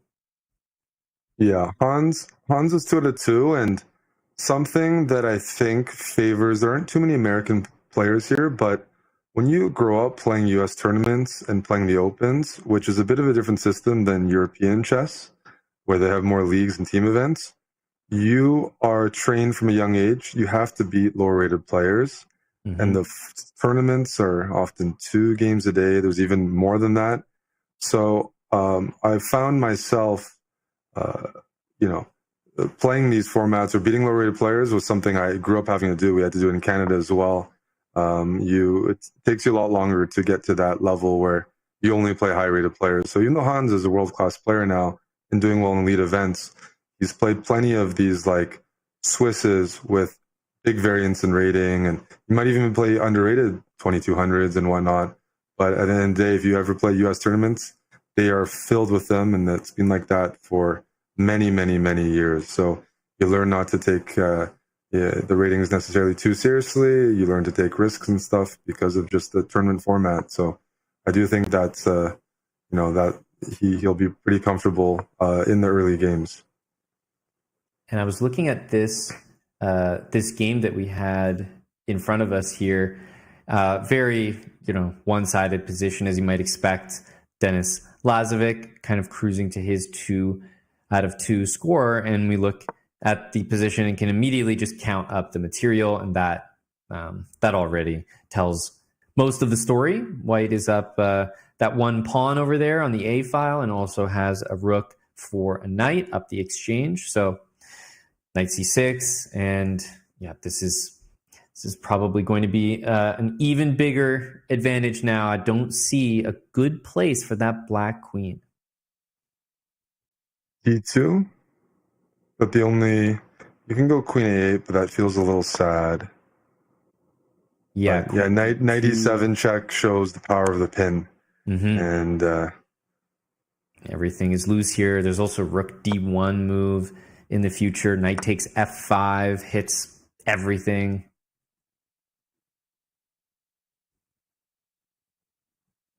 Lazovic is a remarkably consistent player, and his play style, accommodates that. He's found what works for him. In the last 2-3 years of online chess, he's really demonstrated that this is his domain. So I would be quite shocked if he doesn't make it, because he's made it in so many of the online tournaments, qualifying for main events, beating top players, it would be a bit of a shock to me. Yeah, he goes rook takes. Nice deflection there. And that's really all you need. Yeah, and he's going to resign there against Denis. Denis wins with the white pieces, and yet another player, Eric, that moves to 2 out of 2. And I think we started to see the beginning of the really tough all Grandmaster matchups, sometimes as early as round 3 in previous groups. certainly by round 4. But I suspect that in the next round, we are going to see a game that's far more competitive than the ones that we've seen so far. For sure.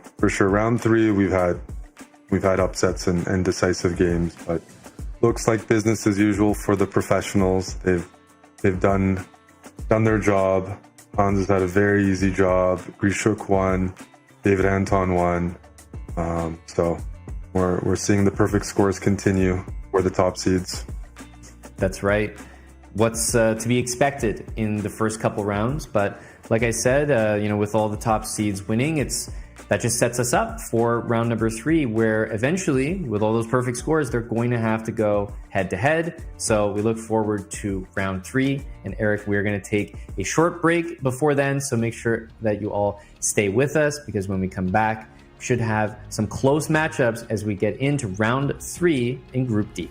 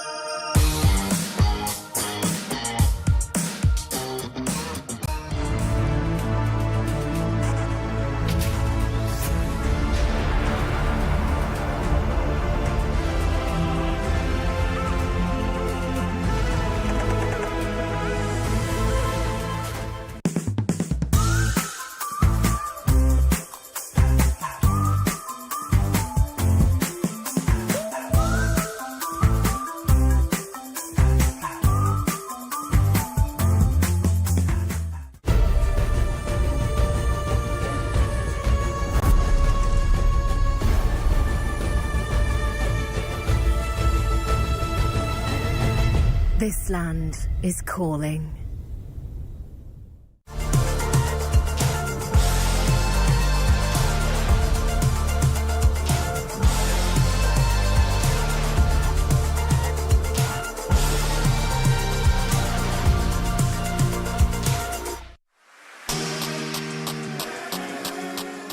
Hello everybody, welcome back to the Last Chance Qualifier.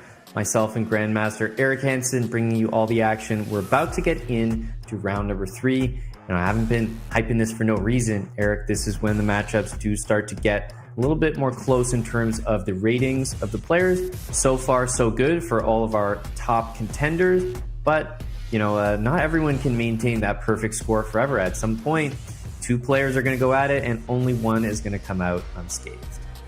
Yeah, I mean, the first couple rounds, we showed games from Hans, bit of a build-up, talking about the contenders, talking about the games that Hans was playing. But starting in round 3, prepare yourselves. Things do heat up. Expect the games to probably get more competitive, more exciting, and we'll try to probably move around a little bit as well, because there's going to be multiple high-level, high-rated games here in round 3. So I'm definitely excited. This is usually where blood is spilt, and that's what we're here for. We're here to see results. We're here to see storylines, surprises, and we're going to have the tough pairings here. And although there are some new names, you're showing the standings. Some of the locals also on 2 points. So we've talked about it before. Pairings play a factor. When there's only 7 rounds, you're not going to have the opportunity to play all of your rivals. Some players are going to play more contenders than others, even if they're on the same points. It's just the way Swiss works. So look at these pairings right here. I mean, it's basically exactly what you said, because I see Hans Niemann and Alexander Fier stand out immediately as one of the tougher pairings. Alexander Fier, Grandmaster from Brazil. I believe he's also signed to an esports team there. So that matchup certainly, much more difficult, but that's kind of the territory that comes with being one of those top seeds in the event, right? Is you always have to play the toughest opposition available. For sure. And Hans, you compare that. He's playing Fier, and everyone else that he's competing against, they all are playing against someone significantly lower. So the first big test, I know there's a lot of people in the audience asking, is Hans playing? He's playing. This is his group.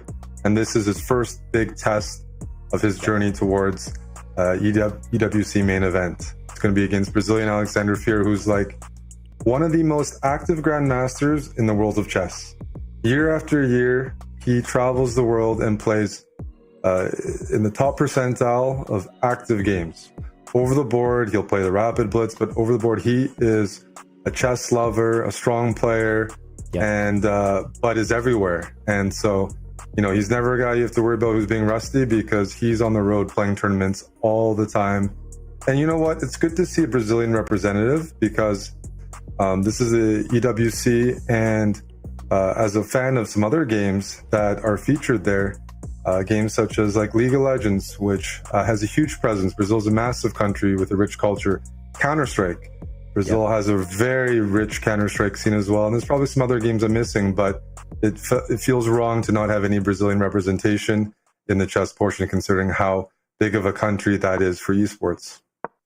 Yeah, exactly. And you and I have both, we know both of these players, but definitely have played many tournaments with Alexander Fier, because he's just always there. He's always playing, so active. And one thing that I know about him is you're guaranteed to get an exciting game. Not many of his games end up as a draw. And one of the unique things about Alexander Fier is he's a very quick player as well. He's kind of famous in the chess world for playing these games. And believe me, it doesn't matter if you're 1400, 2400, or even 2700. He will actually play the entire game and almost finish with more time than when he started. I've seen so many of his games that have been like that, and it's not just against weak players. So I'm curious to see if that, is going to be the way that he plays these games. But when he plays his long classical games, I've noticed him to be an incredibly fast player. It's definitely true, and it doesn't matter who he's playing, and it doesn't always matter the position. It can be a sharp position. he trusts himself to play fast. And sometimes the logic, the more I think, the more unsure or more unclear my calculations are. He trusts his instincts no matter who or what the situation is. Mm-hmm. And that leads to, just to clarify, he's a very volatile player. He can beat anyone on a good day and pretty much lose to anyone on a good day. But certainly has the fighting spirit required to play a tournament like this. Yep, absolutely. He's one of the players that, you probably wouldn't be too excited to play because you just know exactly that you just might get him on a really good day where he's playing fast and it feels like he's playing good and fast at the same time. So we mentioned most of the other grandmasters in the event are still not paired against one another. So this matchup that we have in front of us here is certainly the one to watch. I will mention that Alexander Grishuk is playing a candidate master, about 2,200. So that one is also a game that, is not going to be an easy one. No, I've played some Canada Masters recently and didn't win every game. I've taken some hits. They're getting stronger, and you don't want to be the first guy to suffer an upset. That's right.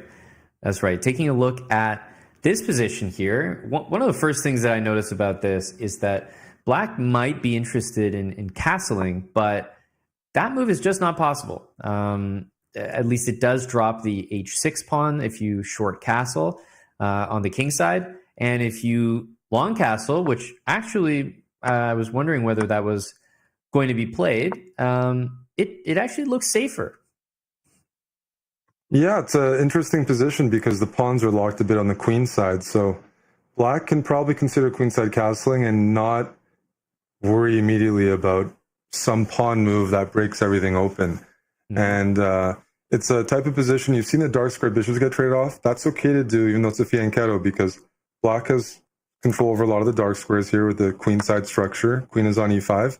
And the light squared bishop on e6 does a good job of holding some key squares. And you notice white's pawns are on light squares. So definitely very playable from Fear here. And it remains to be seen which part of the board Hans is looking to press, because there's no pawn tension right now. There's no clear breakthrough. Now you can just try to go into an endgame, and sometimes the argument is in these endgames that the bishop on e6, b5 was just played, but the bishop on e6 is kind of biting on granite, pointing towards that pawn on b3, and whereas the knight can kind of hop around. And I think we're seeing that right here where, Black's played b5. White's not going to take. Say, hey, if you want to take on a4, take on a4. Leave yourself with double isolated c-pawns. I'm going to play knight e5. I'm going to double my rooks on the f-file. Simple plan, but it's effective. And a guy like Fear likes activity. So is he going to look for passive defense? Rook h7, rook f8? Very unlikely. He is an active player. He likes to attack. And when you see players like that face challenges like knight e5 hitting f7, they try to find tactical solutions. Unfortunately, this is a very solid opening, the Rosalimo, and it doesn't make it easy. But when Fear is going backwards, usually, that is a good sign if you're playing against them. Yeah, and the thing about rook e to f1 is I don't think there was ever a world where he was about to, he can't defend that pawn again. The g6 pawn is also weak. So I'm expecting something more like b takes a4, rook d4. And you start to get exactly what you're talking about, that sort of counterattack nature. Now, not 100% sure how it's going to turn out there, but that's just the kind of player that Fear is. He plays with no fear, and pawn takes a4, rook d4. I think that's his intention. And Hans is now second guessing. He's like, okay, hang on a sec. Maybe I should take this pawn on f7 first. He's trying to find the right way to play. Yeah, he's calculating there's just two options here. Take on a4, take on f7. You have to anticipate these rook endgames and figure it out. He's going to take on a4, and after rook d4, he might consider pawn to c4. It's probably not the best move, but it's a consideration because if you can freeze those double isolated pawns, sometimes they can be plucked off in the future, because if you don't freeze them, Black is ready to play c4 and undouble and chip away. Oh, what's this? Oh, no. See, this is what I'm talking about. He's volatile player, and sometimes he just plays fast and blunders. Sometimes he plays fast and plays like a genius. But oh my goodness, that is an early exit for the Brazilian here. And, you know, part of it is he didn't want to trade into that rook endgame. Yeah. So he was looking for as much activity. And you know what some of the easiest forks are to miss in chess? Those, you know, knight moving backwards, knight moving to the edge of the board. Those forks, we've seen it earlier today. A knight e8, a knight d8. Those are the easiest forks to miss for knights. Yep. Wow, that's it's shocking, but it's also exactly what we were talking about. He is a quick player, and you know, some people have given that criticism to Nepomniachtchi a little bit, that, you know, his quickness is both, you know, a good thing and a bad thing, but that's just who they are. And it's hard to hand out the criticism when you also see it working so well for them over a long career. So that's just the way it happened there. He blunders knight d8, you know, in reality, kind of a simple blunder, but those knight moves on your back rank are always tricky to spot. And now we're over here taking a look at Denis Lazovic. He has the black pieces. He's currently, I'm just counting them up, he's up a piece, which explains why white has those 3 connected pawns on the king side.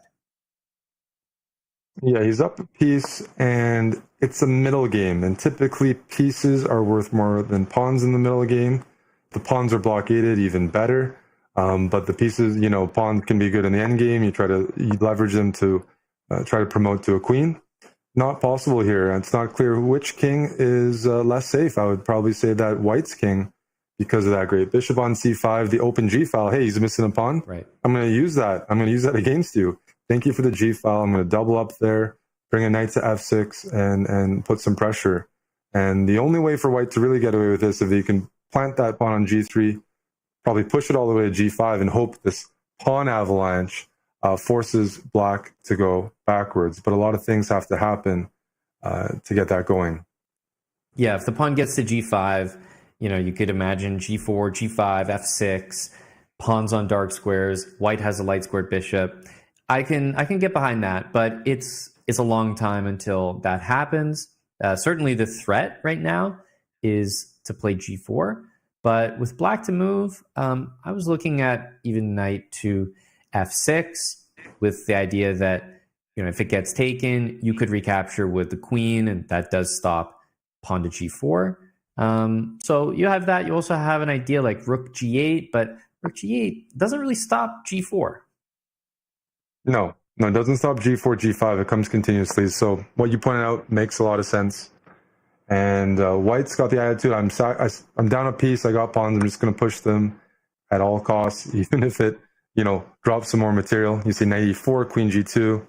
And I respect that, though. Yeah. I like the move g4 in principle, because against Denis Lazovic, probably he's just going to outcalculate you. So he says g4, and honestly, if the knight had captured on g4, he did have some tricks with the queen coming to h6. So tricky move that might have worked on a different player. For sure. No, I mean, playing a higher rated player, you know your position is not great.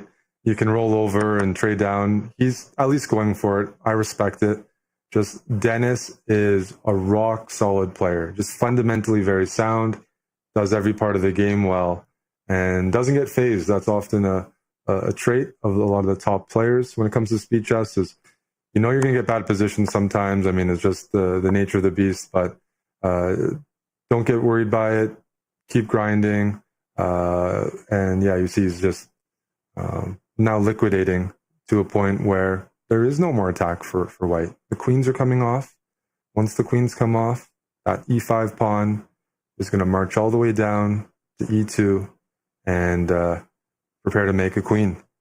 Yeah, we've been talking about white's connected pass pawns on the king side, but I think it's actually black's connected pass pawns in the center that are really going to tell the story here. So even right now, you could try just e4, e3, e2. I don't see any way that you can stop that, not to mention the knight on c6 is about to make an appearance, knight e5 and knight g4. He's still trying them on, still pushing what he's got. It's not enough, but it's valiant. Yep, rook f3 is going to win another piece here. Although king g2 is the right response, rook takes f2. The problem is, in the end, you're not just rook for 2 pieces. There's 2 connected pawns in the middle of the board. Black could probably do without one of the pieces, and it would still be winning. I think he might take on h4 and play king g7. That's one way to win the game, because your passed pawns are going to win. That's right. Versus the rook.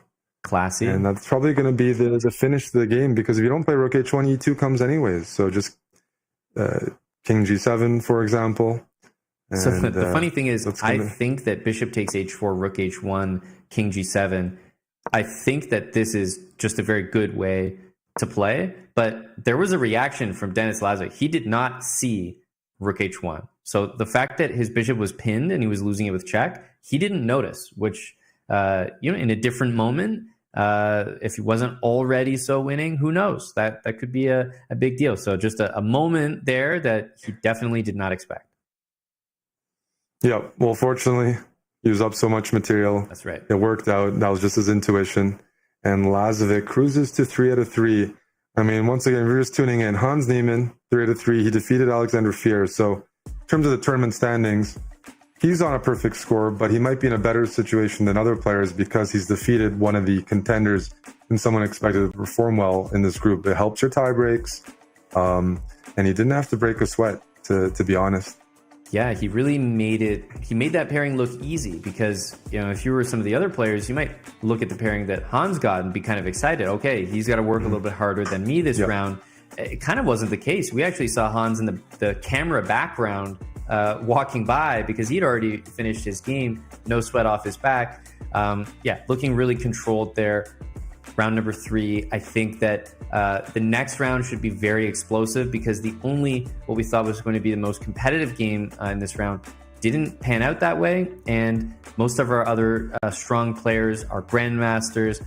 They're very likely to claim that full point. So next round, it's possible that the only players that are on a perfect score are the grandmasters, which means we'll have 2, 3, 4 exciting matchups. With that, we will be taking a break, but round 4 is guaranteed to be exciting. All GM matchups incoming. Stay right where you are, and we'll be back after this break.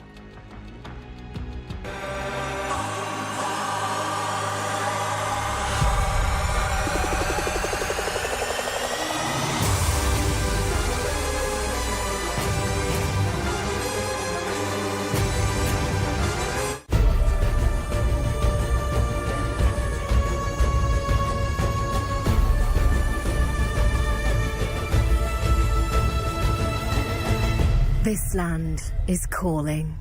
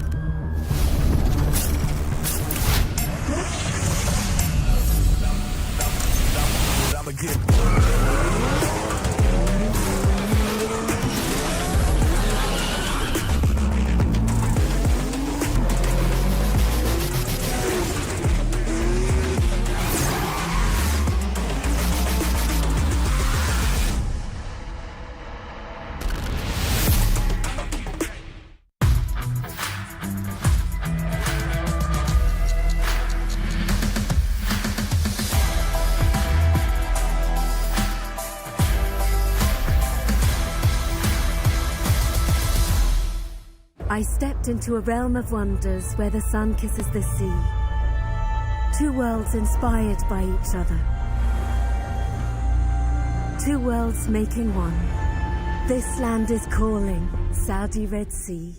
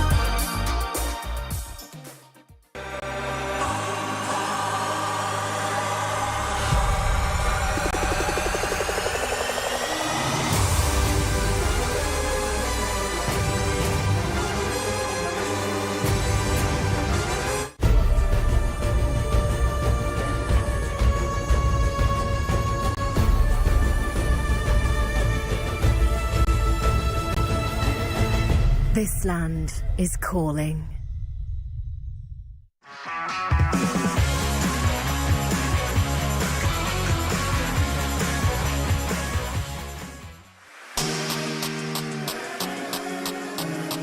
Welcome back to the Last Chance Qualifier. We're in Group D right now, and we are getting set for round 4. And Eric, we do have some all Grandmaster matchups as anticipated. This is the round where we're really going to start to figure out, not who's eliminated from contention, but who is really staking a claim to those top 4 spots, because a win here puts you in a great position going forward. Yeah, I mean, 5.5 out of 7 is the key score, right? And 5.5 out of 7 is 4 wins, plus 4, we say in chess, 4 wins over par. And so you win this game, you're at that plus 4, which is necessary to qualify. And we just have 6 players with a perfect 3 out of 3, all Grandmasters. The one other Grandmaster, Alexander Fier, lost to Hans Niemann, so he's got to work his way back up. But yeah, this is going to separate quite a few of the contenders right here. We have Hans Niemann, who's continuing to make things look easy. I don't think he's really been tested just yet, but he'll be going up against David Anton Guijarro, representing Spain, and that one should be a very close matchup. But I do wonder how David Anton is going to do when it comes to the hybrid format, because definitely know that he's quite a good player when it comes to over-the-board chess, but the adjustment to the element of online is going to be interesting to watch, and some big matchups there as you have Alexander Grishuk against Volodar Murzin, Denis Lazovic against Amin Bassem. We have 3 all Grandmaster matchups that should be very, very exciting. Yes, for sure. David Anton, as you brought up, plays a lot of classical chess, has been a strong Grandmaster for a long time, but I've noticed been playing to warm up for this event. So I'm on chess.com, playing Blitz, getting his Blitz rating up, maybe 3100, which is very good. Practicing with the mouse. So he's definitely taking this tournament seriously. Saw him warming up. And probably Amin Bassem as well. I know Amin, he plays lots of chess. For those that don't know, as I said, long-time African #1, Egyptian #1. He is a doctor. He doesn't practice medicine, but he's a trained medical doctor. But he loves chess, and so he continues to do that. And he's here as well. That's going to be an interesting match to follow, because he also plays online. So I think gone are the days where players are really having a big discrepancy between their maybe in-person chess and online.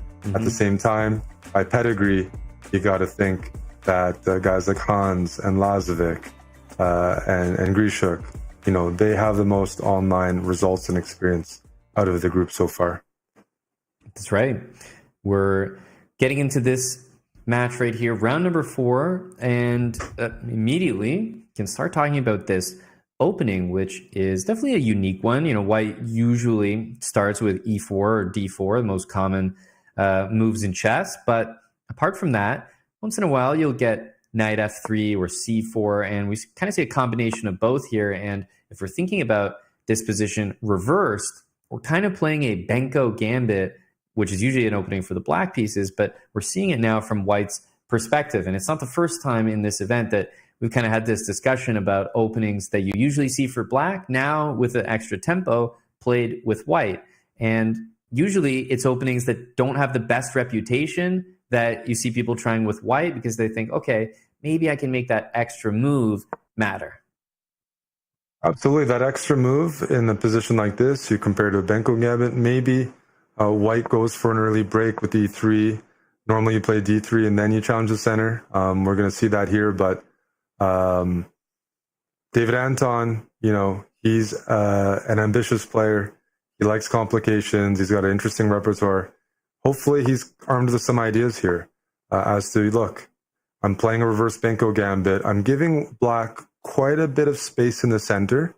You see that pawn on d4 supported by c5 and e5. And as long as it stays there, your bishop on b2 is kind of frustrated. So oftentimes, let's say as White here, you're looking for a way to chip away at that. That might be f4 in some positions, not easy to do here, or e3, although that might transpose to what we'd call more of a Benoni structure.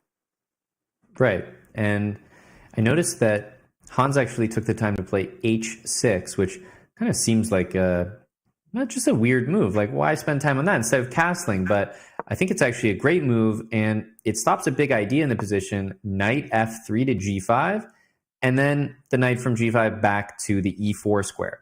What was unusual for me is, well, e3 made sense, but I'm surprised that David Anton also included queen to e2 instead of maybe castling, because now I don't really feel as comfortable capturing on d4, and e4, it's not really how I'm used to seeing this continue.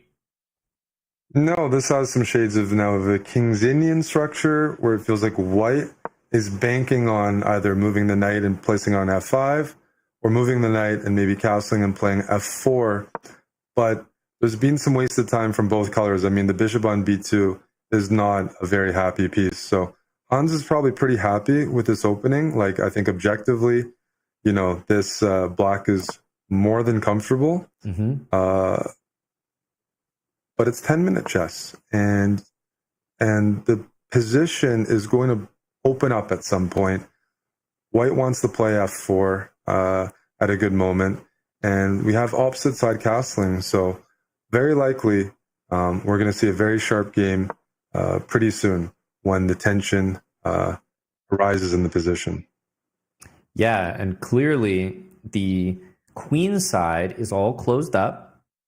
There is a bit of an avenue that black may want to utilize here. Hans can play bishop on the c7 square to a5, and then maybe into c3, but it is difficult to actually make use of that side of the board. And the reason I bring up the closed nature of that position is because even though it feels like Hans kind of has the better opening so far, I will say that what David Anton has done is he's castled on the side that is all closed up, and Hans's king is sitting there on the side that is about to open up. And just optically, that looks like it favors white. Yeah, if you consider castling on which side, you feel a bit more comfortable knowing you're castling to a side that your opponent can't pawn storm. And in this case, with the pawns locked on the queen side like that, white's not worried about that king on c1 being attacked because there's no way for black to break through. You'd have to sacrifice and break down the pawns. Very hard to do. At the same time, Hans doesn't seem to be even trying to necessarily attack the queen side. He's just placing his pieces on good squares and adopting an attitude, look, you might eventually play f4. I'm okay with it. That will give me some counterplay as well. I got the rook on e8, looking at that that pawn on e4. But still, I think the onus is a bit on David Anton to demonstrate, look, you want to push on the king side, you want to attack Hans's king on g8. What's that going to look like? Is it going to be the h pawn? Is it going to be the g pawn? Or maybe we're going to have gridlock here, and the players are going to be shuffling quite a bit, waiting for one another to make the first move. First move meaning white's break is that f2 pawn eventually going to f4. Black, if he really feels like it, could play f5 at some moment, opening up towards the center. Even though his king is on that side, if he evaluates it as look, I can do that and I still don't see how I get attacked, that's a way to make progress and challenge the position. That's right. I'm interested to see and what Hans is going to do to continue. One of the things about moving this knight, which makes perfect sense to me, you want to play bishop on b2 to c1. But I was going to say, one of the things about this knight move is maybe you do have to be careful of black orchestrating bishop takes on b5. It's probably a little bit early for that right now, but I do think it should be kept in mind. And you can't just shuffle all your pieces away from the queen side because black can sacrifice and open things up. For sure. And that's why we see bishop h3 trading off what might be considered a dangerous piece for black. That bishop on d7, it's a light squared bishop. It could threaten to take on b5 if there's sacrificial ideas that Hans likes. By removing it, I don't really see which way black can maybe break down this pawn structure, this d3, c4, b5, d3, e4. The base of it is going to be very hard to access now that the light squared bishop has been removed. So seems pretty even right now, Amon. Yeah, very even game. It may just be the case that it's tough to break through for either side, but I have to admit there is something that just it feels like white can do a little bit more with the position because the action is on the king side and that's where black's king is. So there's something about it that, yeah, even though we're definitely even here, there's really nothing wrong with black's position. I find myself preferring what white has. Yeah, if black doesn't have an active plan here, you look towards white, and at some point, he's going to go for some kingside break. That's why Hans placed the queen on g4. It can't be harassed easily, and if the knight on f3 ever moves, black might be okay with the queen trade because then the chance of a successful kingside attack diminishes greatly. So the queen on g4 is trying to maybe say, hey, we can trade queens, but if you don't want to trade queens, your knight is stuck on f3, and if your knight's stuck on f3, well, you can't move your f2 pawn, and then the options for white to actually open up on the king side are lacking. Yep, exactly right. We see a few more decisions here. Bishop d2, and then the bishop retreats. Now the knight on b1, I was about to say, cannot use the d2 square. Now, in a position like this, how ambitious do you want to be? Because we've just seen not necessarily an official offer, but we did just see a repetition of moves. So it made me think, if it's on offer, if there is a draw available, would you want to take it? Yeah, it looks like there could be this bishop a5, bishop c7 repetition. I don't think Hans minds it, but he might prolong the game a little bit, hoping for white to take some unnecessary risk. It's sometimes like one of those cases where you're both open to repeating, but you don't want to be the one offering the repetition or leading the repetition. So there might be, just a little bit of flirting happening here with the pieces. Like, I want you to initiate the draw. No, I want you to do it. But I don't think from the position itself and the clocks, which are very balanced right now, that either player feels they have a strong position or one that needs to go all out in. But if the queens get traded, then I could see Hans maybe pushing to a pawn to f5. And I very much like this exchange. That dark squared bishop of black's was decent, but trades off for a knight, which is a tricky piece. And white's dark squared bishop, I'm not a big fan of. So this imbalances the position.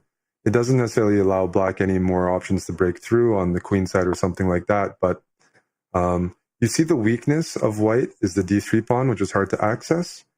And that dark squared bishop that white has does not support those pawns whatsoever. So I could see some future where black will eventually play f5 and utilize both knights to put pressure on e4 and on the center structure. And in the meantime, white has to figure out how to actually make use of this bishop on d2.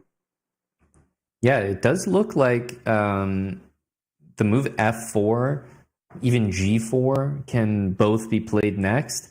I've been getting this feeling, even though we're definitely equal, I've just been getting this feeling the entire game, like white can decide when things open up. They can decide when f4 is played, decide when to expand with g4. And if you're the one that sort of holds all the cards there, it feels like you can never be worse. No, I think you're right there. And that's why a couple of decisions, maybe I'm a little surprised Hans went into this, even though I did think he was going for a queen trade.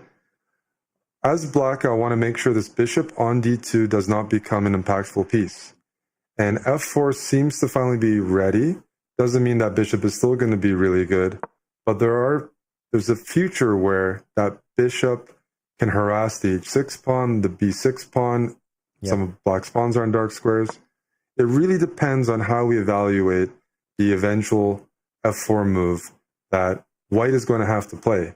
Yep. If he wants to open up. It might be next. It could be the very next move that we see. There's also ideas like, okay, he's just played g4. I was thinking about other moves. Look, if you play h5, yes, you might sort of get the structure you want, but it's going to close up with g5. You can't really win a game with absolutely everything closed, and that's why we see f4. There's a trick here, Amon. If you go rook f6 and I go rook f2 and you play knight e6, I have bishop takes h6, followed by g5. Hans could block right here with knight e5, but just for an example, okay, knight e5, because there was a little tactic there. You got to stay alert. And white has to stay alert too, because that knight on e5, it's pinned right now, but in some positions, when the rook's not pinned, it can take on c4, preparing this d3, forking the king and the rook if white isn't careful. Yeah, it means that probably... Oh, okay, takes. I have to say I'm a little bit surprised by that. I was actually really liking the dark squared bishop and maybe just the fact that at any point all these black pawns on dark squares could be targeted. But when I see a move like that, it kind of indicates to me that he's more okay with a draw. I think so. One feature of the position that might not come into play is this e4 pawn of blacks. If the knights could just move on forever, white would eventually move the knight to the b2 square. Get to d1, get to b2, and pick that off. That'd be fantastic. But the rooks would have to be off the board to really pull that off, and black's knight would have to be contained, which I don't see happening yet. But it still is a feature. That's the one pawn of blacks that's not supported in the position. And now white also has that on h4, but maybe white's looking to play h5, get rid of that, and maybe put a bit of pressure on the king side. But with limited material, it still feels fairly equal here. I don't see any serious weakness for either player that can be exploited. But again, with a rook on g5, you have ideas of rook d5. Why rook d5? You want to provoke an exchange, take with the maybe c pawn, get a passed pawn, and bring your knight to c4.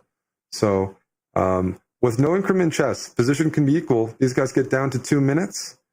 Doesn't matter if it's equal or not. Mistakes are going to happen, and concessions are going to have to be made for the purposes of staying afloat on the clock.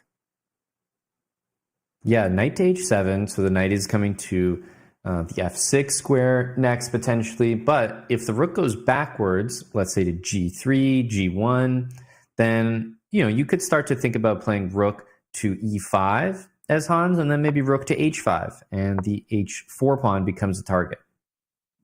So we see this rook d5 move. Hans quickly responds. He doesn't want to give white a protected passed pawn or a good square for the knight.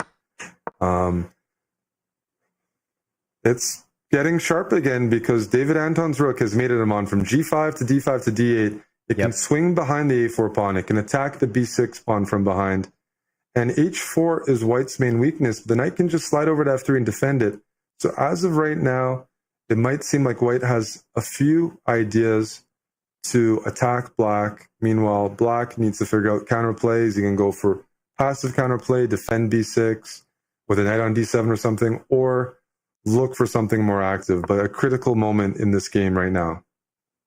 Yep, he is going to go for defense, and I think that's going to involve rook e6 here because rook b8 is far too passive, and it's making me wonder, are we in for a repetition with rook d8 and rook e8 because there's not really other moves available. White's rook doesn't really have anywhere else to go. You could consider rook c6, but black's king can start to make the journey. King h6, king h5, and king takes h4 if you're not careful. I think that's exactly why white isn't just rushing to go into an endgame. Is yes, a4 is weak. Yes, maybe b6 can be weak, but it's the black's weaknesses. And that's a crazy decision or very risky decision to make without proper calculation. And Hans not repeating knight h5. That is interesting. He's probably saying, look, you can win the a4 pawn, but my rook goes to f6 and it starts harassing the knight on h2.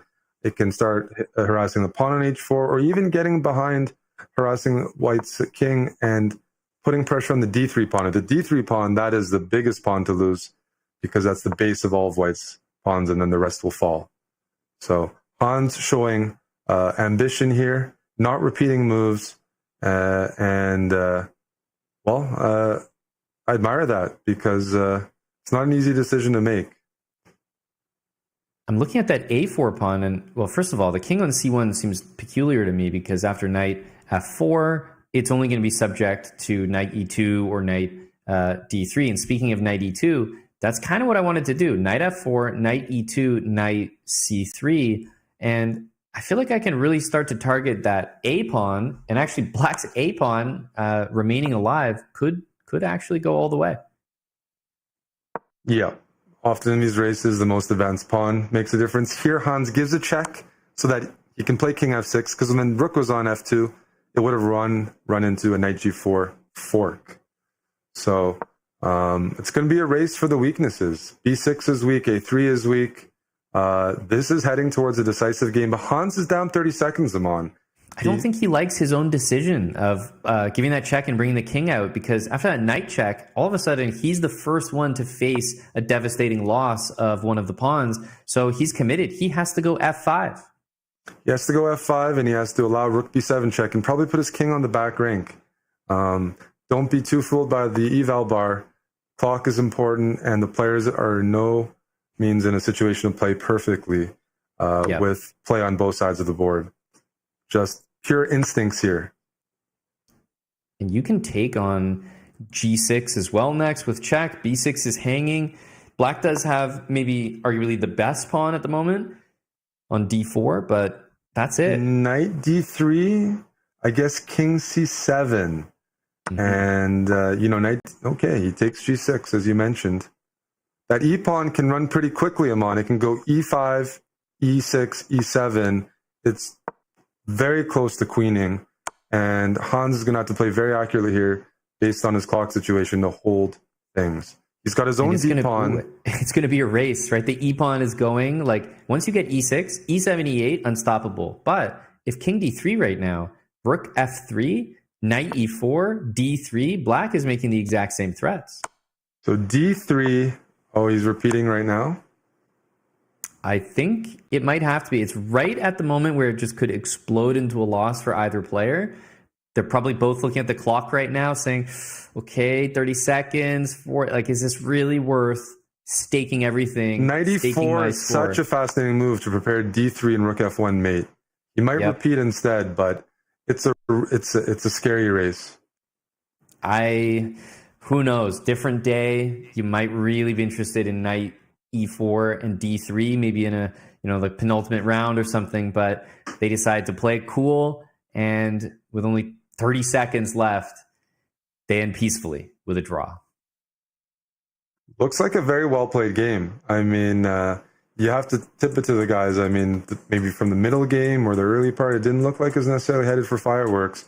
But in a rook and knight endgame, they both just went for it. And said in the end, you know what? We're under a minute each. I can't figure this out. We're both about to queen. A draw is a fair result. That's right. And I was just scanning briefly over some of the other results. And believe me, just about every result is in because the games don't have increment, so truly they do all end around the same time. Grishuk and Volodar Murzin drew their game. We had obviously David Anton and Hans just now draw. Alexander Fear, he lost, so he was playing some weaker opponents. He did collect a win, which means that Denis Lazovic beating Amin Bassem, he is now leading our event, and he's the guy to watch. So as we head to a break right now, we can say that round 5 will certainly be featuring Denis Lazovic, who has made his way to the top of the table. So stick around, guys, for round number 5 when we come back. The human body was built to move, not trapped at a desk in one singular posture for 12 hours a day. It's time your chair evolved. This is Secret Lab Titan Evo. Ergonomically engineered for you, gamers, hybrid workers, artists, backing your every move.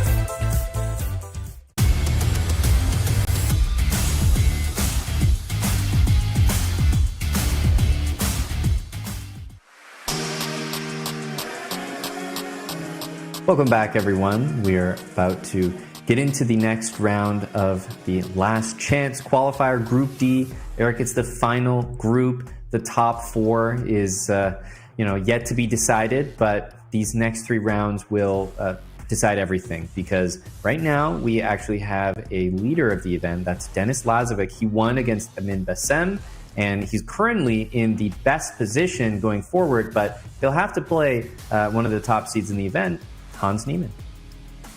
Absolutely. You get rewarded. You win games. You're going to get tougher pairings. And when you're the top seeds, you get bumped up and play the highest rated player. So, for example, Lazovic has 4-4, and there's a bunch of players with 3.5. But the way the Swiss system works is then you play the highest rated player with fewer points. So 3.5, Hans is at 3.5. Drew with black in a great game. He gets paired up with Lazovic. So remember, 5.5 is that key score. So Hans needs to still, get at least another win under his belt. As I said, +4. That's the score you're going for. That was a great game. But what I heard from the audience, Simon, I didn't check all the games, is Lazovic played a phenomenal game to beat Amin Bassem. Like 99% accuracy, just like didn't allow much and won. And he's capable of that. So I think two of the guys, I believe they played maybe in the final spot for the Freestyle Chess Grand Slam, and Hans won, which is how he made it to the event. Right. These guys are on a hot streak online, and they're clashing in round 5, so I'm very excited for this one. Yeah, Hans Niemann, Denis Lazovic, absolutely the match to watch. Alexander Grishuk and Amin Bassem, they're also going at it with one another. Amin Bassem lost to Denis Lazovic. That's his only loss of the event. And Grishuk had a draw, so he's still undefeated. And the other matchup of undefeated players is Volodar Murzin and David Anton, going all the way down the list. Eric, even Sameh Ahmed and Charles Story. That's an all-titled matchup, a CM and an FM. So it's not all just grandmasters in this group. Yeah, no, I'm seeing the players with 3 out of 4. There are a few more titled players than maybe some other groups. Some names. Charles Story, that name sounds familiar. Maybe he has like some opening called the Sniper or something. For some reason, it rings a bell. He does. Don't know too much, but I believe he's kind of maybe known for that. So I haven't seen him play chess before, but do know that he's a fan of opening called the Sniper or something. So I'll be tuning into that as well. Some good names. Fear did win to move to 3 out of 4. I was just thinking of something. I'm trying to think back to all the qualifiers, and did we have an international master compete? Thought we did in the A group, but I can't be for It's certain. kind of a funny thought. We did. Remember Arav Dengla. Okay, against that's Levon. right. And Arav Dengla, you were mentioning GM Norm, so pretty much well on the road to Grandmaster, young player. But the point I'm making with this is, you show up as a Grandmaster with a great chance, or you show up as a lower rated player with just the opportunity to play these great players. But most of the guys in the middle, they don't play because they don't need the experience, and they also are probably not going to win the event. Yeah, no, there's definitely a shortage of, the gap is interesting. Shortage of FMs and IMs being represented. But we're going to keep our eye out for the IMs and the FMs here in this field. Let me see. A lot of Egyptian players. That's not a country I've been to or played chess in, but it is a big country, so I shouldn't be too surprised.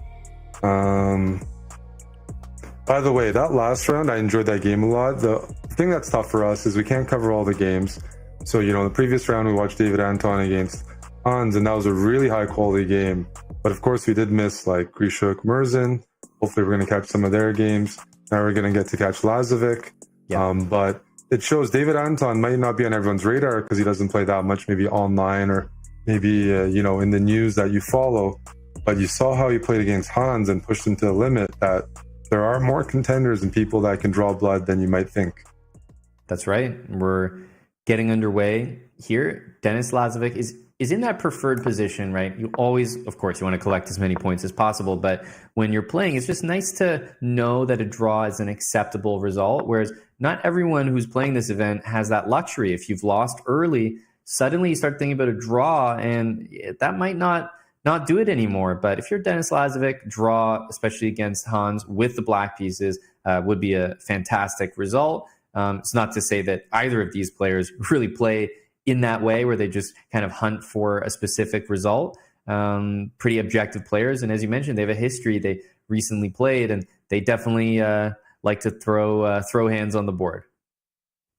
Yeah, but I would say in contrast to maybe some of the Uzbek players and some of the other young players, Lazovic is super solid and almost plays in a way where like draws are frequent in some of his games. I mean, not that he's necessarily fishing for it, but with black, I can't imagine he would be unhappy with a draw and the way he's playing. You know, even in his head, I feel like Hans is probably a tough opponent for him, that he'd be very happy for a draw. So he's the guy who'll take advantage when you try to beat him. So that's where he's going to get chances. But kind of like Yu Yang in Group C, he is very solid and is generally okay with the draws black if you're one of the players that, you know, is going to be a tough matchup for him. I do get that impression, and, you know, following some of the games, he has a higher drawing percentage than maybe some of the other players we followed throughout the last chance qualifier. And it's going to be up to Hans here to decide how ambitious he wants to be this game. Right. Yeah. Lazovic isn't the type to lash out or go crazy. You know, it's you can expect him to almost always have a good pawn structure, solid position, and play the correct move. I don't see him ever like play dubious moves or really try to flag his opponent. He's just consistently trying to find the best moves, which isn't, not the same for everyone. It has good and bad, but he's so incredibly consistent that if you beat him, and I think Hans has beaten him a few times before, you earn it. They're long, drawn-out games. Yeah. One of the harder guys to crack on the circuit. Yeah, that's a good way to put it, because he definitely takes his losses, but he's one of those players that you always feel like you're going to get a game. You know, he's not really going to have those games where he just implodes early. Really, really consistent. And yes, he'll take his losses like everyone else, but very reliable, a lot of draws. And, you know, at the same time, if you try to do too much, it's not like he's only ready to make a draw. The second that you overstep, he's ready to punish you, and he's happy to play the positions as well. So he kind of garners that respect a little bit as like someone you want to be a little careful of when it comes to pushing an equal position. For sure. And here we see the center dissolve a little bit on the D4 square. Hans, you know, got a little bit more space. He's playing white. But again, look at black's position. Two sets of pieces have been traded off. And you got to think about it as white. Am I going to play F4? Try to play F5. Lazovic, you see, he's willing to play an endgame right here. Knight takes F6, Queen takes F6, offering, you know, an endgame with doubled F pawns, but very few resources left. Yeah, if you capture, Queen will take back. Queen takes, and if you capture the bishop here, you do just fix the pawns for Denis. So, of course, Hans is not going to be tempted to exchange bishops there, and there's no doubt that white is a little bit better. Quick look at those doubled and isolated f-pawns will confirm, but the real question is, Eric, is it going to be enough? Is it going to be significant? I mean, even the move d5, like, I'm kind of surprised by this move. Didn't think it was necessary. This fully clarifies the pawn structure and says, okay, there's not even an imbalance. It's just 3-on-3 on the queen side. And if the pawns exchange, you've got this clear weakness on the king side, but he's just saying it's not enough. He is saying that objectively, that's true, but Hans is going to probably invest quite a bit of time here in the next few moves to figure out what path he's taking. Is there a way to target the black weakness?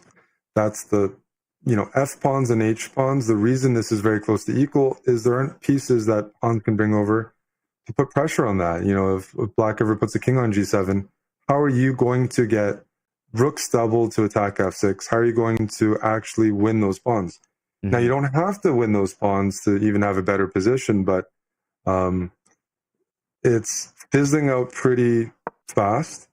And he's does have to decide internally. There we go.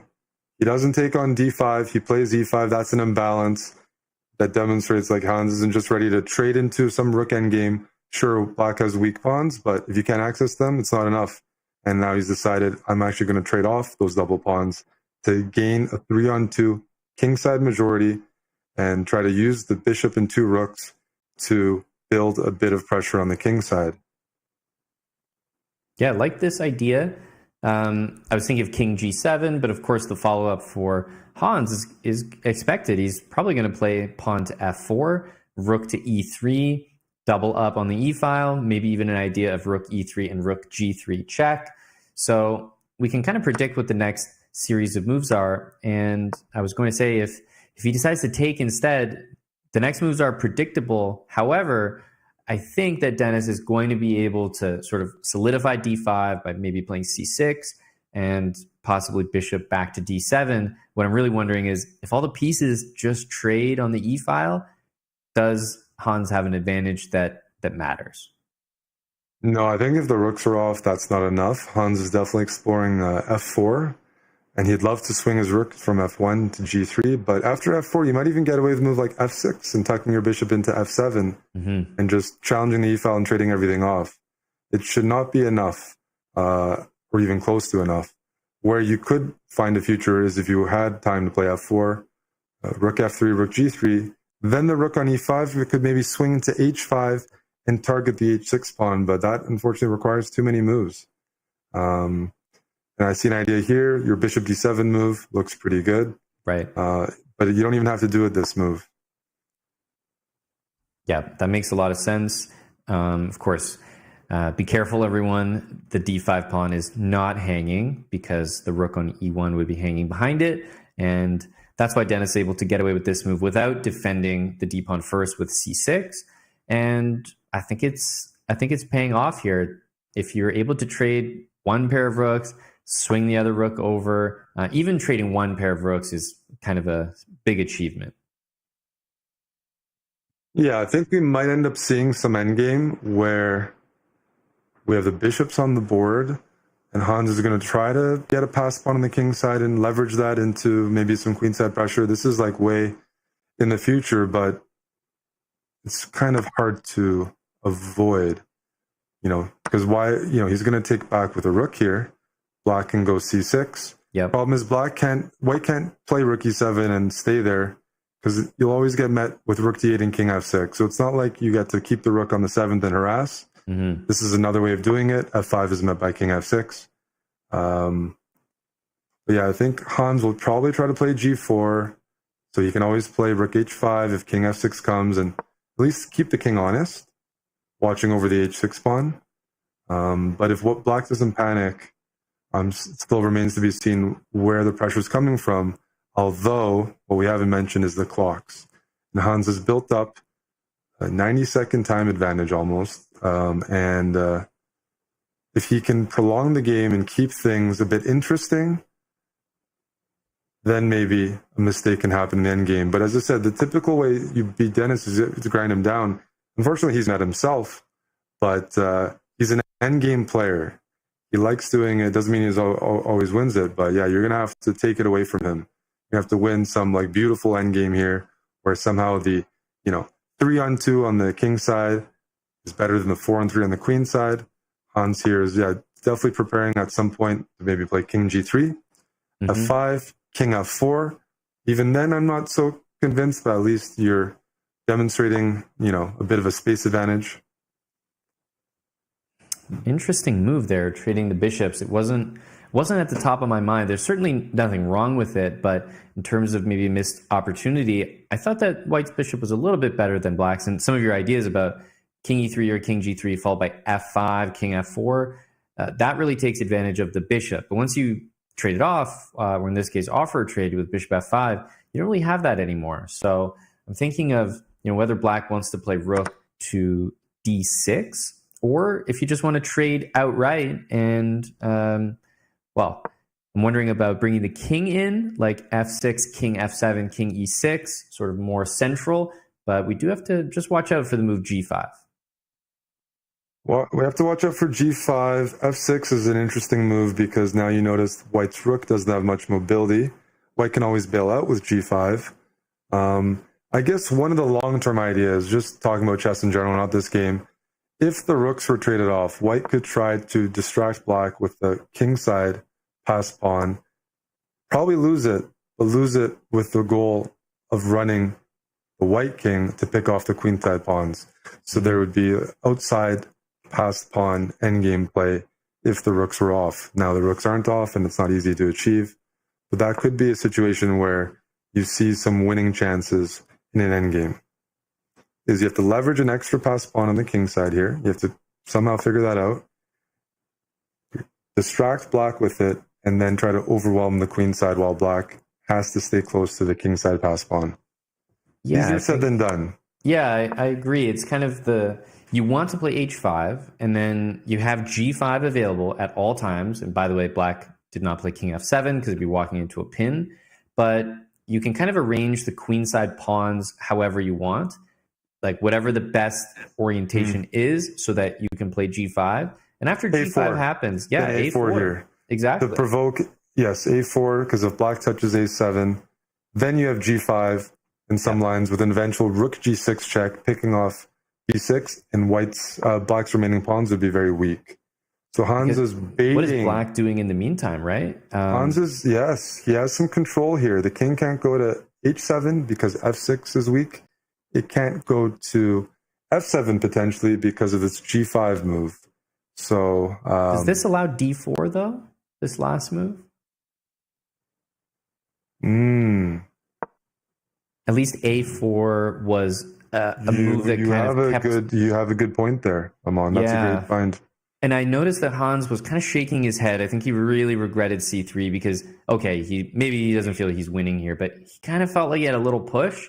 And I think a4 would have at least put the pressure on Lazovic for a few more moves, whereas this one, d4, really nice for Dennis to be able to include that.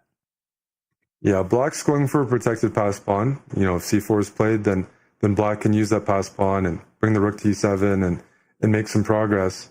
And if not, black is trading things off, which gets him a bit closer to that drawn endgame.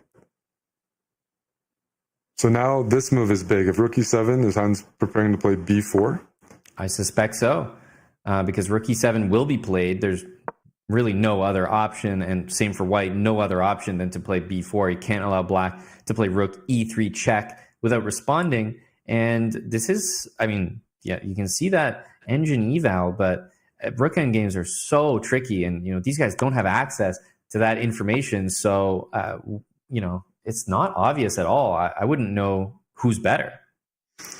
I'm taking white because of the clock, and I'm also taking white because of some endgames that could be very tricky if you can ever cross with your king and get your king to f5. But Lazovic, as I said, he's got amazing nerves and consistency. He might not give Hans the push he wants. But there is the other flip side. We haven't had it too much this year. A rook versus rook endgame, the players are under a minute. People try to flag each other. You're up a minute, you're going to flag the guy. People do it online all the time. So Hans isn't just going to agree to a draw here. Even if the eval is equal, try not to think about it too much. There's play on the board. There's ways to lose. And if Lazovic gets under a minute, Hans will definitely try to punish him on the clock, even if it's a dead drawn position. And as he should. There's no increment. Yep, he's got more than a minute extra. And yes, you can go ahead and take that pawn. I think he was probably pausing to consider rook to d5 and maybe rook d7. I liked rook d5 there, by the way. I'm actually a bit surprised Hans didn't play that. But king e4. You can put the king to f5, but the annoying thing is, once your king besides down, and that will maybe give black a moment to kick the king off of f5. It'd be nice if king was on f5 and we could go rook a5 threatening, I don't know, rook a7, but even there, not seeing too much. Right. But Hans is looking to improve his rook, going to leverage the time situation, which is why if you have the time advantage here, you don't trade everything off. You need to keep some tension or possibilities for the right moment to play maybe a risky move when you know your opponent can't calculate it through.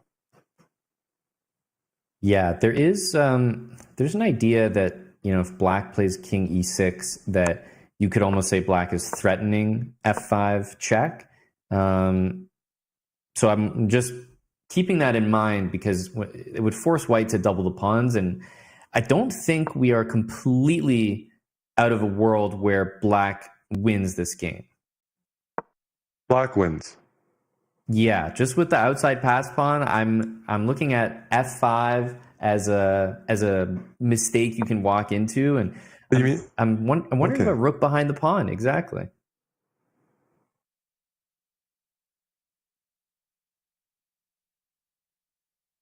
You got to commit some piece over to the b pawn here. Well, this is just a great setup for Lazovic, because Hans knows he doesn't want to go backwards and defend the b pawn, like he is actively trying to win this position or prolong the game. Yeah. But when the rook goes to b7, you're posing some rook serious a6 questions. Idea. I do like rook a6. Like if you just trap yourself behind the pawn with rook b7, king f5, rook a6 was a serious consideration. Is Hans making progress here? Just the fact the game is going on is progress. And now, is he in time to ever give a check on b7 and swing the rook to h7? I just don't know where Lazovic is placing the king. He might move the king down to g8, which you don't always want to do to cut off your king. But it feels like progress. Just that move alone feels like something. Lazovic is working hard to prevent Hans's king from crossing. But if he working plays hard king means e4, he's taking time.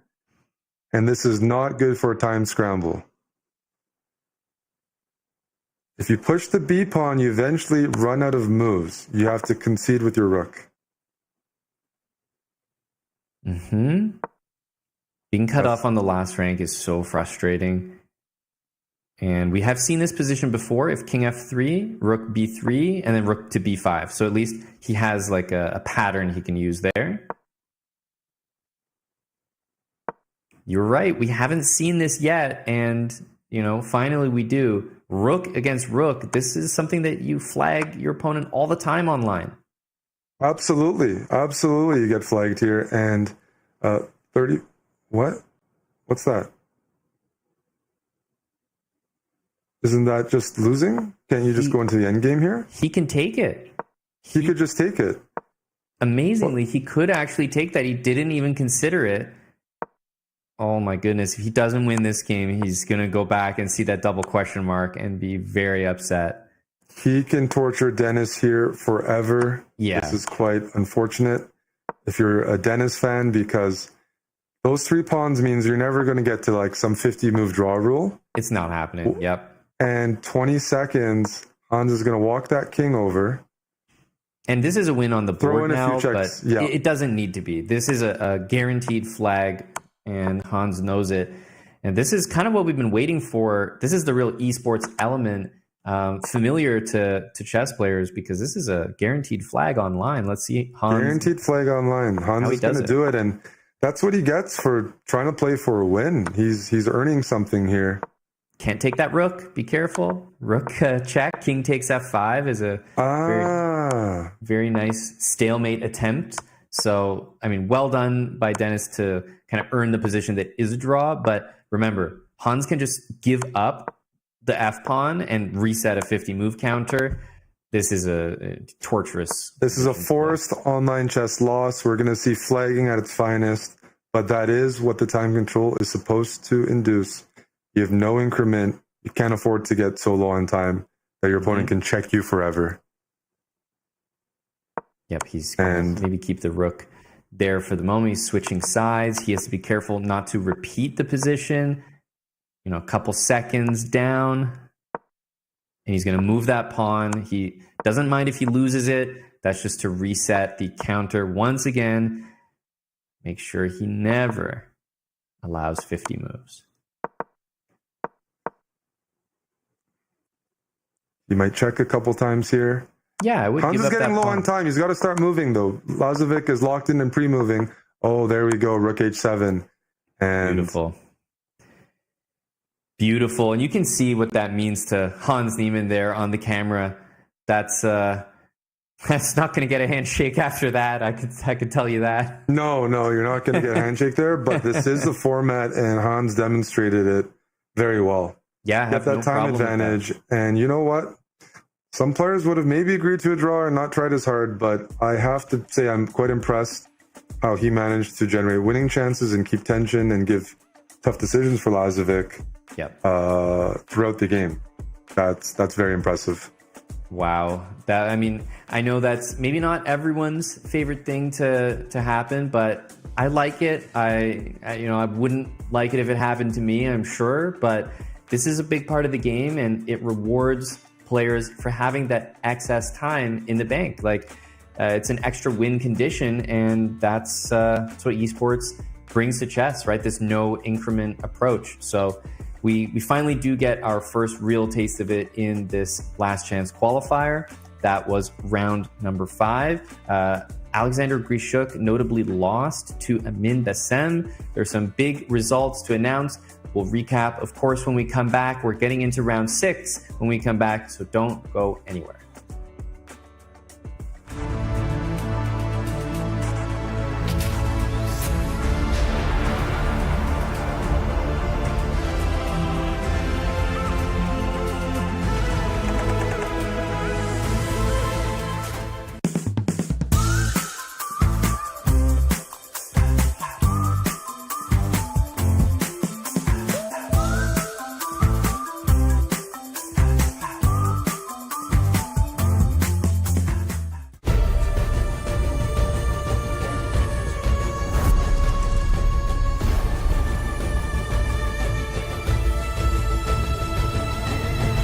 This land is calling.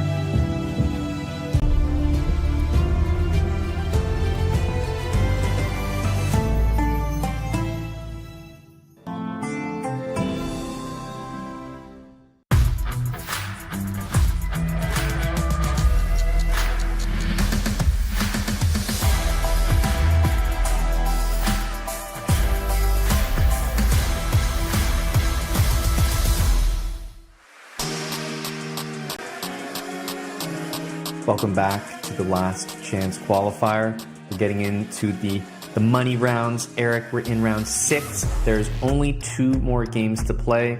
And with that last result that we were tuned into every step of the way, Hans Niemann flags his opponent. He had much more time. He made use of it. And with that, he jumps into first place, 4.5 points at the moment. But there are so many players on 4 points. I'm trying to count them up here. 1, 2, 3, 4, 5, 6 players on 4 points that are chasing. There's so many players chasing, but credit to Hans. What we saw there, I expected to see more of. That is the essence of this time control. There should be some of that. You can squeeze so many positions, so many equal positions. Hikaru, who's in the main event, if you watch him play Blitz, he's done that many times as well, and it's part of online chess, part of flagging. And it wasn't a dead draw. People make mistakes, but Hans really earned that extra half point, giving himself the lead. But as you mentioned, so many players with 4 points means any hiccup here and a bunch of people catch up to you. So final 2 rounds, still everything in play here. Yeah, and one name that really stands out on only 3.5 right now, which would mean a requisite 2 wins to end the tournament. Alexander Grishuk.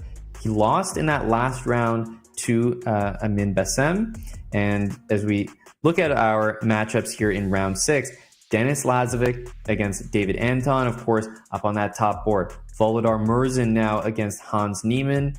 Alexander Fear against Amin Bassem. And of course, Grishuk being on that lower score, 3.5. He does have naturally an easier pairing than the rest of the field. So interesting to see whether Grishuk just wins these last 2 games, jumps all the way up to 5.5, says thank you very much, or whether he's leaving it too little, too late.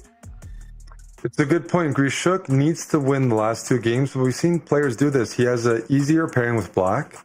He wins. He's on 4.5. He'll have white with a chance final round to win and get to 5.5. So he's going to have some easier pairings. That's part of the Swiss Gambit. It's a risk. It's not intentional, but he definitely is not eliminated. And I think he's going to be one of the players playing for that final spot come round 7.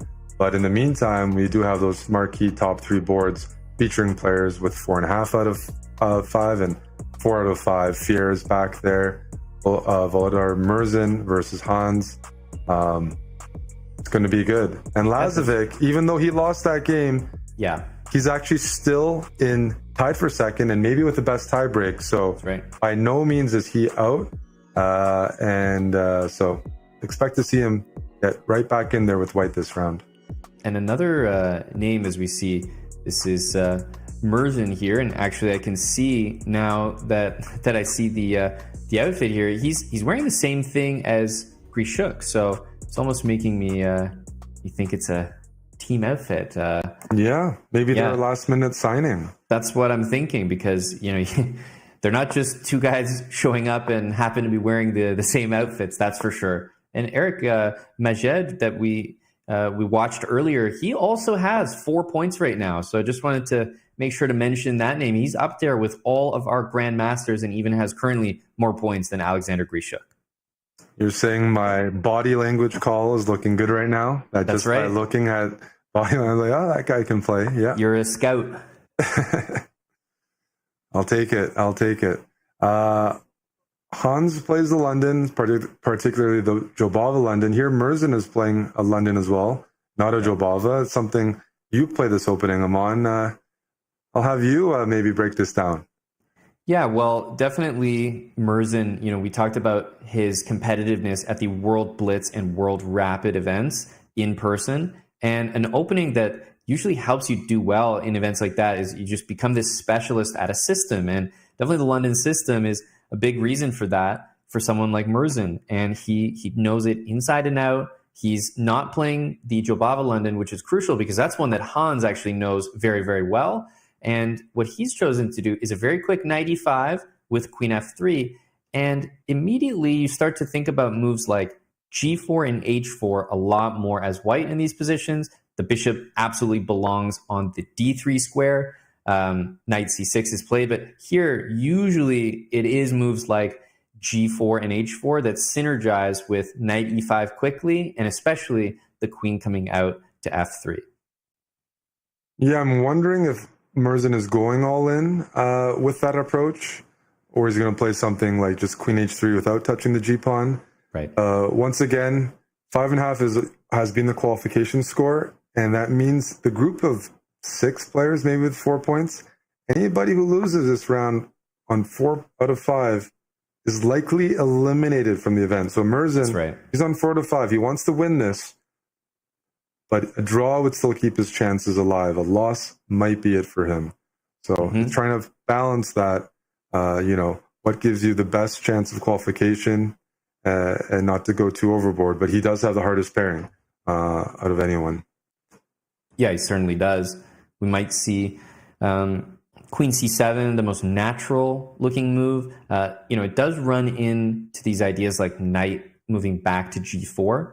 So Queen C7 might look like you're just adding all the pressure to the E5 knight, but knight G4, it put a tough question to the opponent, because then H7 is loose, and just have to make sure that you're not immediately blended. I mean, the London, it's one of those openings that has a solid reputation, but look at the position. This is not a solid game at all, and you can definitely get in big trouble in the London. Yeah, usually I'm getting in big trouble as black here when I don't properly deal with this Queen H3 move and Bishop G5 coming as a threat, maybe some sacks. But I do imagine Hans is fairly booked up, and just general understanding of the London structure should be a bit heightened with his own experience playing it.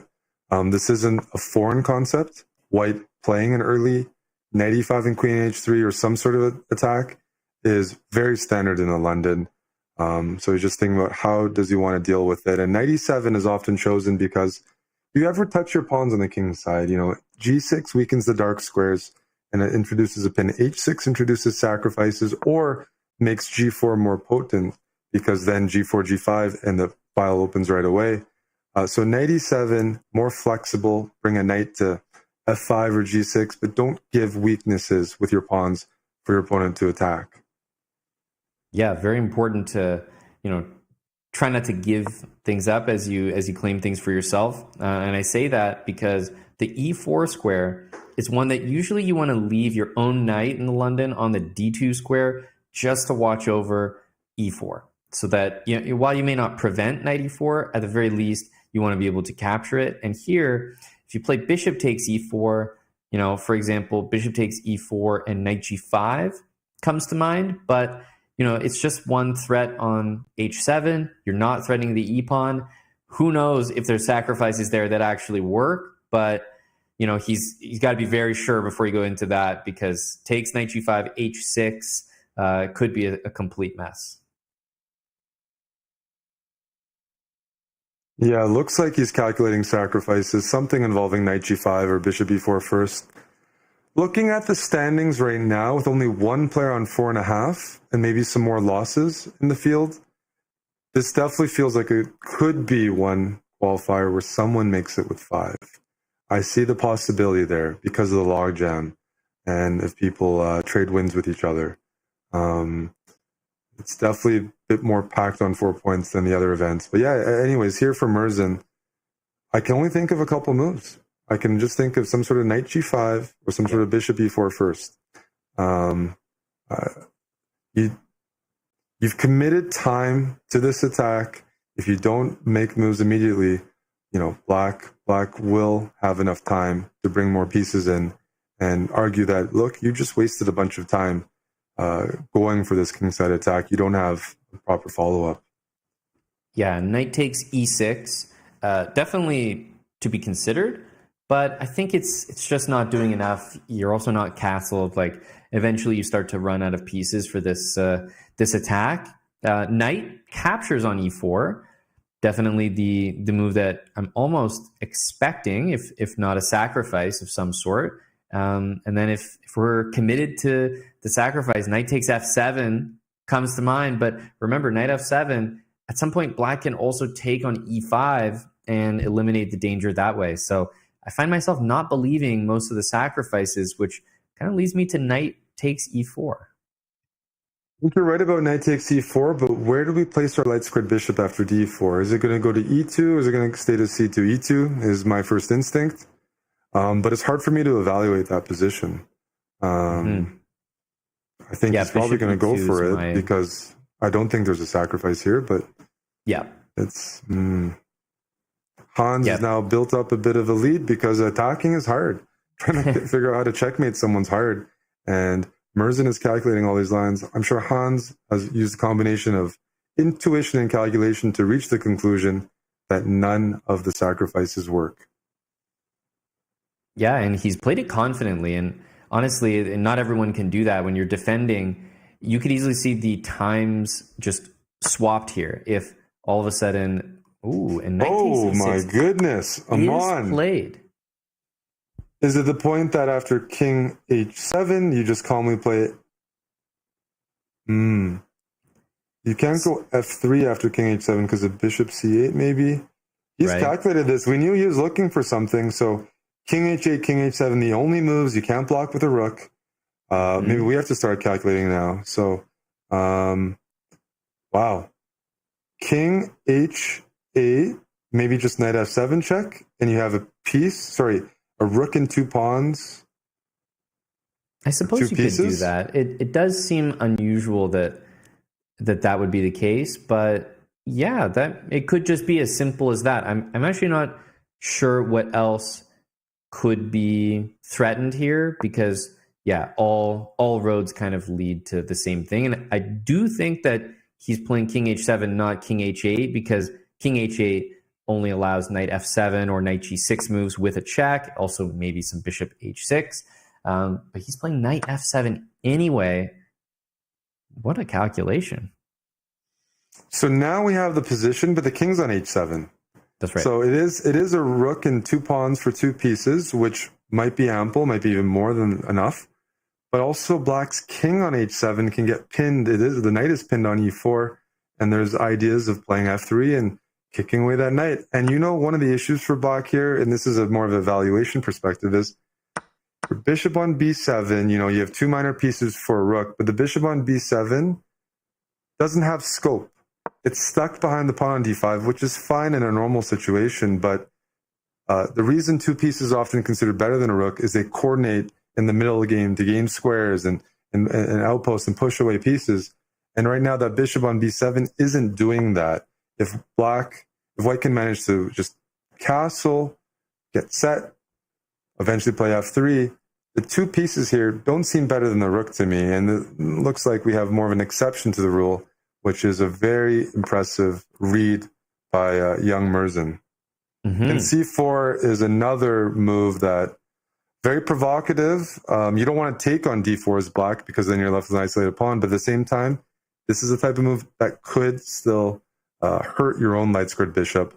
Hans is probably looking to redeploy that bishop on b7 to c8, find another diagonal. But at the same time, it takes away tension, pressure on white's pawns, and long term, 2 pawns and a rook, those 2 healthy pawns, it's eventually going to come. F3, E4, you're looking at passed pawns, and that could absolutely be a win condition for white. Yeah, I'm not sure that I like c4. It feels like white is now more empowered to play f3, e4, whereas previously you did have to watch out for f3, e4, making your d-pawn a bit too loose.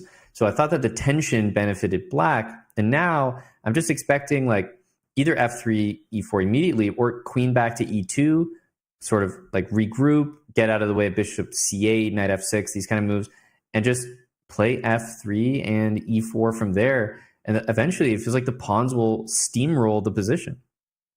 Yeah, I really like what Merzen is doing here, and he earned it. Like, he's going for it. He calculated this. You can't calculate everything, but he says this middle game is good. The end games are typically good. The rook and 2 pawns, better than the minor pieces in end game. In a middle game where rooks don't have open files, that's where pieces can be dominant. Here, I don't see that. The knight on e4 is fine, but it can be traded off or kicked away. Knight on g6 isn't that impressive. Bishop on b7 needs to improve. So I see the argument for why the rook and 2 pawns is superior here. It still takes a bit of unraveling for white, but it's coming fast. And that's why you see Hans, with his previous time advantage, is now behind on the clock, deciding how does he stop this. If you go bishop c8, I don't know. Bishop c8 hits the queen, but maybe the queen goes to h5. It could go to e2, but even h5 I'm curious about. I wonder if white is going to try to stop or prevent black's bishop from maybe rerouting to f5. in finding, a bit of a diagonal there. I'm curious about f3. Right. What happens after f3? Very direct move. It's very direct, but as long as our queen isn't trapped on g4, f3, bishop c8, queen h5, for example, it's a move you want to play. And if you get, white is definitely doing very well here. You've played f3, you have a fantastic light squared bishop. Hans wants to go bishop c8, bishop f5, but it might run into e4. Yeah. Because if white castles, wow. Yeah, I thought short castle for sure was the main move I was considering, and it just seemed with the f1 rook, then looking at the black queen, that you would essentially get e4 no matter what. Whereas this move, now if bishop f5 is played, you don't have e4 like usual. So I'm not so sure about h4, but I feel like Murzin has he's earned a few inaccuracies after some of the tough brilliancies that he's found so far. I'm shocked that he went for it. And in fact, if he doesn't trade on g6 right now, then black plays bishop f5. You can go queen g6, go into the endgame, trade everything off. Queen g5, I looked at, but after bishop f5, I wasn't necessarily super impressed. The move works. It's very flashy. It might have been what he planned. And it looks like a mouse. He has to be very confident with this because he could have just castled, kept all the options open. This is a bit more forcing. Fortunately, as we go towards an endgame, a rook and 2 pawns is normally a safe position to have in an endgame. Even if black improves their minor pieces, it's hard to imagine black with serious winning chances in an endgame.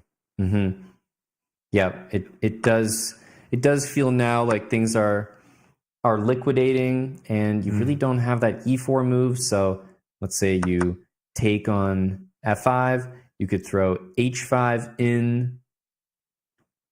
Can also maybe play king f2. I'm not thrilled with this because I thought the alternative was quite good to castle and force Hans to make moves. Yeah, here Hans has to make moves, but the plan is very simple, especially the queen's off. It's to stop white from playing e4 or make it hard as possible. And black can maybe do that. Put a knight on d6, maybe push the f6 pawn to f5. Yeah. And knights are good at blockading pieces. We were looking at positions where the pawns could push to e4. Now I'm not seeing that. And I really think Murzin has made some mistakes here, Aman, compared to what he had before. I think he's misjudged it. h4, h5 was not the right idea. Castling looked like it kept the pressure on.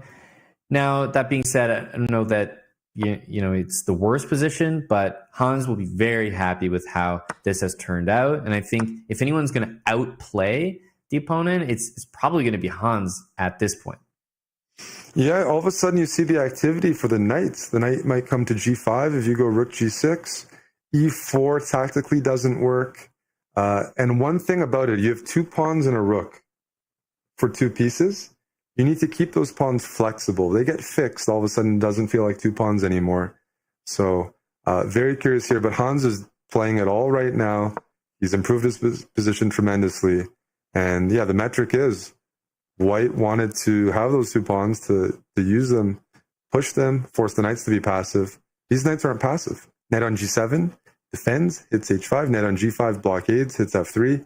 e4 is still not that easy to get through.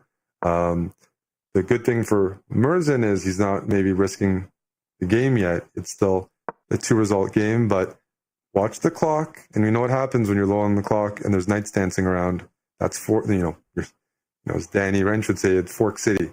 Those knights are gonna be requiring a lot of maintenance to prevent from getting in the position. That's right. Forktown population us. Good impression. Rook f7. The position I would feel that the players probably are under the impression that Hans is doing quite well. I'm sure that Murzin hasn't lost all hope or anything like that, but it's just one of those positions that you never can really be too confident as white. The knights more often than not do well here. And yeah, look, you're just attacking the h5 pawn, and rook h2, all of a sudden the F pawn becomes a potential problem, although I was looking at rook h2, knight takes f3, and rook back to f2.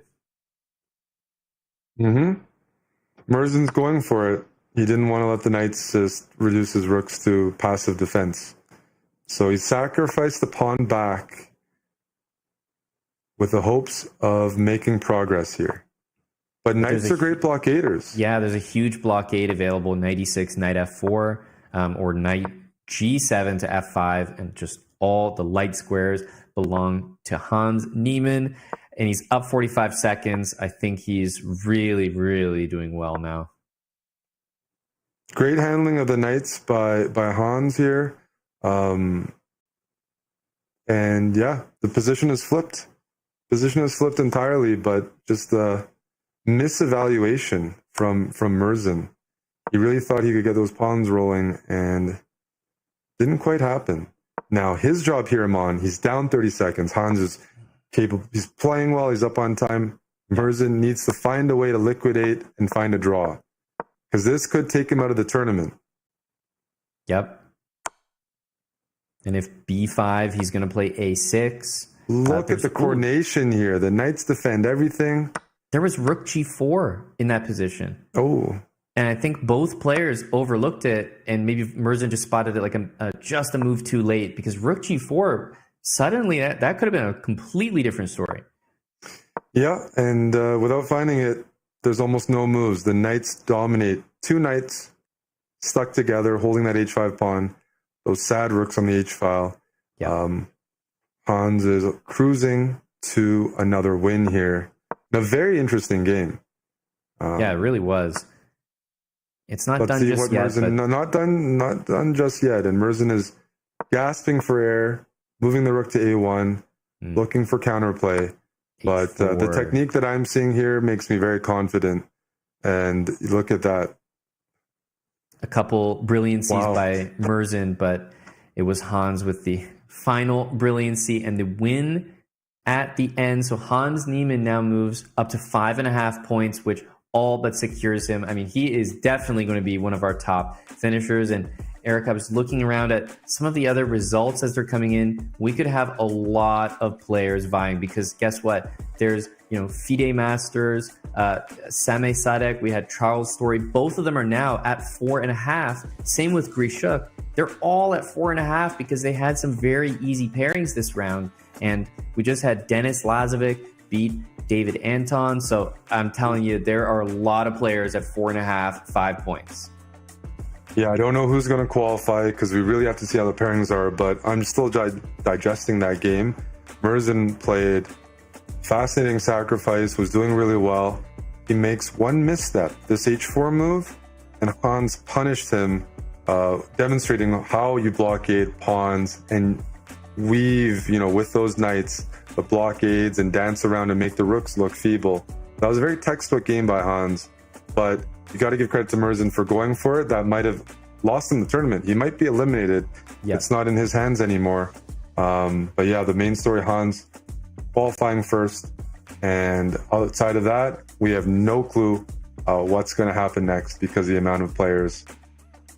Exactly right. Hans, 5.5. He's leading. There's only one more round. Denis Lazovic and Amin Bassem have 5 points. And then there are a lot of players at 4.5. We'll break it all down for you when we return from this break, but don't go anywhere, because we finally learn our last 4 players that are going to be joining our playoff bracket tomorrow. You won't want to miss it. We'll be right back.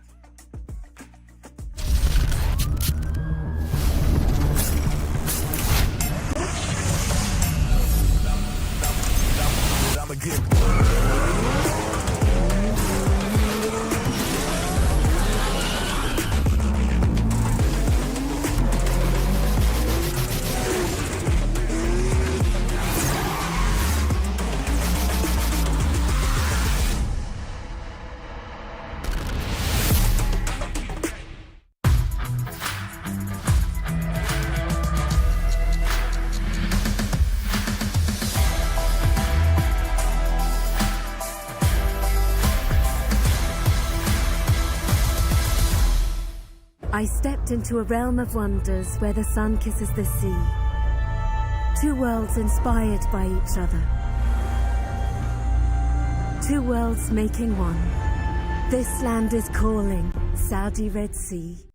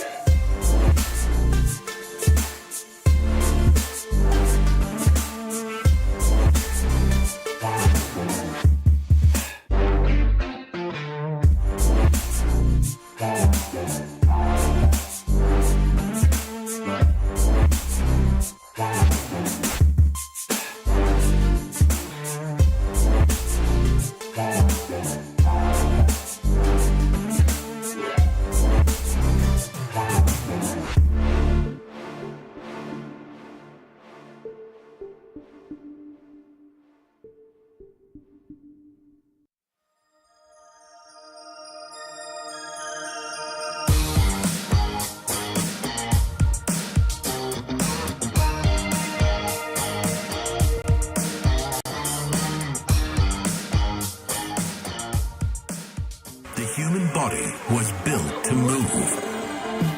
Not trapped at a desk in one singular posture for 12 hours a day.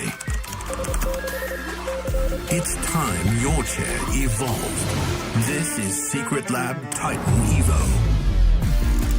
Ergonomically engineered for you, gamers, hybrid workers, artists, backing your every move.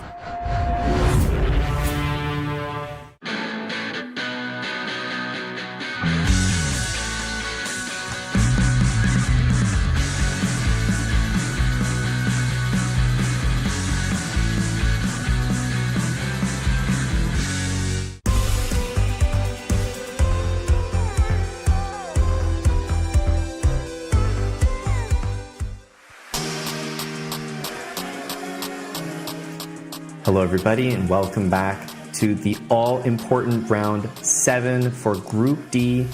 We already know that Hans Niemann is definitely going to qualify to the playoffs, which we'll be covering tomorrow. But there are 3 more spots up for grabs, and Eric, there are, 1, 2, 4, it feels like 6 or 8 players that can still technically get those spots. We haven't seen this yet in the other groups. There's a lot of variance. The ratings, the players, the 4.5, the 4, definitely very hard to predict. The pairings are all over the place, so hopefully we get to catch as many games as we can in this final round. But yeah, definitely, I have no idea.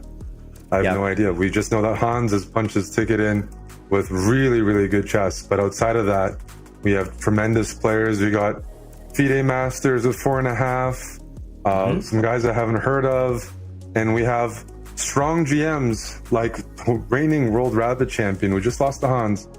He's not mathematically eliminated, but a lot of things have to go his way to make it. For example, Hans losing a final round. He wants Hans to probably beat someone else, right? At this stage, Hans is qualified. If you're a chasing player, you want Hans to win again and, shrink the field a little bit, push everyone down. But I think that also means we're going to check out a different game, right? Yeah, just because the Hans game is obviously relevant, and it does feature Amin Bassem, who is going to be playing him. But we did watch another group where this was the case, and maybe a draw was made rather quickly. So we'll certainly be keeping an eye on it, but our attention is more on the real fight for those last spots. Sameh Ahmed, FIDE Master, up against Denis Lazovic. We have a few FMs that can actually qualify. In fact, Alexander Grishuk, I believe that he's going up against an untitled player who has 4.5 points, Eric. So the pairings are all over the place, and Grishuk, with a pairing like that, you have to think that that's just about as good as the pairings could have come for him in this last round. It's going to bump him up to 5.5, and it's almost instant qualification. Other groups, final round, you got to beat a GM to make it. In this case, Grishuk in control of his own destiny. He does have on paper a very good pairing, but clearly whoever he's playing is probably underrated to have 4.5 out of 6 heading into the final round. Yep. But yeah, this group has played out differently, and part of that is the dominance of Hans Niemann. They're first and beating everyone, and I will say I just took a look at his the opponents that he's played, and he managed to get 4.5 out of 6. He beat a 1900 in the last round, but otherwise his only other wins were below 1500. So he just played the games in front of him and somehow ended up playing Grishuk in the final round with 4.5 out of 6. Yeah, no, the pairings he snuck in. There's a bit of a Swiss gambit, but the tournament's not over. By the way, to complete it, he has to win that game against Grishuk. We already have a result, so hopefully our audience thanks us for not tuning in live to the Hans Niemann game. It's over. It's a draw. That means Hans qualifies, and it means Bassem will also qualify with 5.5. That draw bumps him up. it was just such an expected result in the final round that we didn't even want to be there. Yeah, we saw some players in the lead continue to try to win. I believe Nihal had 5.5 out of 6, and he lost. But Hans, draw, professional in the tournament, go relax, because he's got to be back and ready to play tomorrow. This is Group D, so in some ways you could argue Group D could be disadvantaged in the sense they play today or tonight, where it is in Riyadh, and then the next day they have to play right away, whereas some players had today as a rest day. You pretty much have enough time to sleep, and that's about it. So I do understand that decision completely. It's well earned, and Bassem becoming the second Egyptian to make it. And what we have in front of us here is another Egyptian player, right? Playing against Denis Lazovic. Yeah, that's right. Another opportunity that would just be incredible to have such representation. You do have some strong players from Egypt, but certainly not to the degree of the competition. So that would be a really amazing accomplishment. So a bit about his opponent. He's 44 FIDE Master, 2300. And here he is playing Denis Lazovic for a spot. But best also dressed, probably. Yeah, well dressed and coming off some good tournaments. So I do like the suit. I do like the suit. He seems very relaxed. Yep. Yeah, he really does. And you just don't collect this many points accidentally. So one way or another, he's put himself in a position, and it does feel like somehow the pairings for this group, Eric, like just the way it feels is that somehow the big matchups have kind of been avoided. Like people have collected points a little bit easier than I'm used to in the other groups. It's true, and I've done a bit of digging because it doesn't fully make sense to me. Like some of these qualification games are objectively quite a bit easier than other groups for a final round. But this group has more players, 45 players. So it's one of the bloated groups. So if you think about it, 7 Grandmasters, 45 players. There were some groups with 10 Grandmasters and like 32 or 33 players. Every third player was a GM. Here, there's in the middle of the field, far more opportunity for players to avoid the GMs and actually score big. And that's probably why we have the pairings that we do. And Denis Lazovic, based on the pairing here, remember that I would say based on the tie breaks that we saw Denis with, he was kind of on the upper end of the tie breaks. If he made a draw, of course, he'd be at 5.5. That would probably be enough to qualify. But there's a real possibility that a lot of players, more than just the 4 qualification spots, end up with that 5.5 point margin. So I wonder if this is going to be the first time that we see someone not qualify with 5.5. Well, the only way for Lazovic not to qualify with 5.5, well, he almost is for sure going to qualify, but the 4.5 score player that you mentioned was around 2,000. He would have to win to get to 5.5. Because I'm doing the math.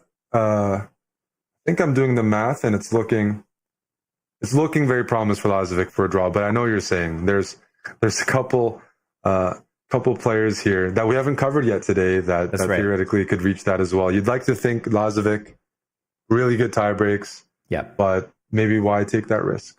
Yeah, exactly. I mean, he's going to play it out. He's up time. We've seen time be a factor, and believe me, in the final round with everything on the line, we might see even more desperate flags than we have so far. Well, this is going to be an instructive game to follow. If we're of the perspective Lazovic is probably looking to win this to really secure qualification.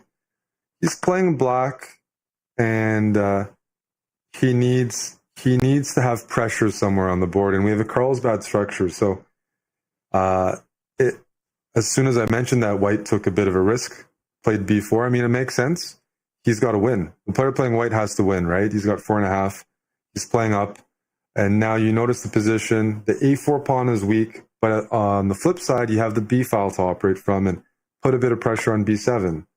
So it's probably balanced like that, but both sides have weaknesses. Lazovic is probably going to eventually swing the queen over to a8, double up on the weakness on a4, as long as the knight on d6 can stay steady. That's the Carlsbad knight. It's the best way to defend b7. You'd rather use your rooks for more promising opportunities.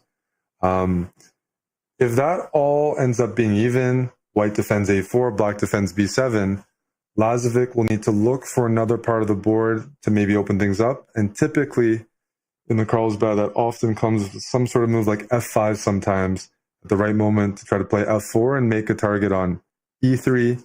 That's a long ways away. Lazovic's experienced. He's up time, so he's not going to do that unless he needs to. He's going to question his opponent, ask, pressure a4, not make risky moves anytime soon, because the only thing he can't do is lose, right? So I think just keeping it solid, it makes a lot of sense. Build a time advantage, follow the other boards happening. I will say that it's extremely likely that the qualifiers are Hans, Amin Bassem, Denis Lazovic, and Alexander Grishuk, just because the other players who do have 4.5 points are the lower rated players. Like, they're basically all playing Grandmaster. So we would have to see an incredible upset. And believe me, I would love to see it just for the intrigue, because we would see an FM or perhaps an untitled player beating a world-class Grandmaster in order to qualify. And that would be a shocking story, but I don't think anyone is going to qualify with less than 5.5 points once again. And as I mentioned, most likely Grishuk, Denis Lazovic, Amin Bassem, and Hans are going to be the four, but let's wait and see. Yeah, Grishuk playing in 1900 in the final round to try to qualify is definitely the variance in this format, because we have seen some world-class players, and even the last round, Merzen, pushing against Hans, playing innovative chess, lost, but I think represented very well. I mean, he's a reigning world rapid champion. Yeah, not going to qualify, and might even have a higher performance when all is said and done than qualifiers in this group. There's going to be multiple players that maybe have a higher performance than other players who actually qualified and they didn't make the cut. Pairings, the format, it's, hate it or love it. It produces some unexpected results, and, that's what the players signed up for. They knew it might be a little bit random because you're just seeded into groups, but yeah, that's a very, I can't mince my words enough, that's a very fortunate pairing for Alexander Grishuk. Yeah, who's already likely winning by now. I mean, we don't have the game up, but he's completely crushing his game. In fact, it's almost over. And I was looking at who Grishuk played, and he drew Merzen, he lost to Bassem, and he beat 2200s and below. So that's just the way it goes sometimes.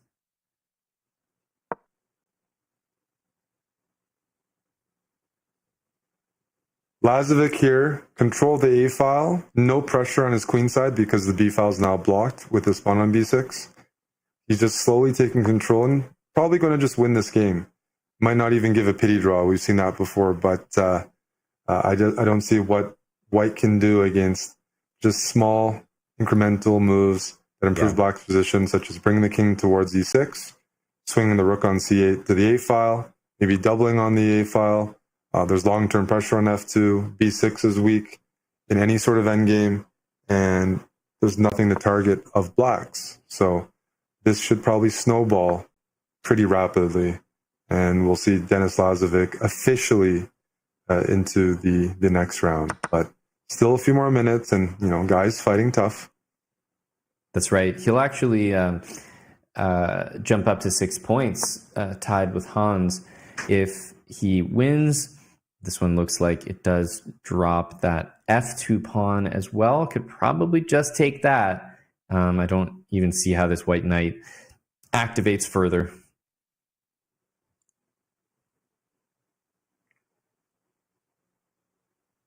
Yeah. Take that pawn. That's what Yasser would do. And Volodar Merzen has won his game, but as you mentioned, it's just not going to be enough. He's going to end with 5 points. And that's not even going to come close to qualifying. Unfortunately, a lot of people are going to get left behind at that 5-point margin.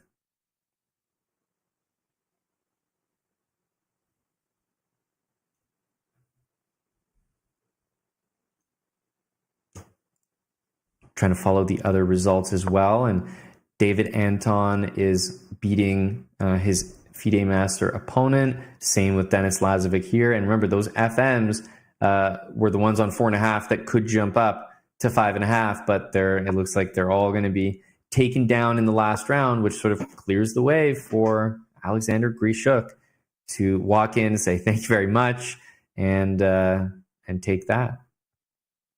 Yeah, and in case you're wondering whether the guy's playing for who can't qualify, that could be David Anton, that could be Murzin. There are prizes.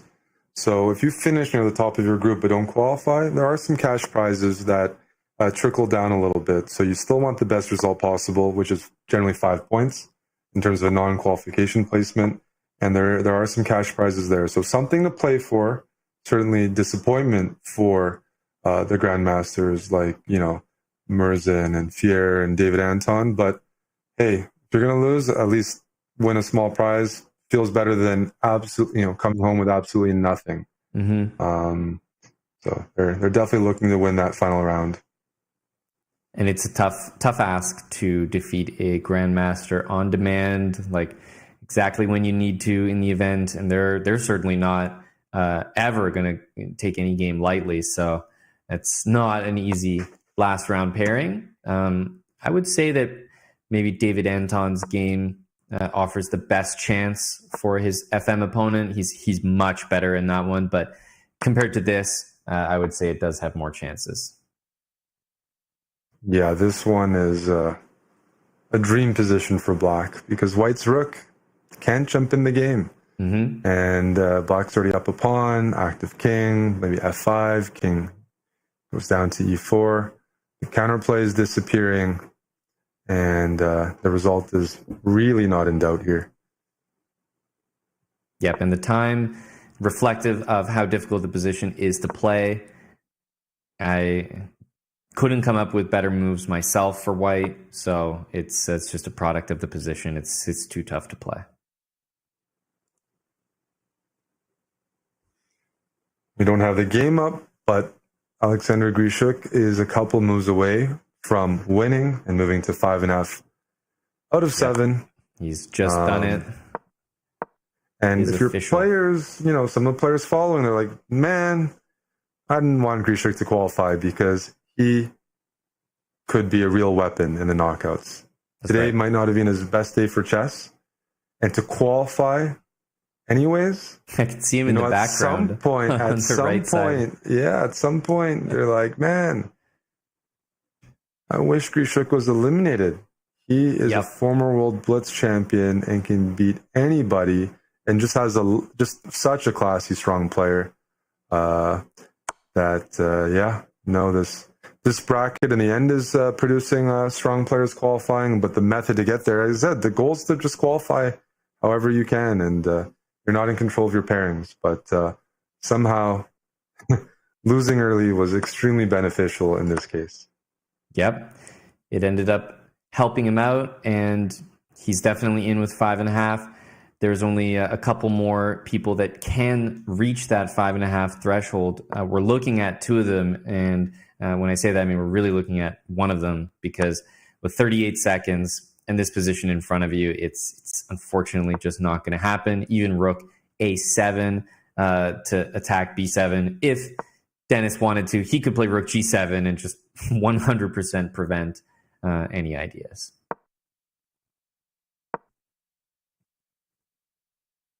Yeah, the pawns are all crumbling here. And there you have it. Denis Lazovic moves to 6 out of 7. Yep. His only loss versus Hans Niemann. And he's through to the knockout. Congratulations. Definitely well-deserved. He moves up to the same score as Hans Niemann.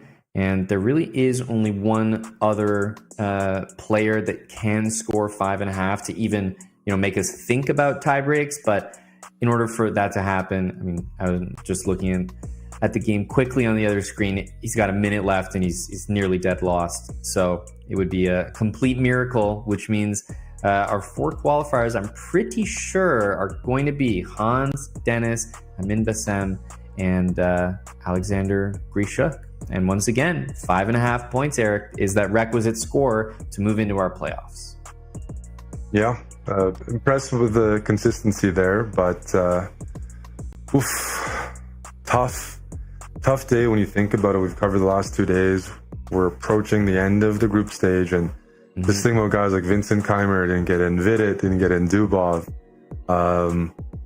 Wow, a lot of sad people going home, and a lot of interesting storylines. I mean, the first they produced maybe some of the bigger upsets, and not that strong players didn't make it in Group A that I mentioned. The 2 French players, both making it in, Moritzi and Moussard. That was like a very, successful last minute trip for them. And then the Egyptians both making it in, Adli and Bassem. That's right. On paper, maybe they weren't the favorites, but solid and steady. Yeah, and it's always a nice thing when you, qualify with either your friend, your countryman, maybe someone who traveled with you. It's just like a very successful trip, and there's no, alternate or mirroring vibes where someone's in and someone's not, and, awkward conversations. So it must feel good. For sure. I guess we're waiting for some of the final results, but one of the most dominant performances in the group stages was today. Hans showing some versatility there, right? He beat Lazovic, ground him down, earned it, but also used the clock in a way that I thought players should have probably pursued a bit more. Against Merzin, felt the pressure, defended, and then outplayed him with the Knights. David Anton, that was a great game that they played, and David Anton's not going to make it, but that was a game where they both went for each other, so showed a lot of versatility there, and hardly made any mistakes.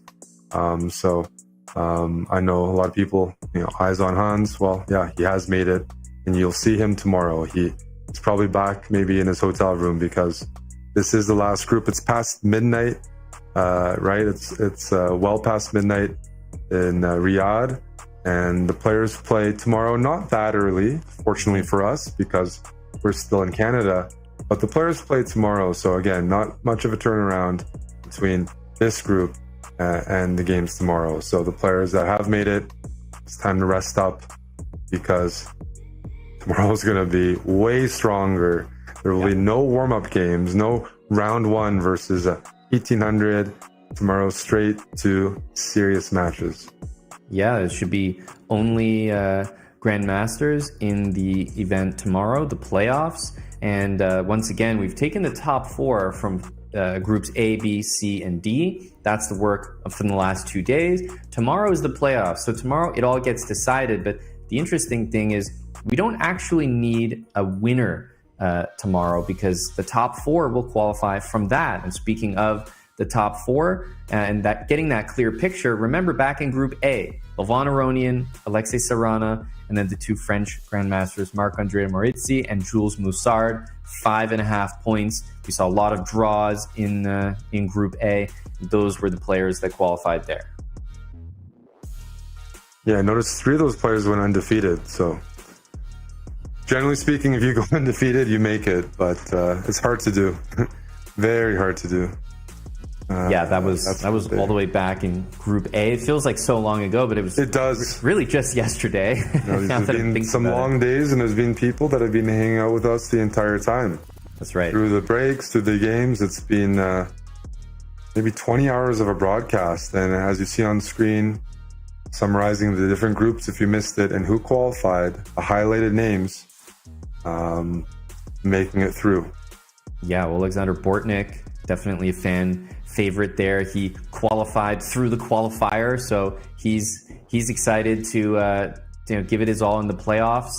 See if he can make it all the way to the EWC. Andrei Sipenko, Nihal Sarin, and Ahmed Adli, we were just talking about, from Egypt. So another 4 players from Group B, and also in Group C. Pragnananda, this is what we covered earlier today. Really, he didn't lose, right? Along with Sindarov, I would say Prag and Sindarov had two of the more memorable performances. And as you pointed out earlier, Sindarov really gave a draw in his final game. So he really had a performance that was kind of like a 6-point performance, much like Prague. So those two were really dominant, and then joined by Yu Yangyi and Anish Giri. Yeah, we can definitely say Group C was a bit of a group of death in Group A. And following those events, oh man, a lot of players with some regrets and that were just on the outside looking in. I know the German fans are disappointed. Now the Spanish fans, David Anton did win his final round to finish with 5, but not quite enough. Just missing out. Bassem, Lazovic, and Neiman. Yeah, that's too bad, but consistent, right? You needed 5.5. Grishuk is that the final player to claim a spot there. And that makes up our 16 players, 4 from each group, that will compete tomorrow.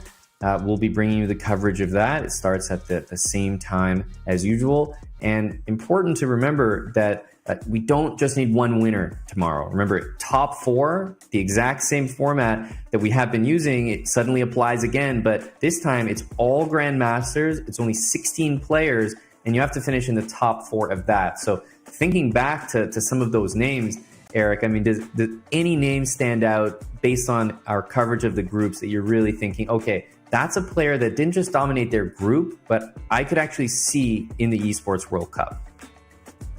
There's a lot of players that fit that mold for me, because I kind of view this as like a heat, strong heats. And some of the players played remarkably well and qualified. And the question is, are they able to carry that form? Like, I see Grishuk, I see some guys who qualified without their best chess. Yep. They might be bringing their best chess to the knockouts. Right. It's very hard to just maintain that level. So to me, pretty much everyone who's qualified is worthy, and it's going to be a very exciting day tomorrow. I hope people join us tomorrow, because if you hung out with us today and yesterday, well, tomorrow's where it all comes down to the wire, because the main event is everything, the road to the EWC, and we'll be there. We hope you guys join us for that.